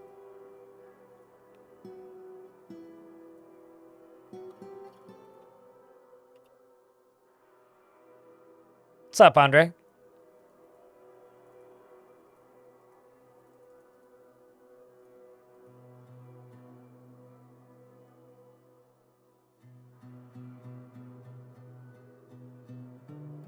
What I assume to be the void, it's just my office.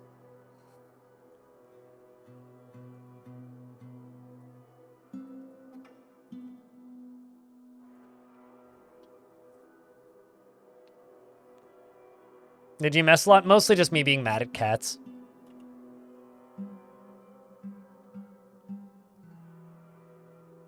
Yep, I am a person who's also on YouTube. This is true.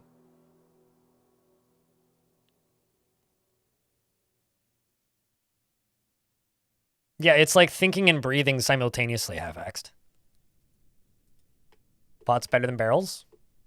Different materials, depends on what you have an abundance of. The usual? Sure. Neither is really better, they're just made out of different things. Like, rock pots can be made out of rock, whereas barrels can't be made out of rock, so if you have an abundance of barrels and are short on wood, yeah, use rock pots if you have an abundance of wood or metals, and then you can make barrels, right? And a magma kiln, you have unlimited pots. Yeah, that's true. Same with sand. Although I'm trying to avoid going down to the magma sea for this fort for some reason. I don't know why.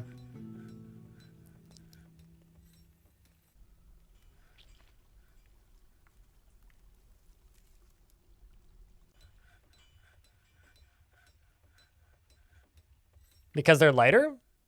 That's not necessarily true.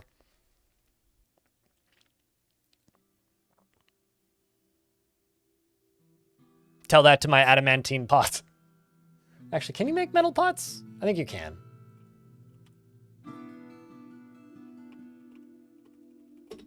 Yeah, see? Tell that to my adamantine pots. Lighter than your wood, let me tell you. Best use of adamant. Definitely.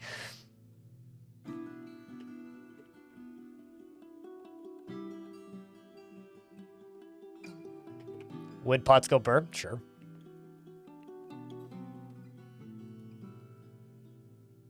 Okay, so I am running low on wood pretty quickly here. Let's just prioritize this. Let's make them battle axes.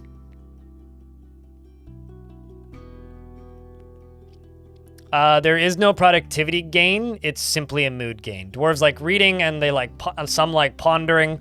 It's basically just another social outlet for dwarves that's potentially better than ones you are lacking in. This is all it really is.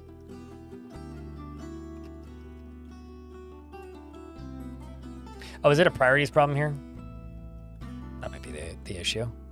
It's like, why are they not getting these done? Certainly because, yes, too many other higher priority jobs. Oh, that's stairs.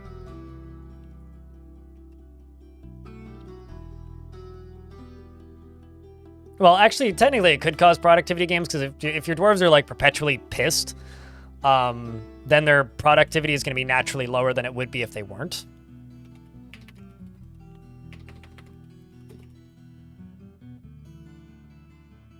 So that there's also like that kind of a thing. Also, I'm considering right now just like chaining up a cat and using it as bait to bait in creatures. Working on those battle axes. There we go.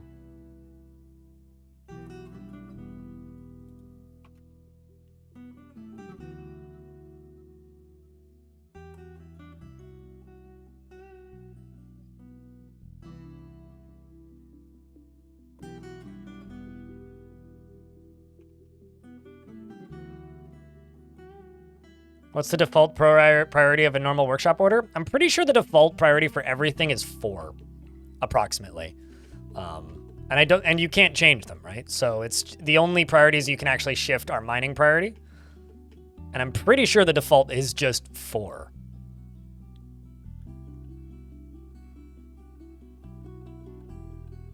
When can we expect the Ghost of Palooza? Well, we've got 1 dead dwarf currently.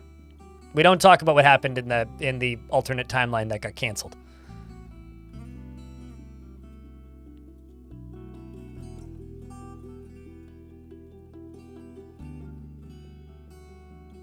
But, you know, we've got dwarves that are desperately want to, like, get excitement and cause trouble, which I think will make them great in this fortress.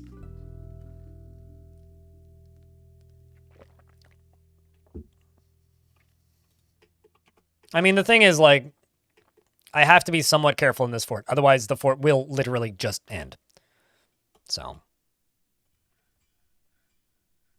As much as it seems like some people want this fort to just end, I would like there to be more to it than it just ending, so.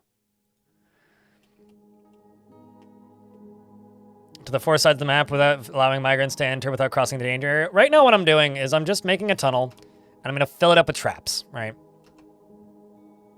Why did you not finish this? What? Right now what I'm doing is I'm building a tunnel and filling it with traps, right? Once I've built that tunnel and filled it with traps, we can then try and keep the zombies just in cages. And as long as we can keep them caged up, we should be in an okay state. I don't know why this dwarf is refusing to do this.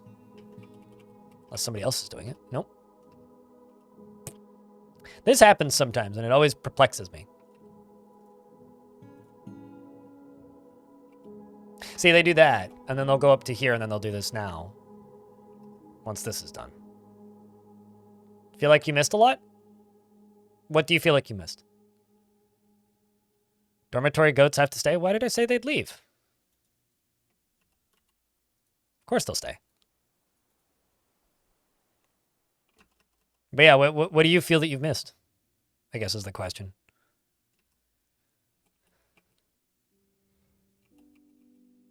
I had a bunch of agitated giant birds, like, mutilate a third of the fort, and we jumped back to a save. That's all that you've really missed, which I think you arrived in the middle of, so I guess I'm just a little confused as to what you think you've missed.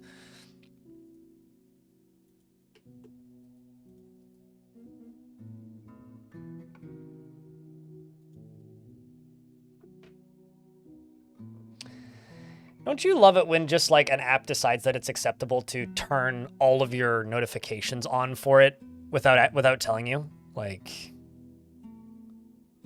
I systematically disable every notification in my phone, and then every now and again it'll get like a bigger version update or something, and it'll re-enable all that shit. And it's like, why? Glad you're liking them, Matt Cat. Okay, is everybody armed? Getting there. I just need everybody to be shielded. And helmed.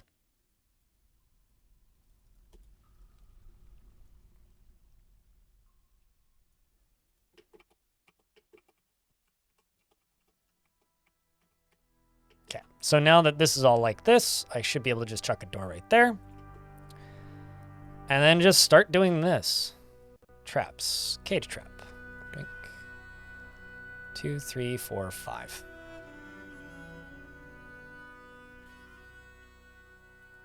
Snapchat? God. What I'm amazed by with Snapchat to this day is that people use Snapchat. Like, Snapchat was the original, like, overly egregious, we're just here to, like, fucking take all of your data and sell it to people app.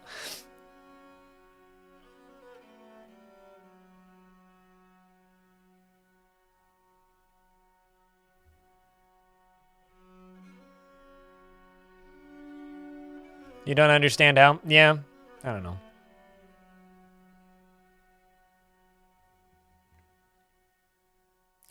Okay, so here's the thing, Mad Cat, right? I stream for a living. YouTube is advertising for my streams. YouTube does not make enough money to be even remotely worth doing without the existence of my streams. We followed one dwarf. That was entertaining. But by about halfway through that fort, half of the people weren't tuning in because they were so bored of just watching one dwarf. Was it a neat experiment? Yes. Did it make for a decent video? Sure. Am I thinking about doing that again anytime soon? No. Ask me again in 3 years, maybe we'll follow a family. Maybe in like a year minimum. Have I thought about doing the exact same thing again after it made the streams underperform in the short time that I did it? No. So, I mean, like, it's the reality, right? I am a streamer. This pays my bills.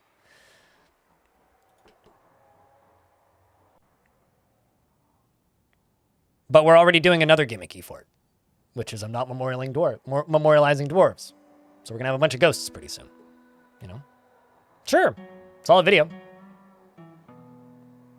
I mean, here's the thing. A video getting a pretty good like ratio means nothing because the vast majority of my videos get like a 99% likes to dislikes ratio. Also, your, what's it called? The plugins that you use are biased. They're not accurate. How old do dwarves get? 150 to 170 years old, and then they die of old age. Can I use coffins? The whole point of this fort is I can't use coffins. I cannot memorialize dwarves in any way. So if a dwarf dies, they're dead. We're waiting for ghosts to take over. It's Halloween. Spooky season. All right. Let's build a burrow once again.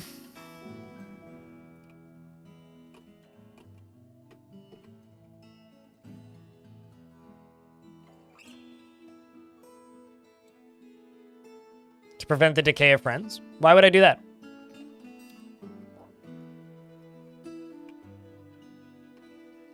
Exactly. Like, how does that fit with this fort? Exactly.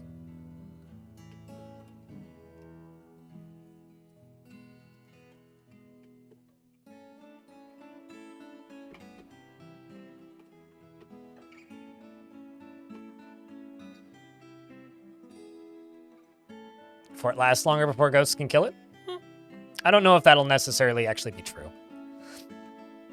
And also, using an Atom Smasher, I'm pretty sure doesn't actually prevent the decay of a friend thought. Like, I don't think you can actually avoid that one. Because I've gotten it from burning corpses before.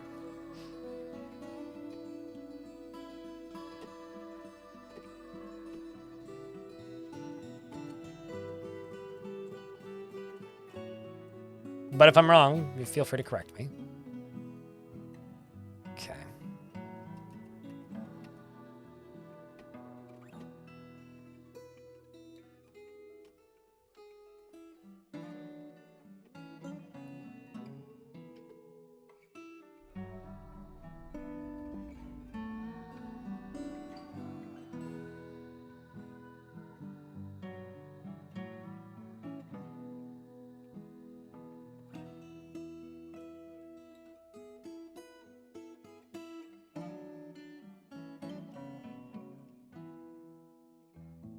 And then get decayed friend thoughts until you quit doing that? Meh.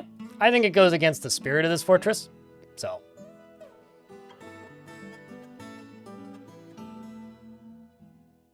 Memorial is slab or coffin.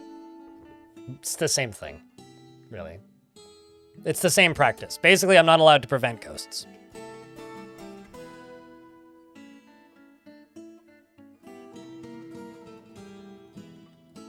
That's not true, Vizek.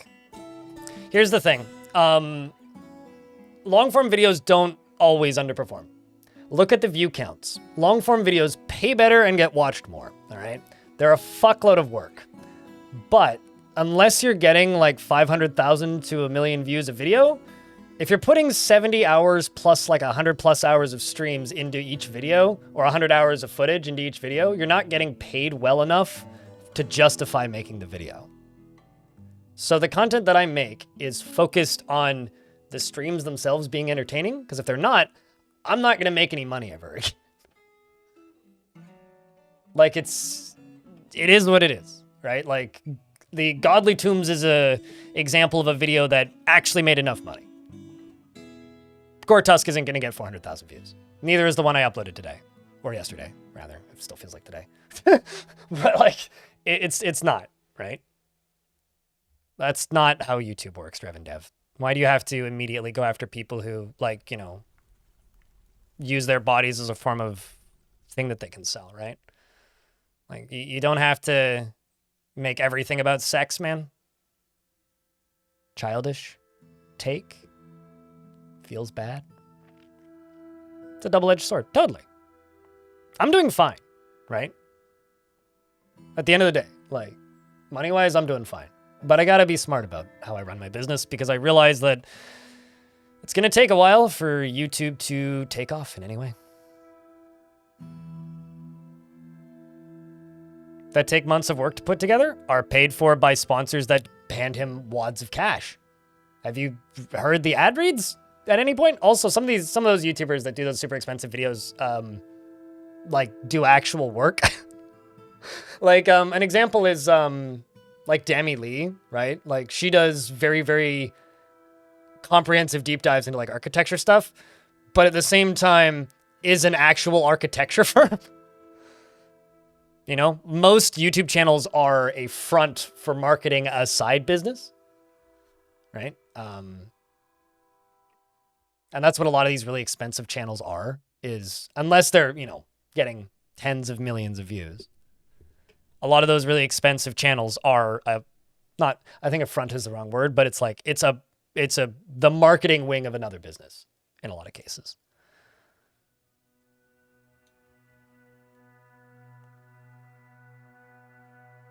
The spirit of the fortress. Yeah, we got to keep the spirits in the fortress, not out of the fortress. You know what I'm saying? I randomly walked past Dami Lee, actually, at a train station here recently. Well, not super recently. It was early in the year. It was when, whenever the Mario movie came out. Because I was going to go see Cocaine Bear, so you could figure out when this was based on when Cocaine Bear came out. When did Cocaine Bear come out? Felt like it was this year. It must have been a couple years ago, though. But yeah. It was a random, like, whoa, huh. Anyway. All right, I can unpause game now. We're out of ads. The ghosts appear in adventure mode. Yes, actually. I had one fucking follow me as an adventurer recently. Well, not super back, I don't know, back in April sometime. My elephant adventure, when I left the Fortress Dragon Spike, had a ghost follow it for a while. It was kind of fun. It was a ghost that was like specifically haunting that adventure in Fortress mode too.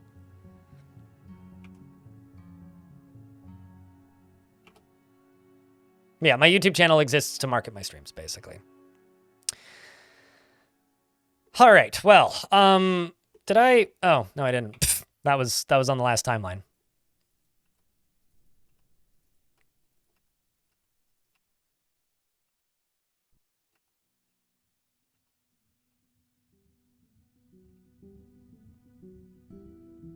But yeah, basically, like, if I do a gimmick for it, like, that turns into a video, don't expect me to replicate that gimmick shortly afterwards, because what I need to do shortly afterwards is find a new gimmick so that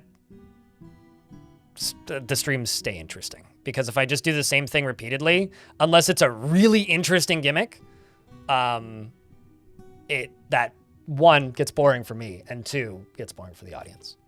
Same with like the really, really, really long-term stuff. Like someone was just like, why didn't you go for 25 years in the comments? I'm like, I wanted to respond like, because that would take a million years, but it's like, because I already put 70 hours to this one. Why do I need to put more?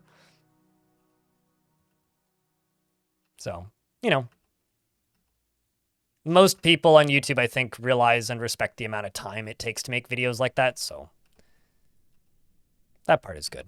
And it's excellent marketing. Why are vampire forts not fun? Because vampires are not designed to be playable in a fun way, I guess. It's maybe the easiest way to put it. Like, vampires are a threat that's designed to be gotten rid of. Yes, you can make a fort that is majority vampires. And if you make a fort that is mostly vampires, the inevitable end scenario is you will have a lot of vampires in your fort, right? But vampires can't eat, and they also can't drink. Yes, they can be served alcohol in a tavern, but they can't be given food forcibly. So what happens is, if they're not constantly eating dwarves, then which distresses them and pisses them off, by the way, then they get slow and sluggish and bad at literally doing the most basic of tasks because they haven't eaten in a while. So even though they don't get hungry, they get negative thoughts about not eating. And they also get negative thoughts about, how do I word this? Or not, they get worse at all of their tasks, including combat and whatnot, because they are not eating. And basically making them very, very, very, very, very, very slow. Can you feed them non-dwarves? Sure. Sure, you can. Totally. But you'll run out of population eventually. So making a vampire fort is essentially like, how much can you test your own patience? Because I guess I just have physical limits to the amount of patience that I have for things in Dwarf Fortress. And vampires are something that are just not worth the effort. It takes a fuckload amount of work and time and effort to get a vampire primary fortress, and then it's not fun to manage once you have it.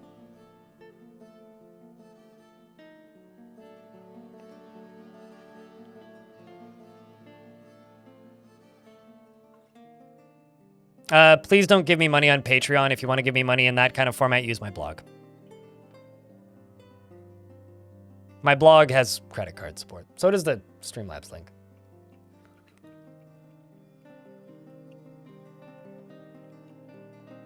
Also, like, everything supports credit card. What? It's people who don't have credit card that have a hard time.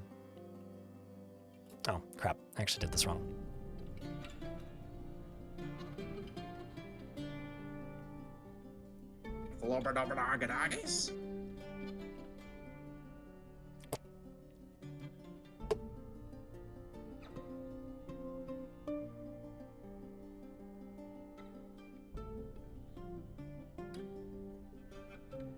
You like to have a good sleep so you don't understand horror? I've watched 4 horror movies in the last 10 days, and I'm sleeping fine. Granted, 2 of them weren't exactly scary.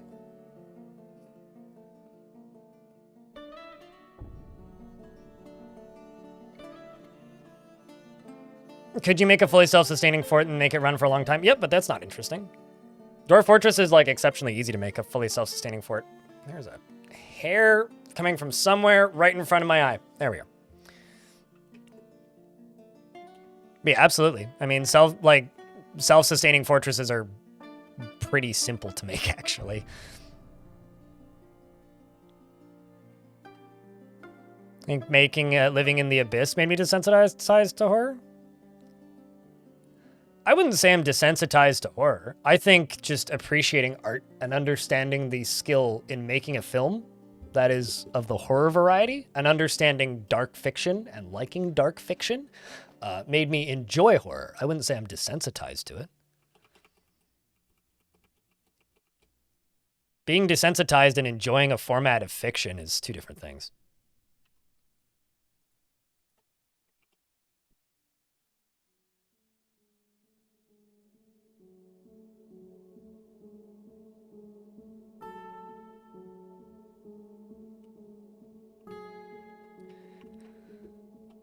Okay, well, let's zoom up to here again.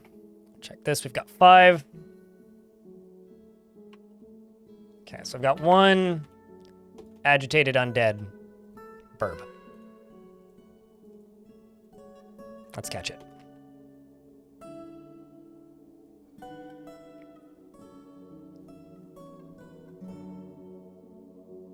Here's the thing, lag... If you are still having problems with lag in Dwarf Fortress, Vizek, it is your own fault. Or lack of knowledge of the game's systems. Because inevitable FPS death has not been an issue in Dwarf Fortress since before version 50, even. Which is fair. I mean, it's relatively common that people miss a lot of things and make those mistakes. But if you're equipped to make a self-sustaining fortress in Dwarf Fort, you're probably not going to have problems with frame rate.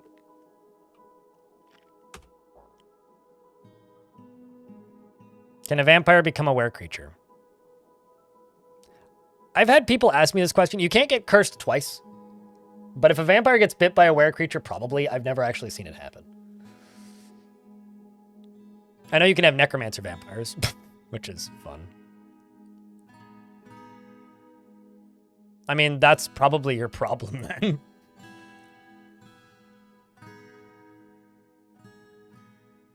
Yeah, but you're not supposed to embark on a vault, though. Vakrok. Vaults are an adventure mode thing. Like, if you're embarking on a vault and be like, game's lagging! Okay, well... No one accidentally embarks on a vault. Really. So that's a you problem.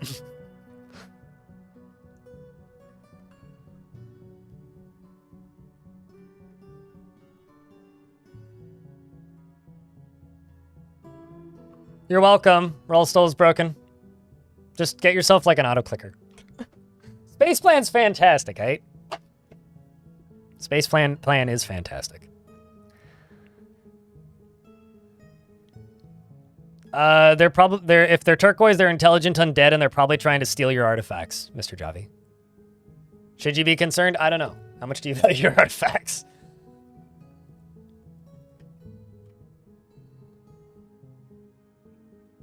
So maybe?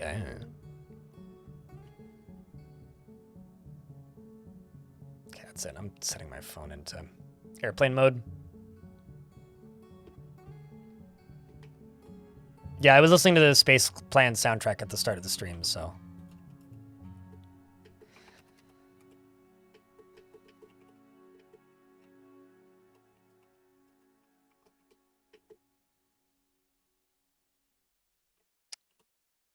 I'm not thrilled with how unenthusiastic my miners are about mining. Like, you have one job. It's mine. Oh, I know why.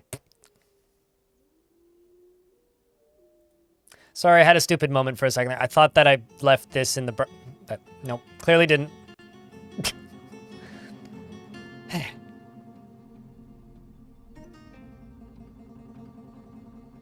I'm sorry, what, Merlin?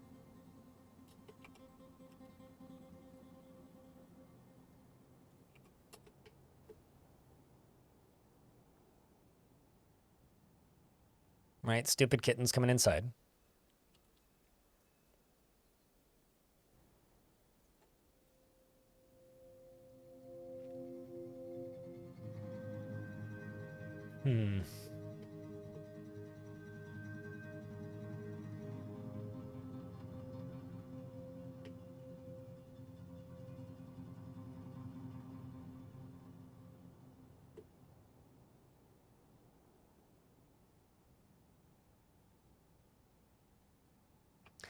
All right, so what I think I'm going to do here is I'm going to disable this.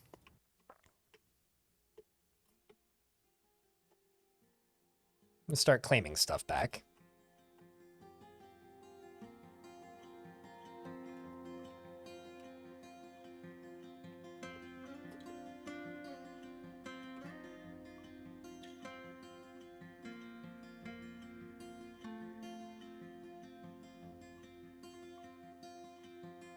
You never considered just locking pets outside and just letting them die? What I would suggest doing if you just want pets to die is put them into a cage. Just seal them up. I need a bridge crossing this.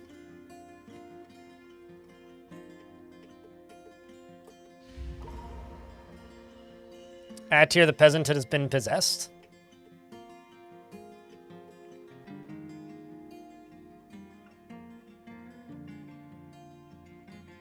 Because the ocean bed collapsed and it was falling something like 50 Z levels ocean? Was that default world gen? That's wild.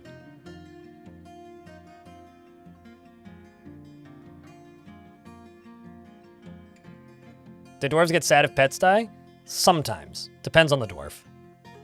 Sometimes pets go berserk when dwarves die too. Only if you tell me what type of dwarf you want in Twitch chat, Hazen Havoc. Of course you can have a dwarf. Also, you can tell me in the YouTube chat too, I don't care. But duh, that's why, if you get the redemption, of course you can have a dwarf. It's naturally how this works. What kind of dwarf would you like? Any preferences? There's the list. I'll shut me off so you guys can see. There's even a gerblin if you want to be a gerblin. And someone was dumb enough to have a child in this hellscape. Cattle? This one? Boats your? Boats your mama. If that's the one you're referring to, you can absolutely have them. You value your trinkets? Yeah, I mean, chopping them up might actually be dangerous, Mr. Javi, but best of luck. You don't use mods since no, it's not even mods. Like when I said is that default world gen, what I meant like is were you using advanced world gen? Because like that's quite the world generation bug if that happened. Just Havoc, right, Havoc? Is driven by a bouncing frenetic energy and is frustratingly sloppy and careless with every task he sets to carry out. He could be considered rude. Okay, got it.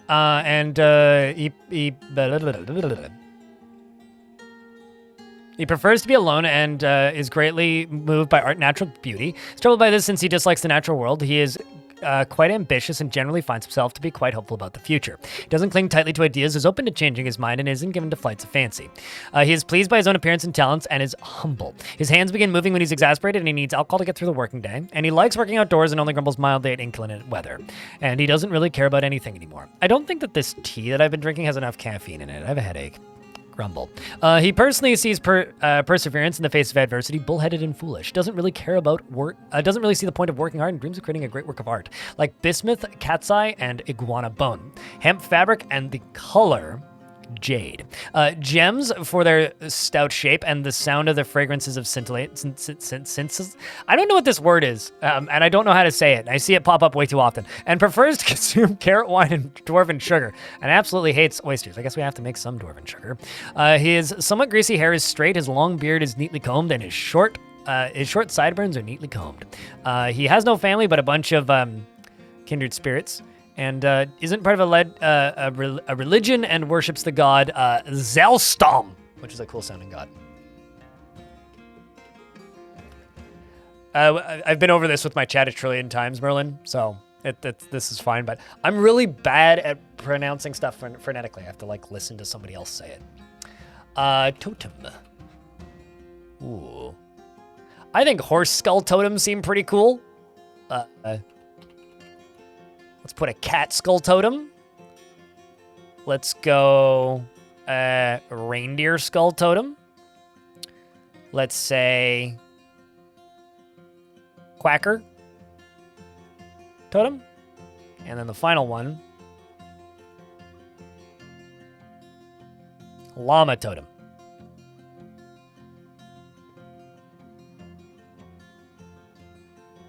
Chat, when someone says horror movie character, what's the first name that comes to mind?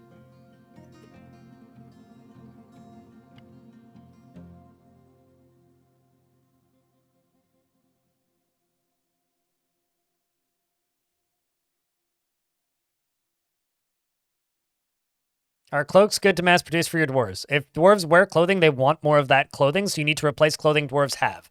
The only thing that's important to produce is the stuff that they already have, unless you want them to wear more elaborate things. And can they wear that? Ripley? Really? That's the thing that you come to? Freddy Krueger? Fair. Because Jason was the first thing that comes to mind for me. It's always, Jason!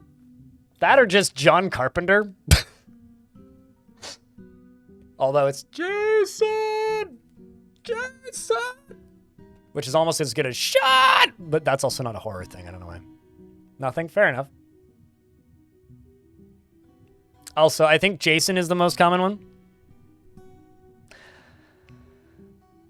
So do I name a dwarf Freddy Jason Krueger Voorhees? Committer of the Texas Chainsaw Massacre. I should rewatch that movie. That's a good movie. It's 25. That movie's like 40 years old, isn't it?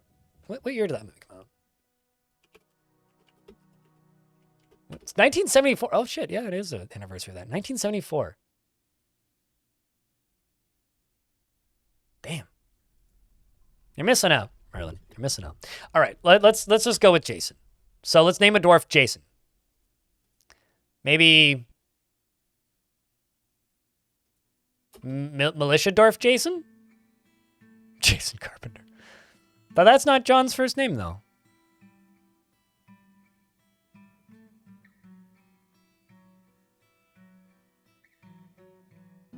Suited, you really made my life difficult here by like making me pick a name.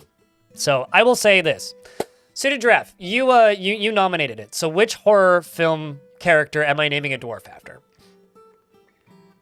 This is your doing, so you finish it. Based on chat's descriptions. Making you do the work. God damn it.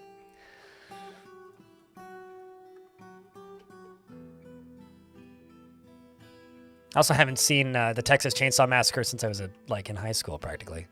Let's just look at tasks. What are we currently doing?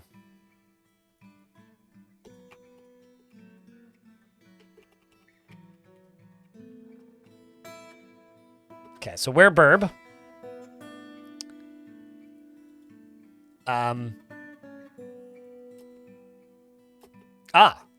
Well, that's not good.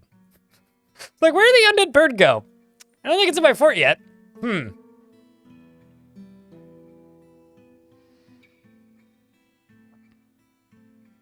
If a minecart flies off the track and a dwarf manually pushes it to stop, will the stop construction still dump as instructed? Yes. The second the minecart ends up on the track stop, it'll do whatever it's supposed to do. Uh-oh. Bad place to take a nap. Is it?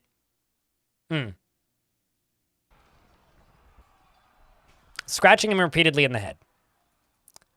But he has no health problems aside from his neck is bruised, so it's not actually that bad.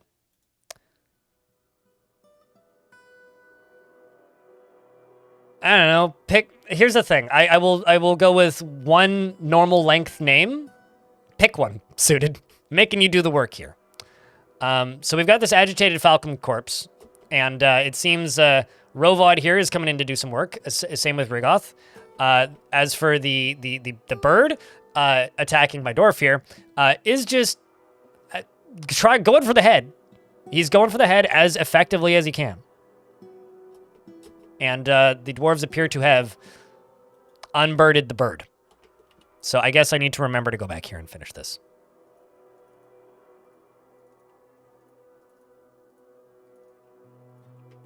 Good thing I checked, eh? Is there anything else undead on the map? Nope, just a large rat. Well, excellent. But yeah, I'll be honest with you, I don't fully... yeah, but if a dwarf manually has to carry the minecart to the next stop, when they put it on the stop, it'll do what it's supposed to do. So if that's dump, it'll dump. If that's unloaded to a stockpile, it'll unload it to a stockpile. Just Jason? Okay. I will name a dwarf Jason.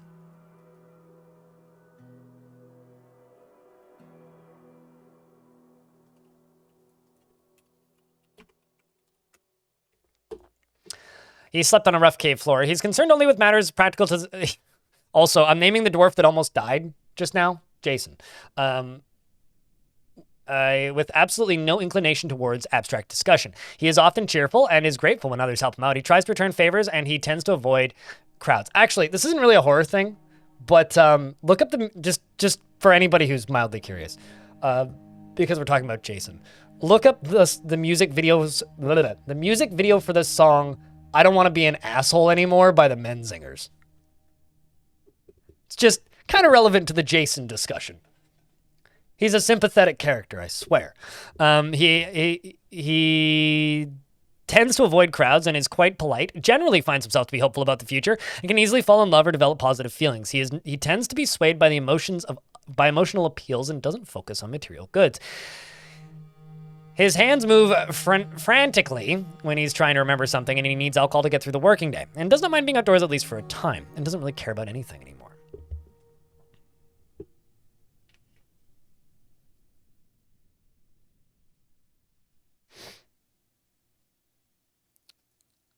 But his wife is still around, also in the military. His Grumblegur is his older half-brother. His niece is also in the fort.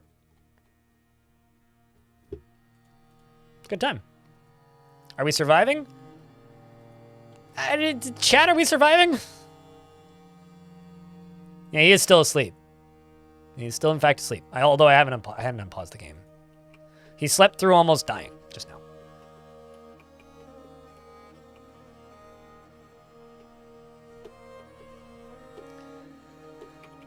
Okay, speaking of, we're just going to slowly work our way towards getting all this dealt with. Hey, chat, I'm gonna go put on some hot water and make some more tea. This actually means that I'm just gonna pause the game for a minute, go over there and put on the kettle, and then come back, and when it's done boiling, go back. I'll be back in a sec. Cheese for everyone!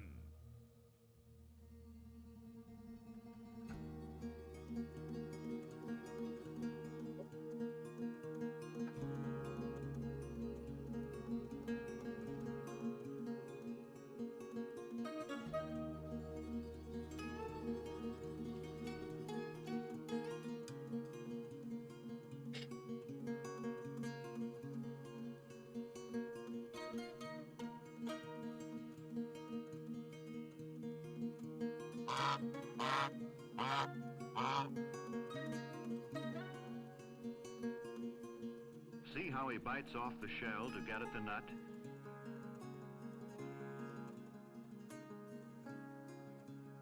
Let's take a lovely fruit, the tomato, remove everything that's good from it, the seeds, the vitamins, the nutrients, everything that's good about it, and just jam it full of shit garbage shit sugar, and put it in a shit bottle that sounds like shit when you put it on your shit. It's shit! Stop eating ketchup!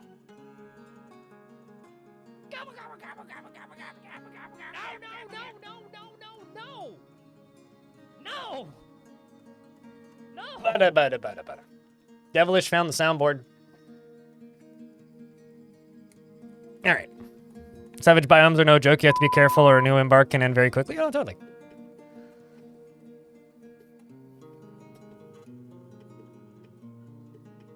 Savage biomes were never this bad before either.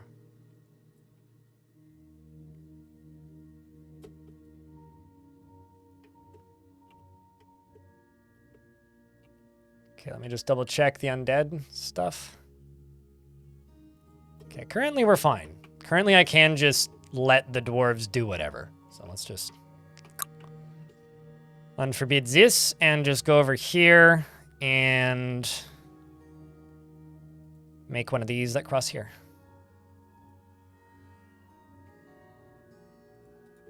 I don't know, you're just getting your money's worth, right? Like, a lot of people like throw money at the tiers to get those perks and nobody uses them, so you're just over here getting your money's worth. How are the cavern cats? Spelunky. Whoops, wrong button.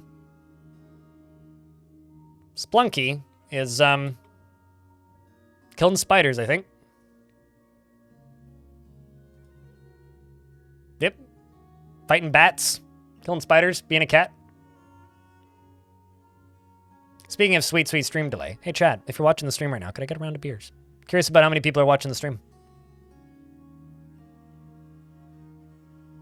14% of the Single Dwarf for 10 years video is coming from YouTube suggestions. Needs to be like 80%, and the number needs to quadruple. Or quintuple. For that video to blow up, if you will.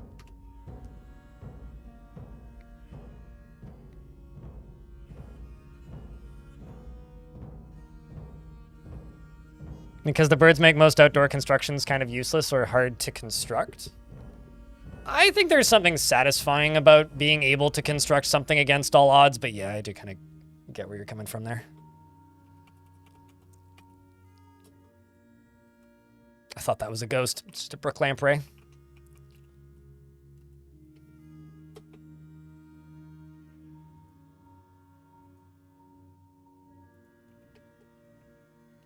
Okay, so let's just keep track of this.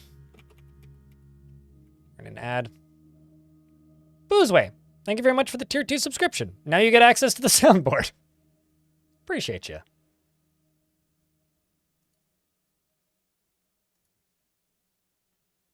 Just let me add you to the list. Whoa, dude, fuck yeah, dude. That's fucking sick. Hell yeah. Woo! Oh, I see. I typed in your name wrong.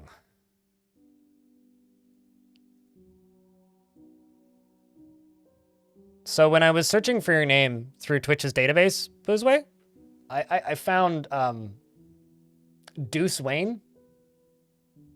That's a very good username. But cheers, mate.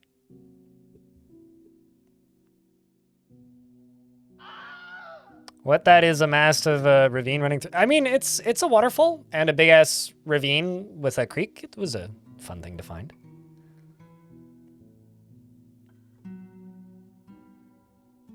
Did I secure the cavern? Not even close. I'm not even attempting to secure the cavern. I did turn off the cavern creatures though. Okay, hot water's done. Let me go pour some tea. Since we're at an ad break anyway, it works.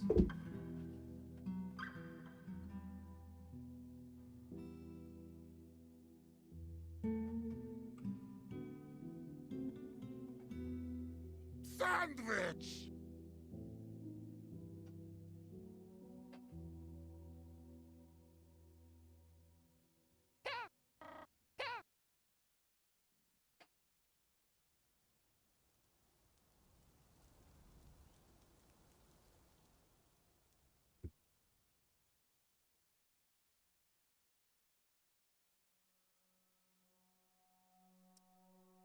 I think here, hold on. I'm gonna go edit my goal command real quick. So quit honking at me. Right here. Where is it? Alias, I think, is the thing I need to add to it.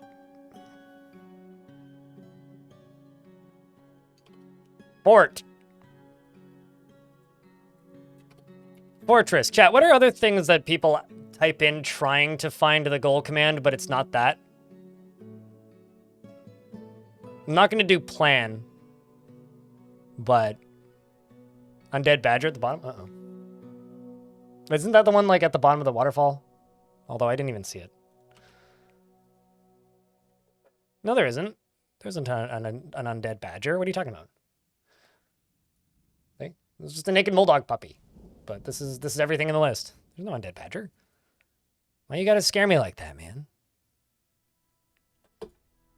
Goals, plural. Oh, yeah, true.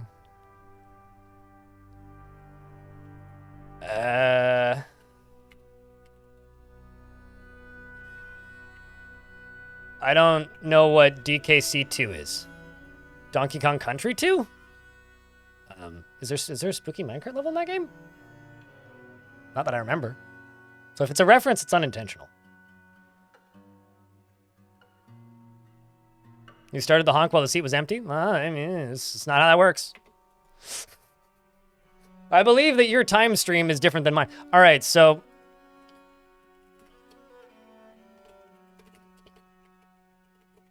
There we go. Hopefully that'll sort that issue out a little bit.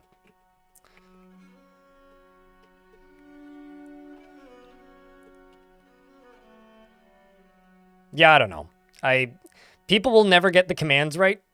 And this is partially my fault for refusing to list them anywhere.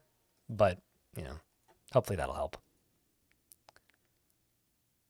Also, we got a rock salt amulet. I have no idea when this happened. When the hell did I get a rock salt amulet? What? I have... Why do I have no recollection of this? Good lord. Lack of caffeine brain is bad today.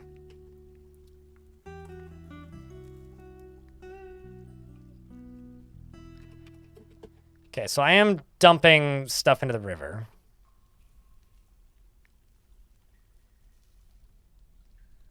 I think we've gotten to a point where we're talking about commands that aren't useful. How about we just change the subject and move back to Dwarf Fortress? I added some variations to a command. We don't need to just sit here and discuss commands for the rest of the day. Okay? I'm never going to make a commands command. Just flat. Never going to do that. It will never happen. I'm too fucking stubborn and stupid to do it. If I was smart, maybe, but I'm not. I also maybe would have finished high school, and gotten, you know, like a real job or something. I'm honest about what I am. No. Okay. I'm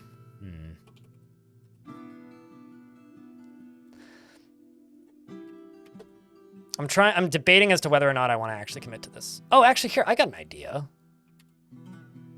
Here's an idea that could make this fun.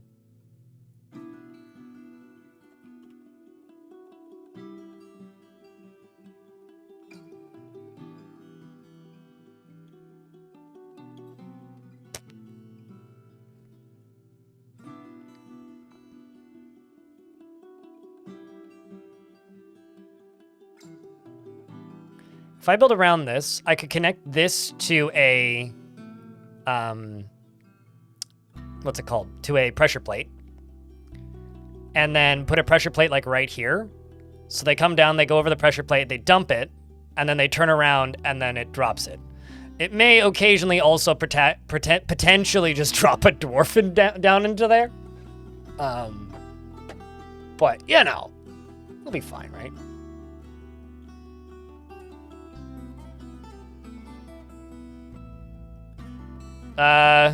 What, spin tires? Spin tires has erosion. These are risks we have to take. Well, we don't have to take them, but I'm going to.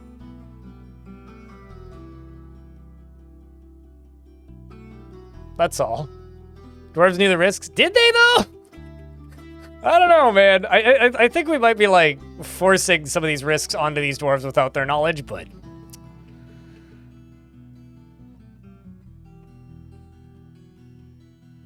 There it is.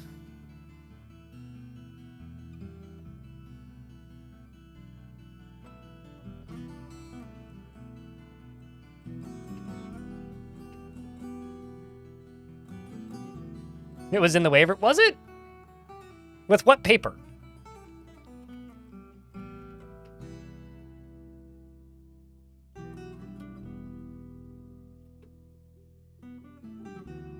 Okay.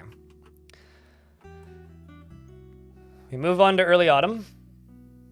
The waiver is metaphysical. I thought you were gonna say metaphorical. It's a metaphorical, you know, legal signing.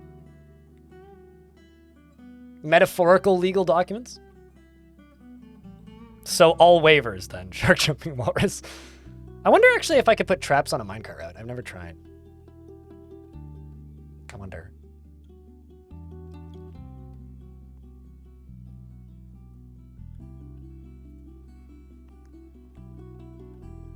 Oh, should be damned. What even is OSHA, says a dwarf, probably. There you go, Dave. Living that two-screen life.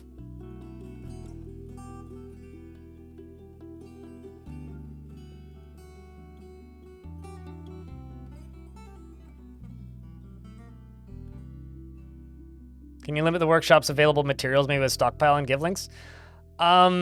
You can specify what materials a workshop uses in a given task. You can also do that using stockpile links, but I guess why? What's the question? Like, how would that benefit me in this fort? Or are you asking if I'm going to do that for something specific, or are you asking if you can do that? Because the answer is yes, I guess, on both counts. I mean, when you queue up a new job, you can click this magnifying glass and specify like who does it, or what it's sized for, or what materials are used. If it's in the case of rock, right? You can specify. So you can be like, only use rock salt. In this case, this is only using rock salt because rock salt's the only thing available. You're asking just genuinely? Gotcha.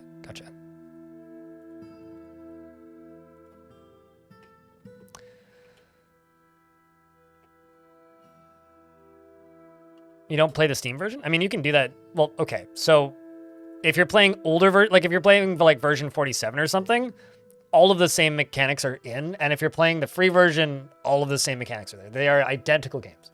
Doesn't matter if you're playing the Steam version or not. Like, the mechanics are virtually identical as a Ninja Dwarf. Oh no, we had a giant wren skeleton attack us. Did I catch it?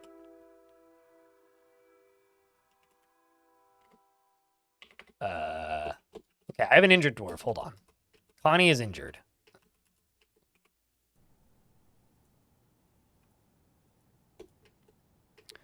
So I need to make a hospital. I also need to make some form of, like, well at some point. So if that's the tavern, I could just put the hospital, like, right here. Does anybody have a particular spot you think I should put a hospital in this nightmare awful fort setup so far? Humans founded a hamlet named Poke Shop. Oh, Poke Stop. Okay. Fear Nintendo a lot. Like the humans once had a fortress called Bulbous Sore, which was, I guess, stolen from goblins because only goblins would name something Bulbous Sore. So when I skimmed past it reading it, I swear it said Bulbasaur. So, you know.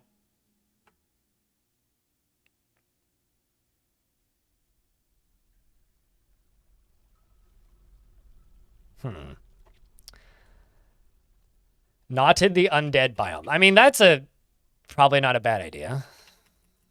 So let's just run the hospital up to here then.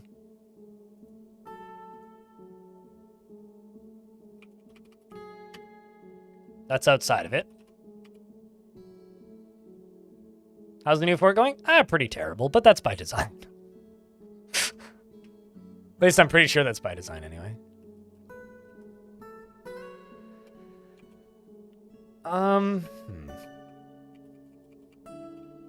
Actually, why don't I cram it into here? That's a bit tight, though.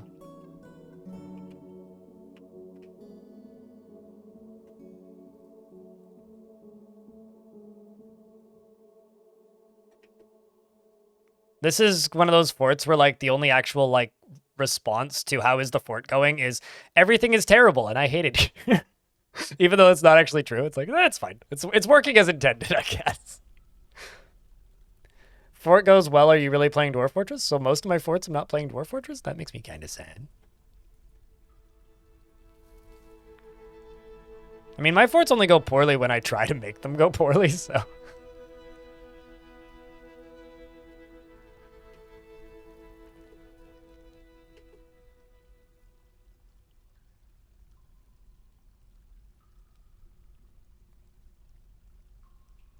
I like my multi-layer rooms too much.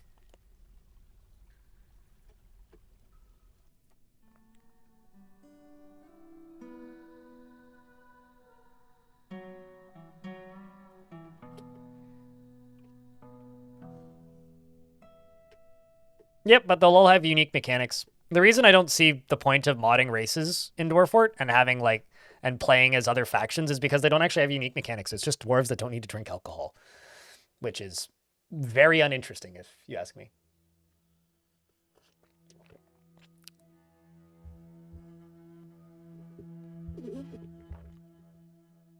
Because I need, you know, or not need, but personally, if you want me to be interested in playing other factions, you have to do more than just, you know, change the name of their faces. You feel that, but you always feel the need to smooth this down. See, I often do that. I mean, I did that in this one, but I'm not doing that in the later one right here. Okay, so this is all the way down. Actually, let's check surface. Let's also grab this bucket. I think if this fortress wasn't so kind of intentionally cursed, I wouldn't care. But because this fortress is kind of just intentionally cursed, I kind of don't care. I need a well. Because I did put a well here in the previous timeline, but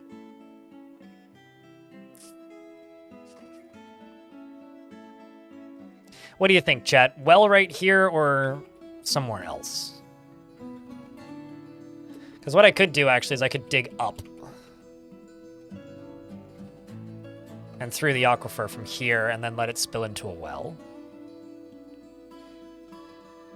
Yeah, exactly. Like, I would totally be interested in playing other factions if there was a reason to, if there was something unique or different about them.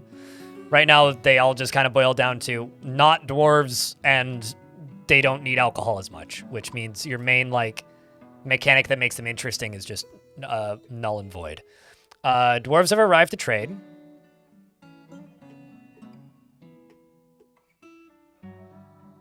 Of course you can, Pseudonym Spike, because there is no mechanics. Like, if you mod the game to play as elves, it's just Dwarf Fortress. It is exactly the same game. There's no actual mechanical difference between the two. So it's, like, an entirely redundant question.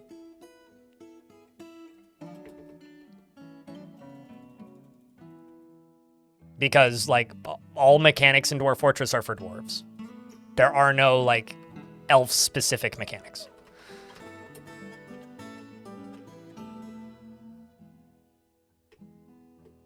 Yeah, elves sleep in trees. Like, they live in trees, literally. Right, let's do this and type in totem. I'm also going to need to appoint a appraiser. I'm not going to sell the giant wren crowns because those are kind of cool.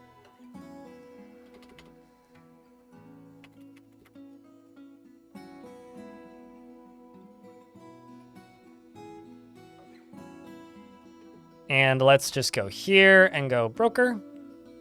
Lanix is a skilled broker. Congratulations, you're now my broker.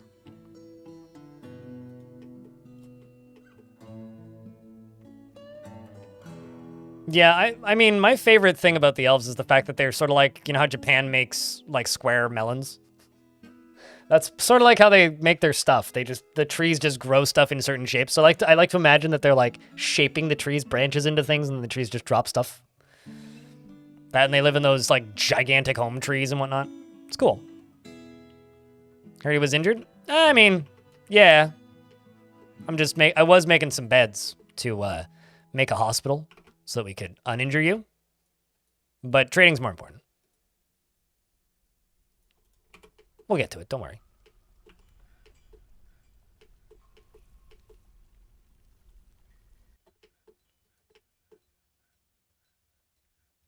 Sell off some of my cats.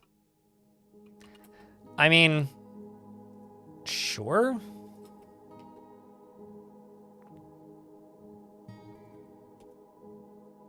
I don't see why not. I was just kind of eating them, but...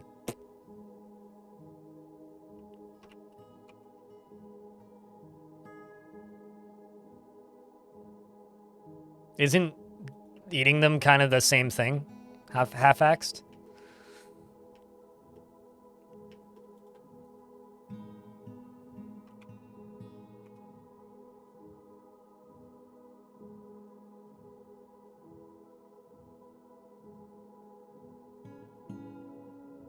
And got bored before leaving. Fun fact, did you know that things that are asleep in Dwarf Fortress don't feel pain, Merlin? So you can just, like, if you kill things in their sleep, they won't wake up. So you could just, like, there was a person who figured this out on Reddit a couple years ago and just posted a screenshot of a dwarf with 400-something goblin noses in their backpack. Because they were just, like, biting goblin noses off and pinching goblin noses off. Trying to make a noseless goblin faction to then, like, fight them and then have them show up and none of them have noses.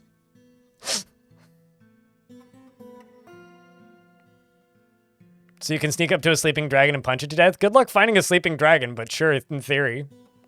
Do dragons sleep? I don't... I don't think they do. In real life, you can kill things and they won't wake up. Thanks for the very insightful statement. What's up, Butch? Did you know that if you kill things, they won't wake up? Uh-huh. Well, you're on a list now. Ooh, black bronze. Fancy. Wow, them's some expensive things. They brought 3 horses and a duck. 3 horses and a duck. I will buy the 3 horses and a duck from you. If I can.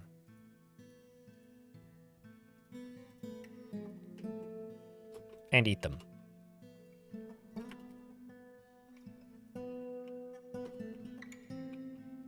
Which is going to go there, and they'll get butchered. Free cages. People die at their kill. Really? Wow. I had no idea. Don't know why I never contemplated this concept.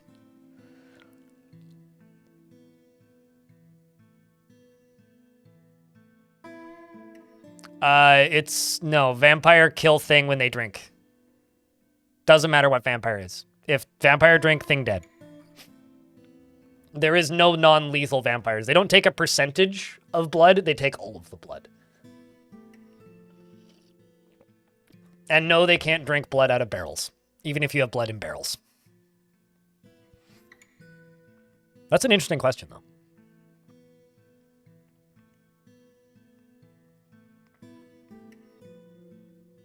They still die, and they just get resurrected repeatedly.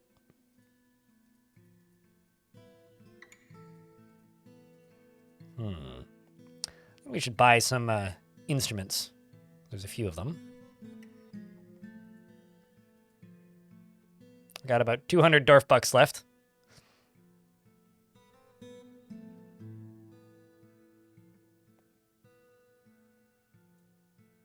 gonna buy some cloth, some wool. Just a few pieces. Done. All right, that's that trading. Now we're gonna go back to this. We're gonna make us a hospital. You know, honestly, you guys can continue to torture yourselves with the awfulness that is the gameplay of playing this game as a vampire game and not as a dwarf game. You're more than welcome to like ruin your forts for yourself if you want. I've at this point, got to be honest with you, I've given up trying to explain to people why that's a bad idea and why you will not have fun doing that. If that's the life you want to live, by all means. But my advice to you is just don't fucking try. Just don't even. It's not worth it. SnowRunner is just spin. Yes, SnowRunner is in fact spin tires. Also, it's worse spin tires. because they added a bunch of nonsense progression into it that didn't need to be there.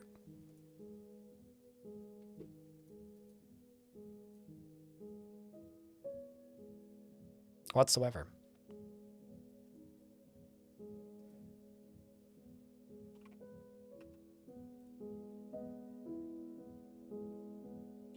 You could do that with a dwarf too. But you know, you could also definitely listen to people who actively want to make your gameplay less enjoyable. You know? Not everybody's on your side. Also, God, this headache is so fucking bad. So, Vakrak, you in my chat still?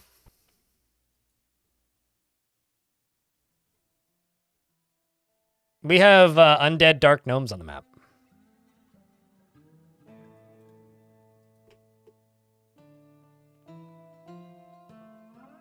You were screaming about gnomes. Well, we got them.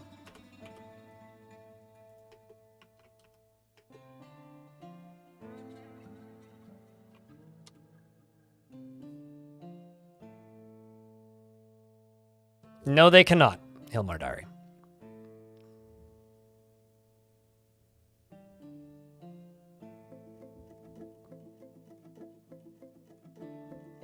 Hey, chat. Can I get a round of beer so I can stop staring at the false information in my chat from CCJ? Just, can I get a round of beers to make this stuff go away? That'd be great.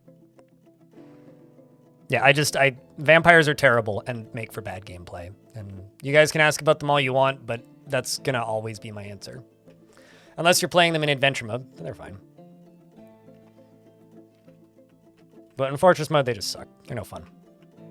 And I don't mean that in the punny sense. I mean that in the genuine statement. Like, they are unpleasant to manage. Because all of this is opinions. And my opinion is they are unpleasant to manage. Like, people always ask me, it's like, is it possible to use were creatures? It's like, well, no, because they're designed to not be used, right? There's something that's supposed to show up and destroy your fort. That's it, really.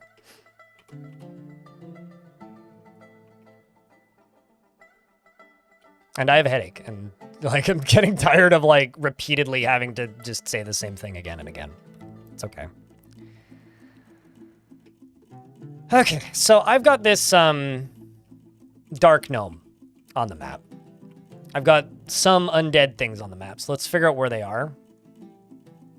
Do our best to locate them. We've got these peregrine falcon people as well. I'm going to lock the dwarves underground, because these could be a problem potentially. And hopefully we can just get them trapped. We do also have an injured dwarf up here who's Bambool, who's currently on top of what was a peregrine falcon man corpse. Or what was a peregrine falcon man and is now a peregrine falcon man corpse. I'm sending the military up here to defend in case any of the undeads appear in a moment, which hopefully they don't. And we need to get a hospital made.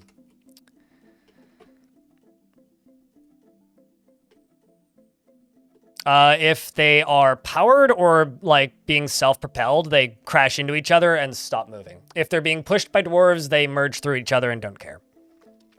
Is what happens when two minecarts crash into each other.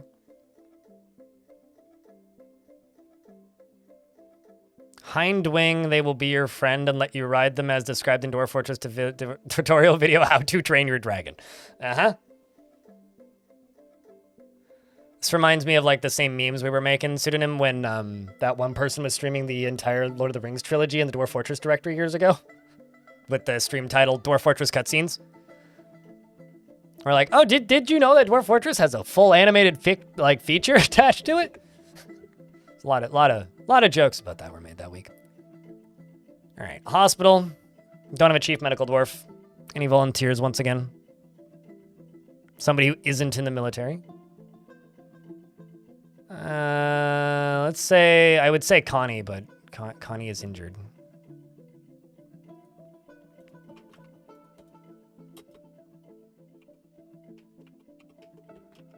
So wounded should just be a thing people do now.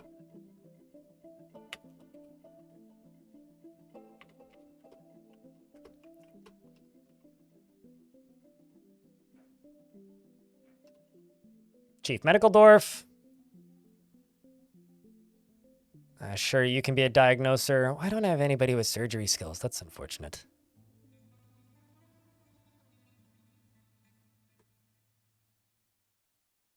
Draugr and I don't know. Sure, you. Dusk, you can be a bone doctor.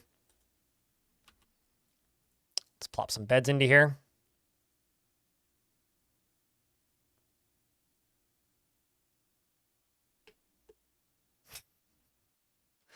It's always funny to refer to things that are completely unrelated to Dwarf Fortress as if they were related to Dwarf Fortress. Yeah. I mean, I wouldn't say that I am legal advice. That's maybe a bad idea, but, you know. I guess, I don't know. I try to not encourage people to play as vampires, and the main reason that is because I personally really don't enjoy it. Like, if I don't enjoy something and people just ask me questions about how to do that thing, it just makes me feel like I'm ruining your game. Even if you do enjoy it. So, I guess it's probably just my stubbornness, where if people just start asking me about a thing that I vehemently dislike and think is a bad way to play the game, or a way to play the game that'll actively make your gameplay worse, then I don't want to advise people on it, right? So when people just start asking, like, how do I do it? It's like, well, I'm not going to tell you, because even if I did tell you, it would make your gameplay experience worse, and I don't want to do that. So that's really where this comes from. That's all it is. The illegal movie trend. That's a sentence.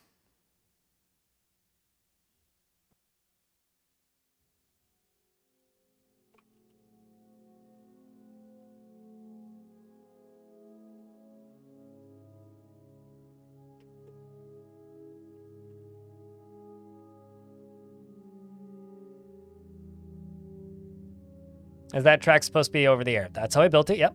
Mm-hmm. And yes, tracks are floors. It is working and looking as intended.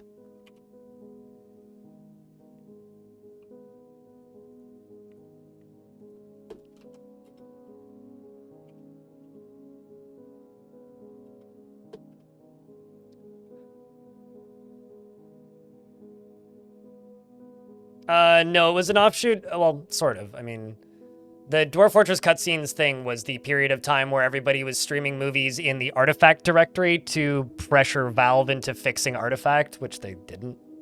I mean, they sort of did, but they didn't.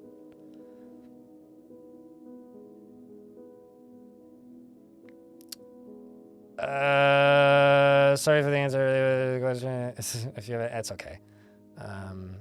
No, I'm not getting sick. I just haven't had coffee today. Trying to drink tea. So, like, 2 forts in the same embark is very difficult. Be that with burrows or any kind of restrictions. I don't recommend you try doing it, but you can if you want. The reason they don't really work is because dwarves that are upset need to yell at somebody who's in charge.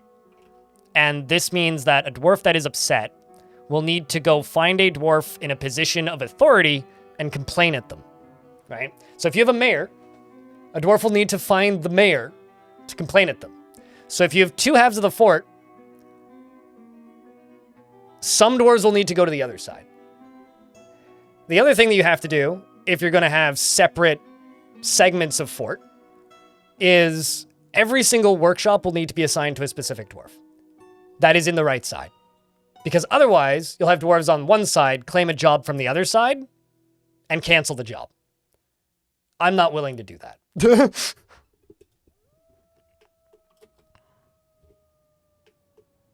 See, as a man of culture, I only played good games like Counter-Strike, so I would never, in my right mind, mention TF2.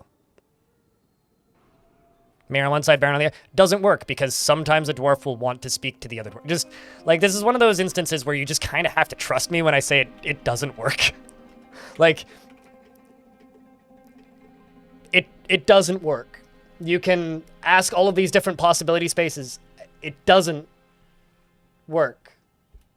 That's it. Also, we just killed another zombie, so I think it's just the dark gnomes left.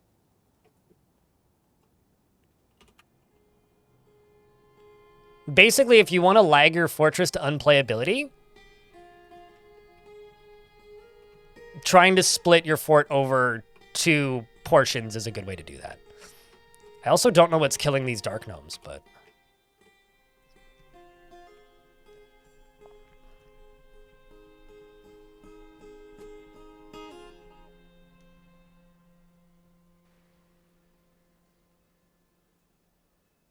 Yep. Sometimes you just have to trust me. Oop, there goes one dark gnome. Twice, I think. There's another one, but they just completely ignored it. Ignored it. It's a dark gnome's head. He's ahead of the competition. Oh, seems like Jason got him. And is now, or now killed the Peregrine Falcon lady head. Seems like we're getting some... Wow, how many dark gnomes did you just kill? 5 zombie dark gnomes? I guess hacking them to pieces is what's doing that. Okay, there's one up here. They're just kind of everywhere over in this corner, I guess. Well, let's just station the military down here and just hope that they don't die. Uh-oh. That wasn't... Was that one of my dwarves? That must have been one of my dwarves.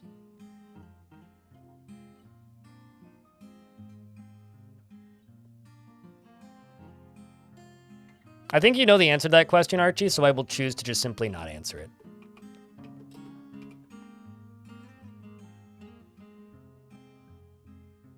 I don't get paid enough to answer that question. Because it would just be the same answer that I just said. You're getting thirsty.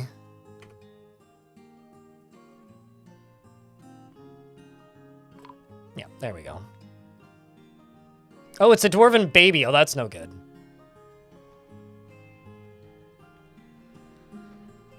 That's no good at all.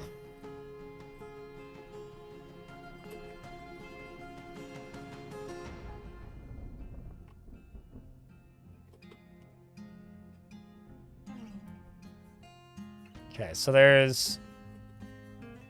Actually, let's send these doors back over here. See if we can deal with these last few guys. Can you turn around, dwarves, please? And is there a particular reason we're not recovering you? Oh, probably because he's not in the burrow, right?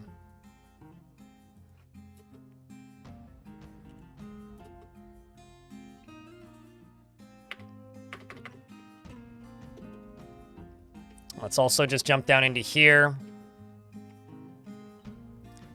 And I'm just going to do this.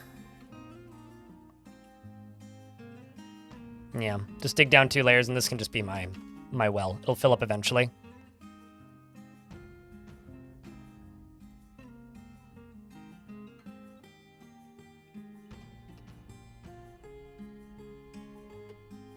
Giant spider at a heyday, slapped 5 of your gatherers. Giant cave spiders are more dangerous than most forgotten beasts. Like, fear the giant spiders, man. Oh, you're also the chief medical dwarf. That's not a good sign. Okay, we'll move that job to somebody else. Like, you.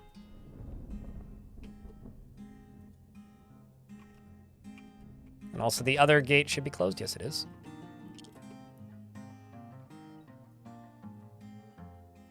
Is anybody coming to get the wounded? No?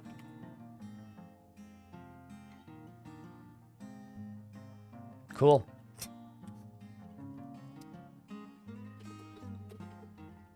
Don't have enough dwarfs yet. Fortunately, we were able to trade, so we'll get more. All right, Bonesaw, you're now a doctor.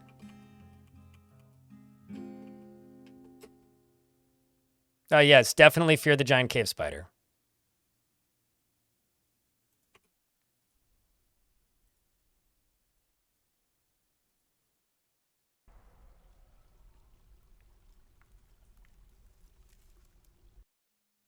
Come on, dwarves. All right, I'm going to start mass assigning cats to cages. Okay, there goes another dark gnome. Who hopefully doesn't come back to life. No, I want to follow you, not expel you. It's killed 4 zombie dark gnomes. Off to a good start, I see.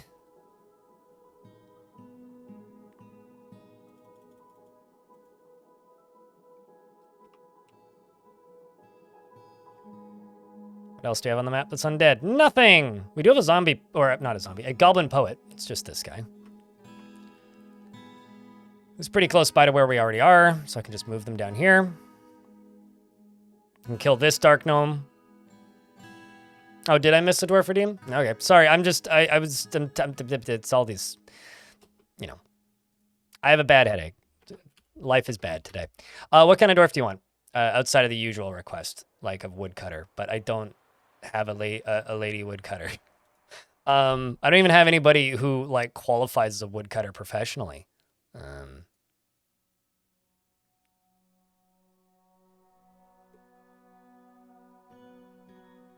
You want a doctor? I can give you a doctor.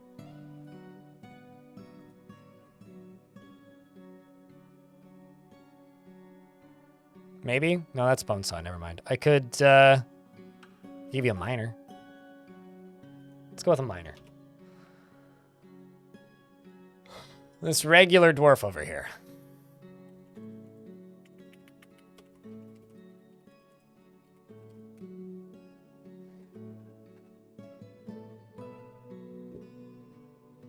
They must have died?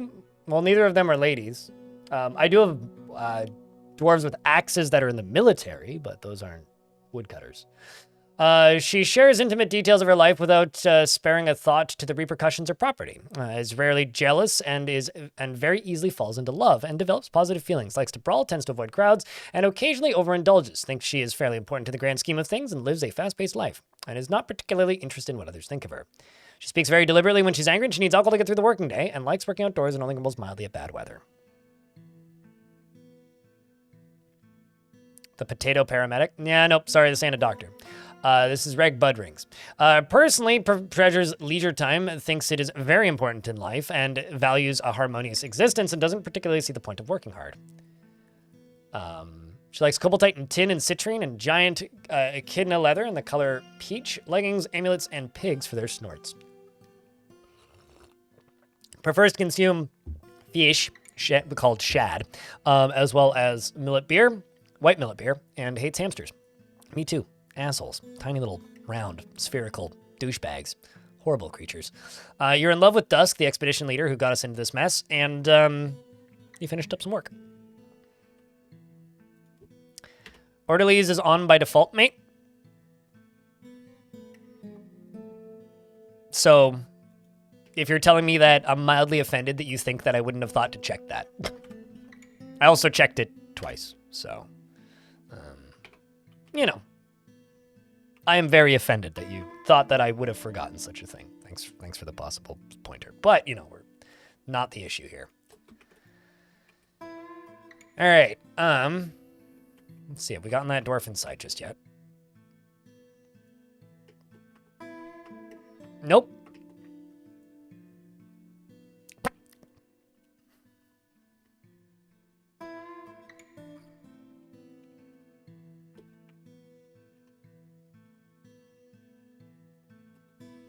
It's either experimental or beta. They are the same currently.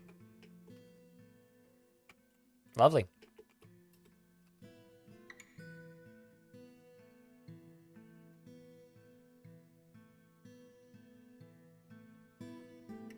Is it wise to have your tavern keeper also be a brewer? It's not wise to have a tavern keeper. So, this is your liaison from the Mountain Homes named Attis or Vatis, who's probably wondering why the hell we decided to settle here. And I'm just going to ask for wood. It's turning out that's harder to get. Leather waterskins. Okay, sure, fine.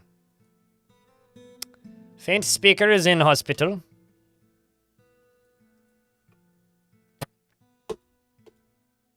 Tavern keepers are bad? Well, I mean, not necessarily, but I wouldn't recommend having them.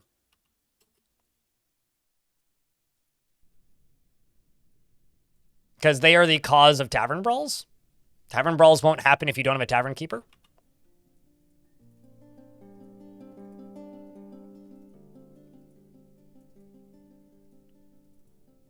So, yes, having a tavern keeper is generally a bad idea. Unless you specifically want tavern brawls. Okay, I don't fucking know why they're not, like, saving this dwarf. These in the burrow, orderlies are on, like, I've got everything assigned. I don't know, man. That's my last thought.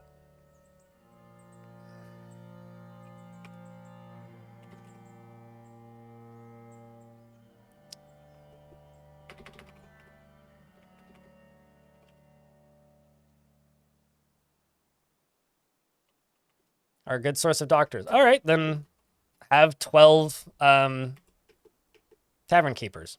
But no, the only thing you need for a tavern keeper to function is you need a chest in the tavern, and then they need to put cups or goblets into the chest. And if they don't have cups or goblets to put into the chest, then you won't ever get them. All right, dwarves, fucking do your jobs. Like save this dwarf, please. Please and fucking thank you, so I can lock the doors. That'd be lovely. If you could just do that. Or, like, you know, don't, right? This is great. This is fantastic.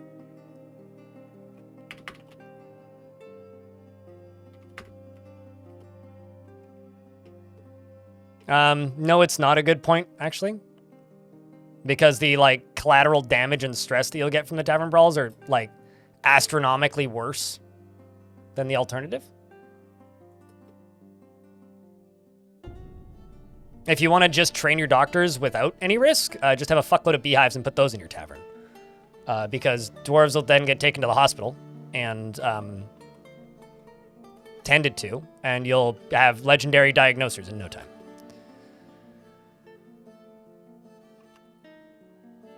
Sure. I'm just making sure that you, like, people realize that you're just saying that to be a smartass, but not actually, like, you know, it's very much a danger to the safety of your dwarves if you do that. Did I not queue up coffers?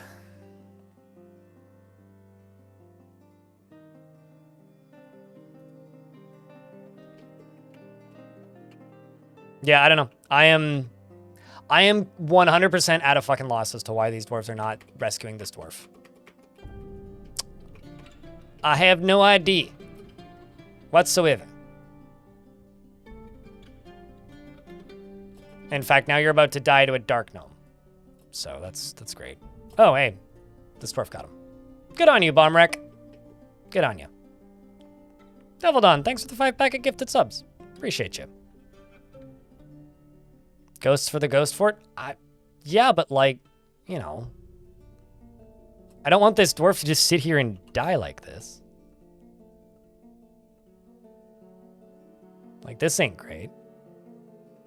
You haven't seen gnomes yet? Well, one just died. They only settle on good and evil mountains. So normal gnomes settle on good aligned mountains, and evil gnomes settle on dark aligned mountains.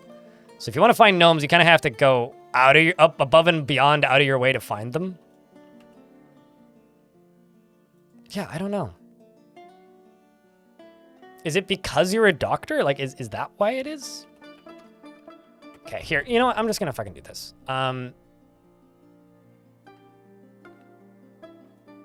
Quit hauling. Just orderlies, please.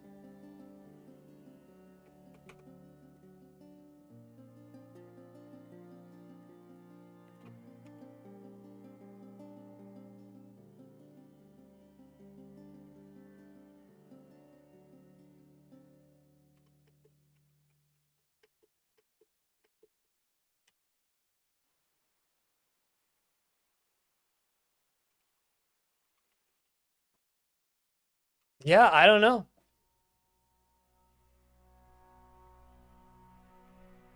Rolf, thank you very much for checking out a gift as well. Appreciate you, mate. What the fuck am I doing wrong here? Like,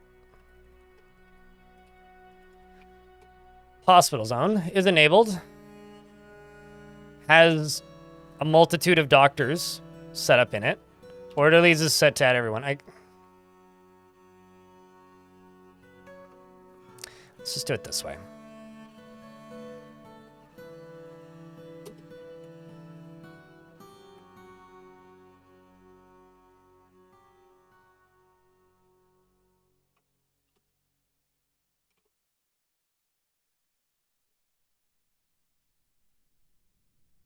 I'm like this close to just full healing that dwarf because like what the fuck, man? Like where is it even in the tasks? It's gotta be somewhere in the tasks. Yeah, there isn't even, okay. There is a recovered wounded job. There's 2 of them right here. I guess what it must be is we must just have like so few dwarves in the fort that just nobody's prioritizing to take it. Yikes. Like, okay. Some migrants have arrived. Cool. Go save that fucking dwarf, please. This is like, this is infuriating. Like, genuinely, this is infuriating.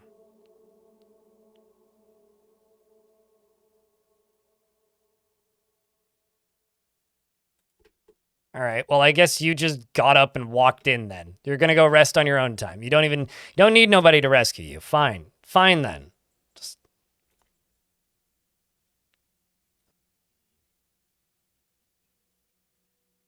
Gah.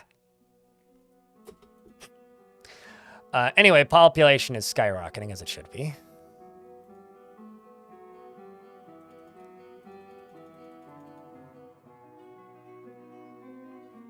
But no, I mean, it's not something that I can do to just get past it, right? Because the problem is if there is an issue with that hospital, then it's going to still be a problem the next time it happens.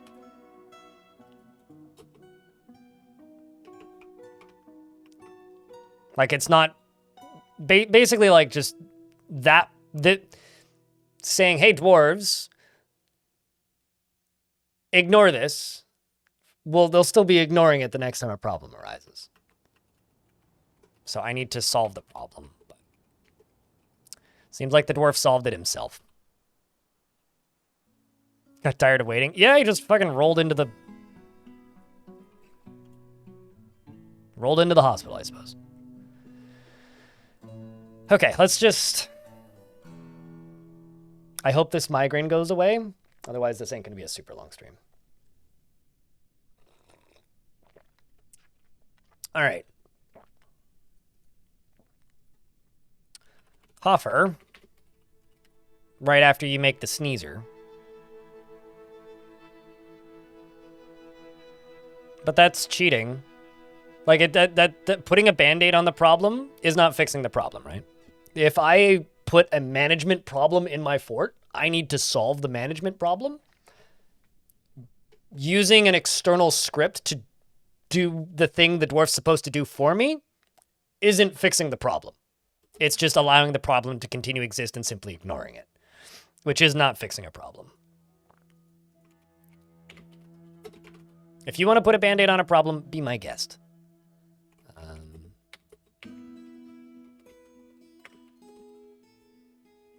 But that's not generally how I like to solve problems.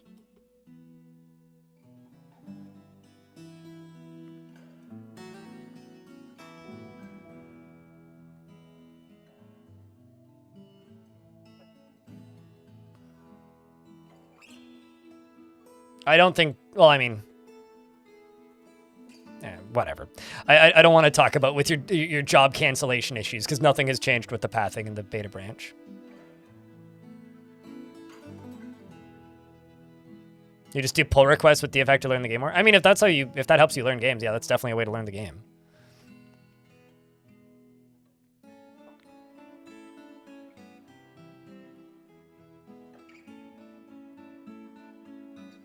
Also, here's a reality. If a dwarf isn't injured enough that they can't walk, no one will go rescue them. So if they're just like unconscious and sleeping, they'll just stay sleeping. Because it's not considered an issue, if that makes any sense. All right. How can I deal with this for right now? How much undead is on the surface? Should probably just lock the door, shouldn't I? Yeah, I think the plan right now is just do this and lock the door. Sorry, kitty.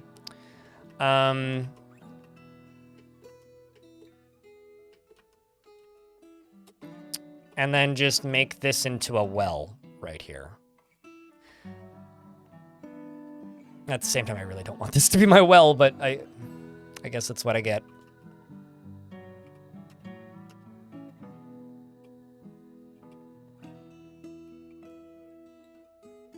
Is this all aquifer? Okay, so water's running down here. It'll fill up eventually. It's filling up. Okay, well, I will put my well right here. I need to make a bucket.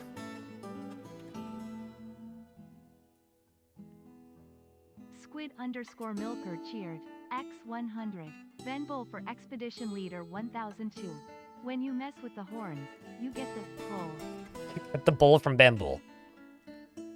I mean, it's a very optimistic way of thinking about it. When you mess with the dwarves, you get the Bambool. Yeah. I'm gonna turn this back on. Why is there... What? How'd you get in? Nani the fuck, man? There be a dead... Oh, I see. Probably came in from... I'm gonna say from down here. Probably climbed in, actually.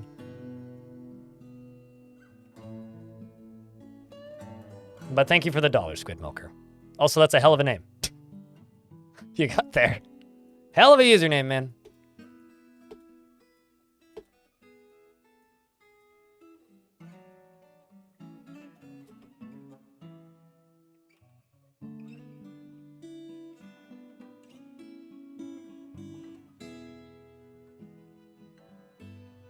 Fortunately, we do have 29 dwarves now, so the number of dwarves I have available to do tasks is way higher, and now the hospital is operating as it should, so that's good. All right, let's just go down to here and make this into a water source for right now. So at the very least, they can use this as it fills up. Which shouldn't take too long. It's a terrible water source, but hey, it's a water source. This is all getting done. Excellent. Once this is all sealed off, also this can just, let's just not do this. This can, once this is done and all this is done, then I can just lock this door. And then this can be my source of refuse removal. Because when the minecart runs over, it's going to open this and drop the stuff. Although, this is actually going to be the antithesis of most minecart routes. Scary thing, though, is right now, if somebody pushes... Actually, hold on. Let's just make this safer currently. Don't kick it, please. Just push it. If I set them to ride it, they will actually die. So don't do that. Because they'll fall through there and then just go straight into the water. What's the most challenge fort you've done? So this is going to be a very abstract statement. I don't find this game challenging. It's less of a how challenging is Dwarf Fortress and more of a how annoyed am I willing to get? Because, like, I know how to solve most problems in Dwarf Fortress. It's just how much tedium are you willing to introduce to your playthrough? So I don't know, really. I mean, I think Godly Tombs is the obvious example, but I wouldn't actually... Like, if you actually go watch those VODs, it wasn't that hard. Also, Bambool died. So. Fucking... Fuck. Gah. That's all I have to say. Not happy. Pissed off, even. I don't want to be here anymore.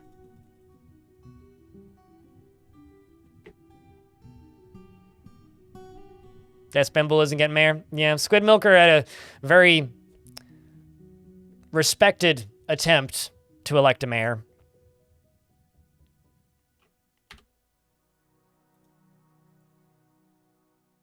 But it failed, unfortunately.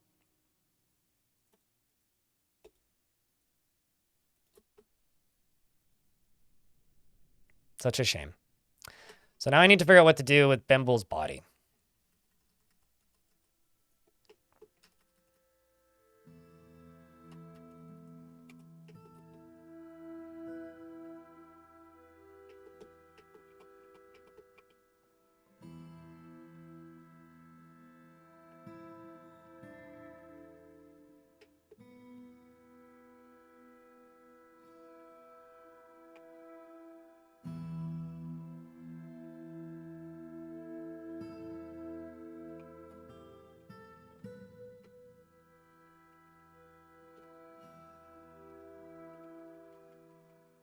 Where the hell am I? Put it on a pedestal in a bedroom. No. Respectfully, no.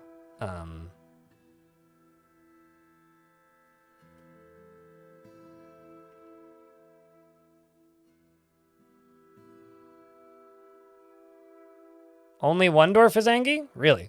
You know, it's really funny. Okay, so this is just something that I think is interesting. Okay, so this is Phycod, right? Phycod, right? Nobody thinks that Phycod's angry, right? But I'm so used to still playing this game in ASCII. Any dwarf with a down red arrow is angry. These 6 dwarves are angry, this dwarf is angry, and this dwarf is angry. Just because this is the mostest angry, all of these dwarves are angry. There's actually 8 angry dwarves right now in the fort.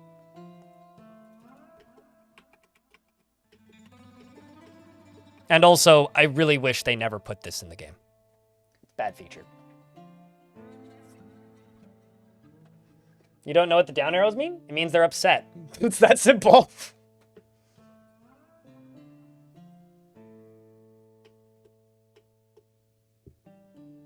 Fort can be too happy? That's not true.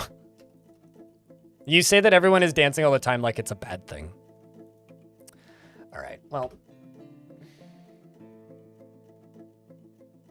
Chat, I'm in a fucking terrible mood. I don't think I should be streaming. Just like in general right now. So I'm gonna call it. That's what I'm gonna do. I'm in a really bad mood. I'm like this close to like snapping at somebody and I shouldn't. Like, you know how some days you just have like a bad day at work and you just need to keep to yourself? That's been me all day. And I've been trying to just get through and I can't. I really, really can't. Speedy, thanks for the way too much money over the years. Appreciate you, man. But yeah, this ain't working. This ain't working. Like I want to keep streaming, but like I'm not getting enough like, how do I word this? Like external stimulation to be able to do this in a positive fashion. Like sometimes I can power through it. Today ain't one of those fucking days. Like every 90 seconds somebody in chat speaks, I just want to tear your face off. Like it's just, I'm cranky. I don't know what it is. Those days are the worst. I'm pretty bad at taking care of myself, to be honest with you, but I'll do what I can. Anyway, normally I'd raid somebody, but like